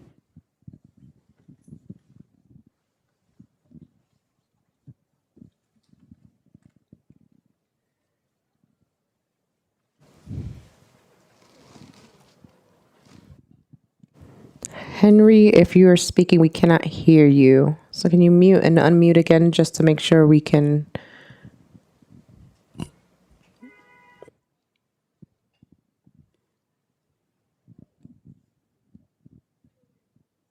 Okay, can you hear me now?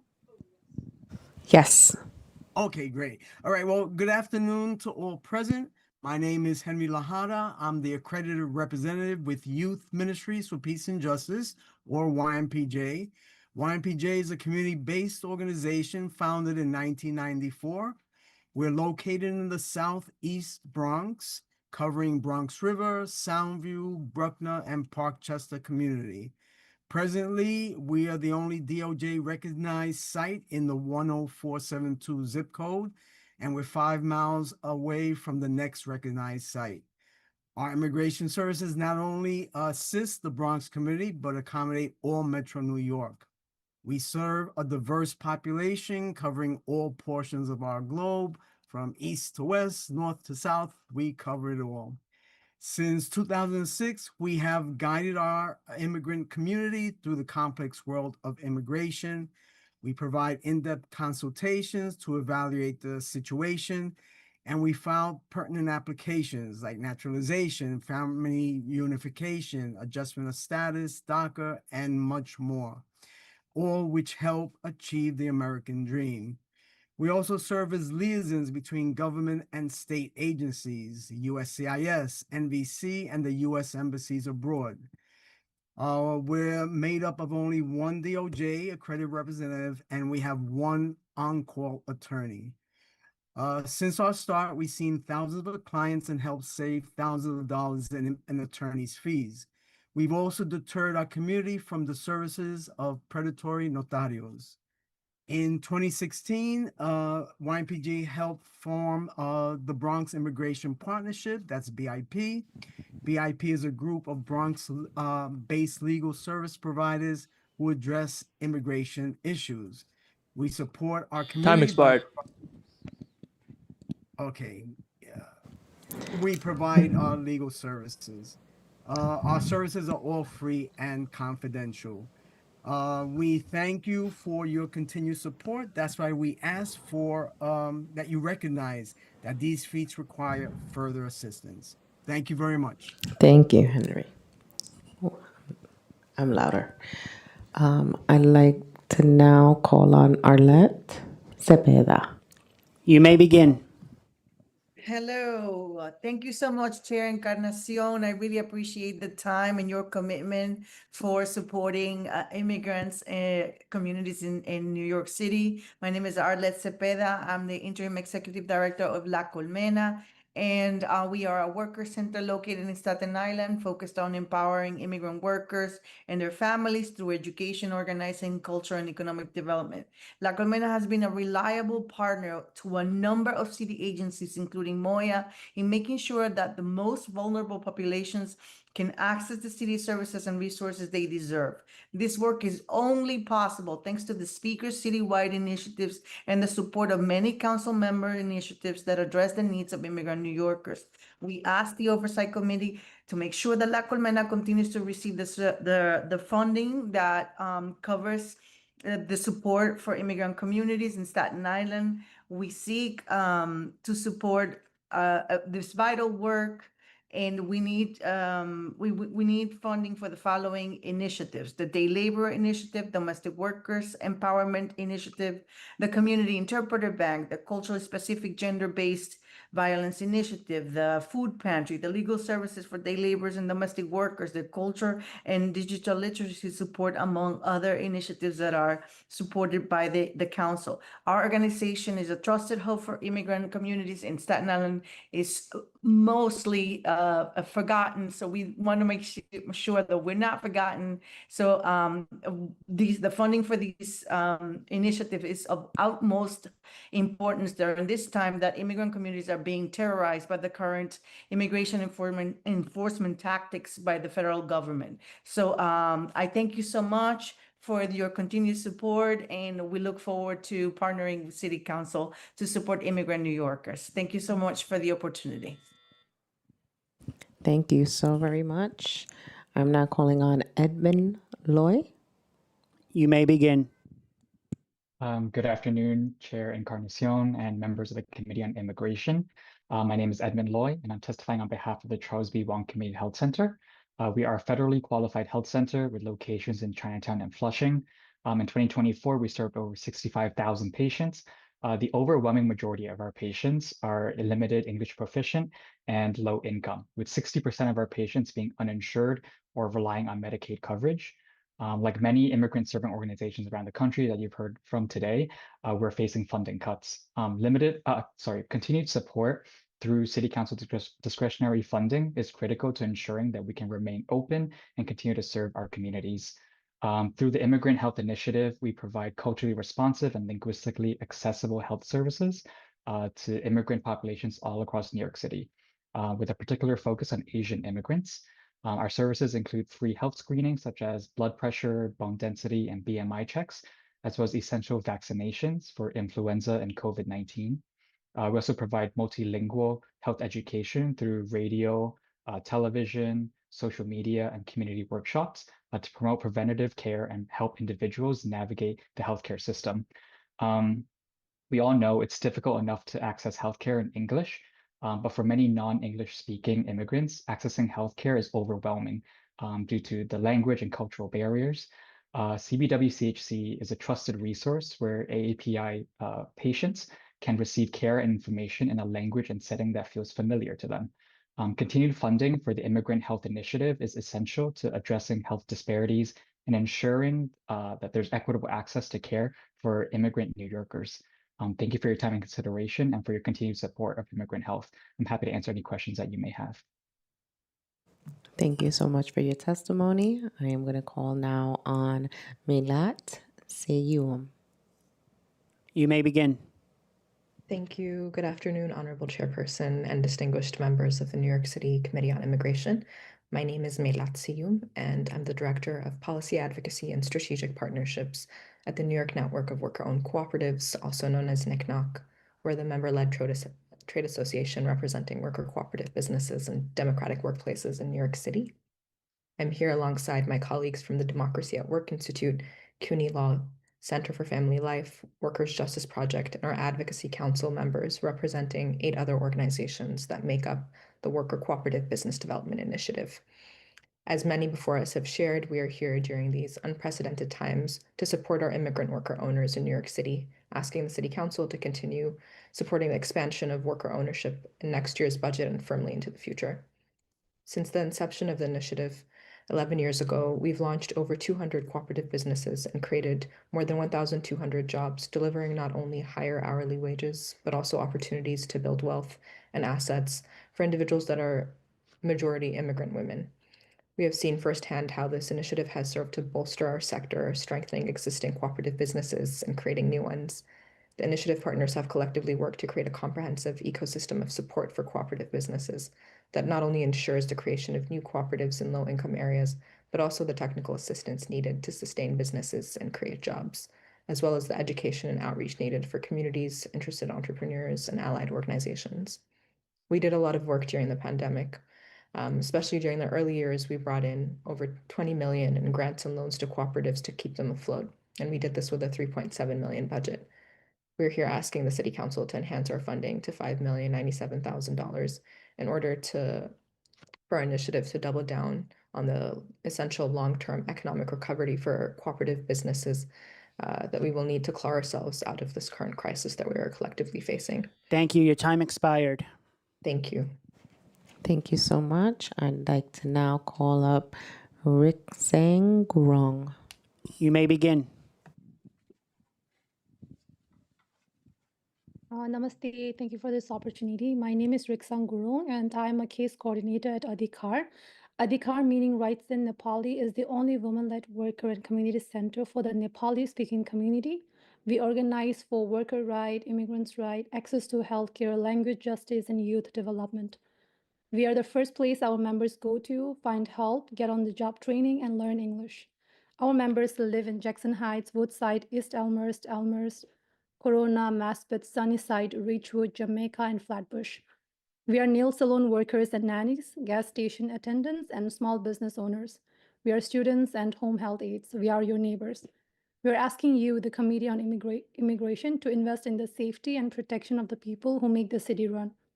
Many of Adhikar members came to New York after the political crisis in Nepal in the early 2000s. Others came in the months after the 8.0 earthquake in 2015. Some of us were granted temporary protected status, or TPS, as we worked, studied, and contributed to this economy. The recent termination of TPS designation for Nepal and increased collusion between immigration enforcement and the police are making our members scared. Our healthcare and jobs are being lost. Almost overnight TPS holders have been at risk of detention and deportation. This decision comes despite the threat of returning to Nepal at a time of political instability back home. Individuals who relied on the TPS status are now forced to navigate a terrorizing immigration system. The fear of ICE extends to everything we do. With the support of the City Council, Adhikar has expanded our immigration legal services through rapid response work, which has involved Know Your Rights and safety planning workshops. We have also developed relationships with legal organizations and built a referral network, which has resulted in 100 plus referrals with adjustment of status and change of status questions.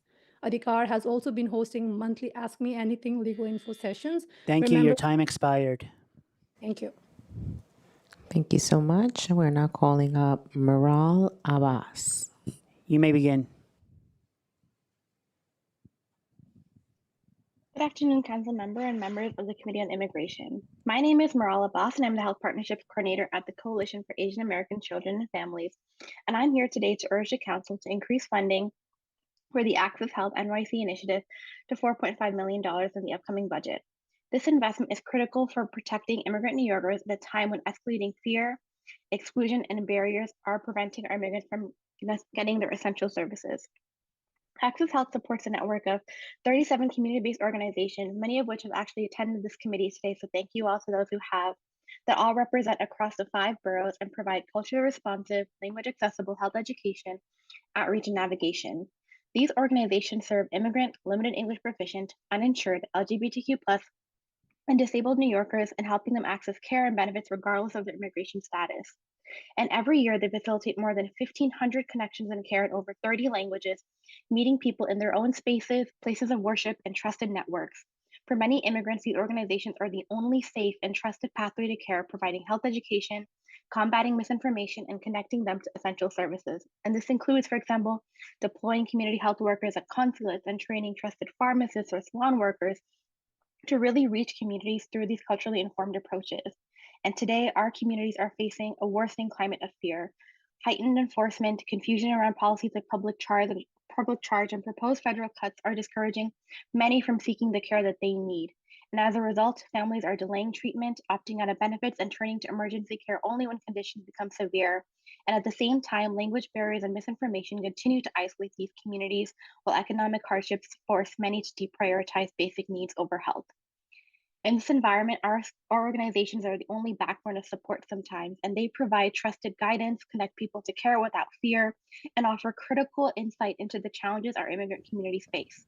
At a time when our New Yorkers are being pushed further into the shadows, this city must invest in trusted infrastructure that keeps them connected to care. Thank you. Your time expired. Thank you.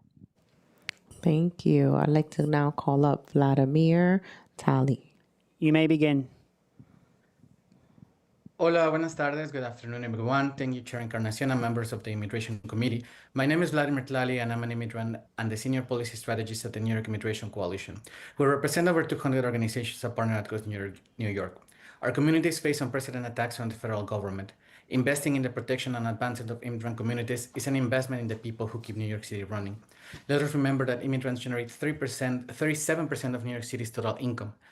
As our communities witness mass agents in unmarked vehicles detaining, kidnapping, and disappearing our neighbors and families without due process, we urge the City Council to invest $269 million to protect New Yorkers from federal overreach. This includes $189 million for immigration legal services, $65 million for a family support fund, and $50 million for restorative justice programs. The affordability crisis and shifting eligibility rules for childcare and workforce development programs keep our communities in financial distress. We request $119 million for economic justice, including $50 million for adult literacy, $54 million for childcare for all children, and $15 million to protect immigrant workers for federal overreach. To advance the fair political representation and participation of our communities, we need $111 million for civic inclusion, including $60 million for a census campaign to ensure every New Yorker is counted, $5.8 million to support language access, $3 million for multilingual emergency services, $20 million for naturalization programs, and $22 million for voting education.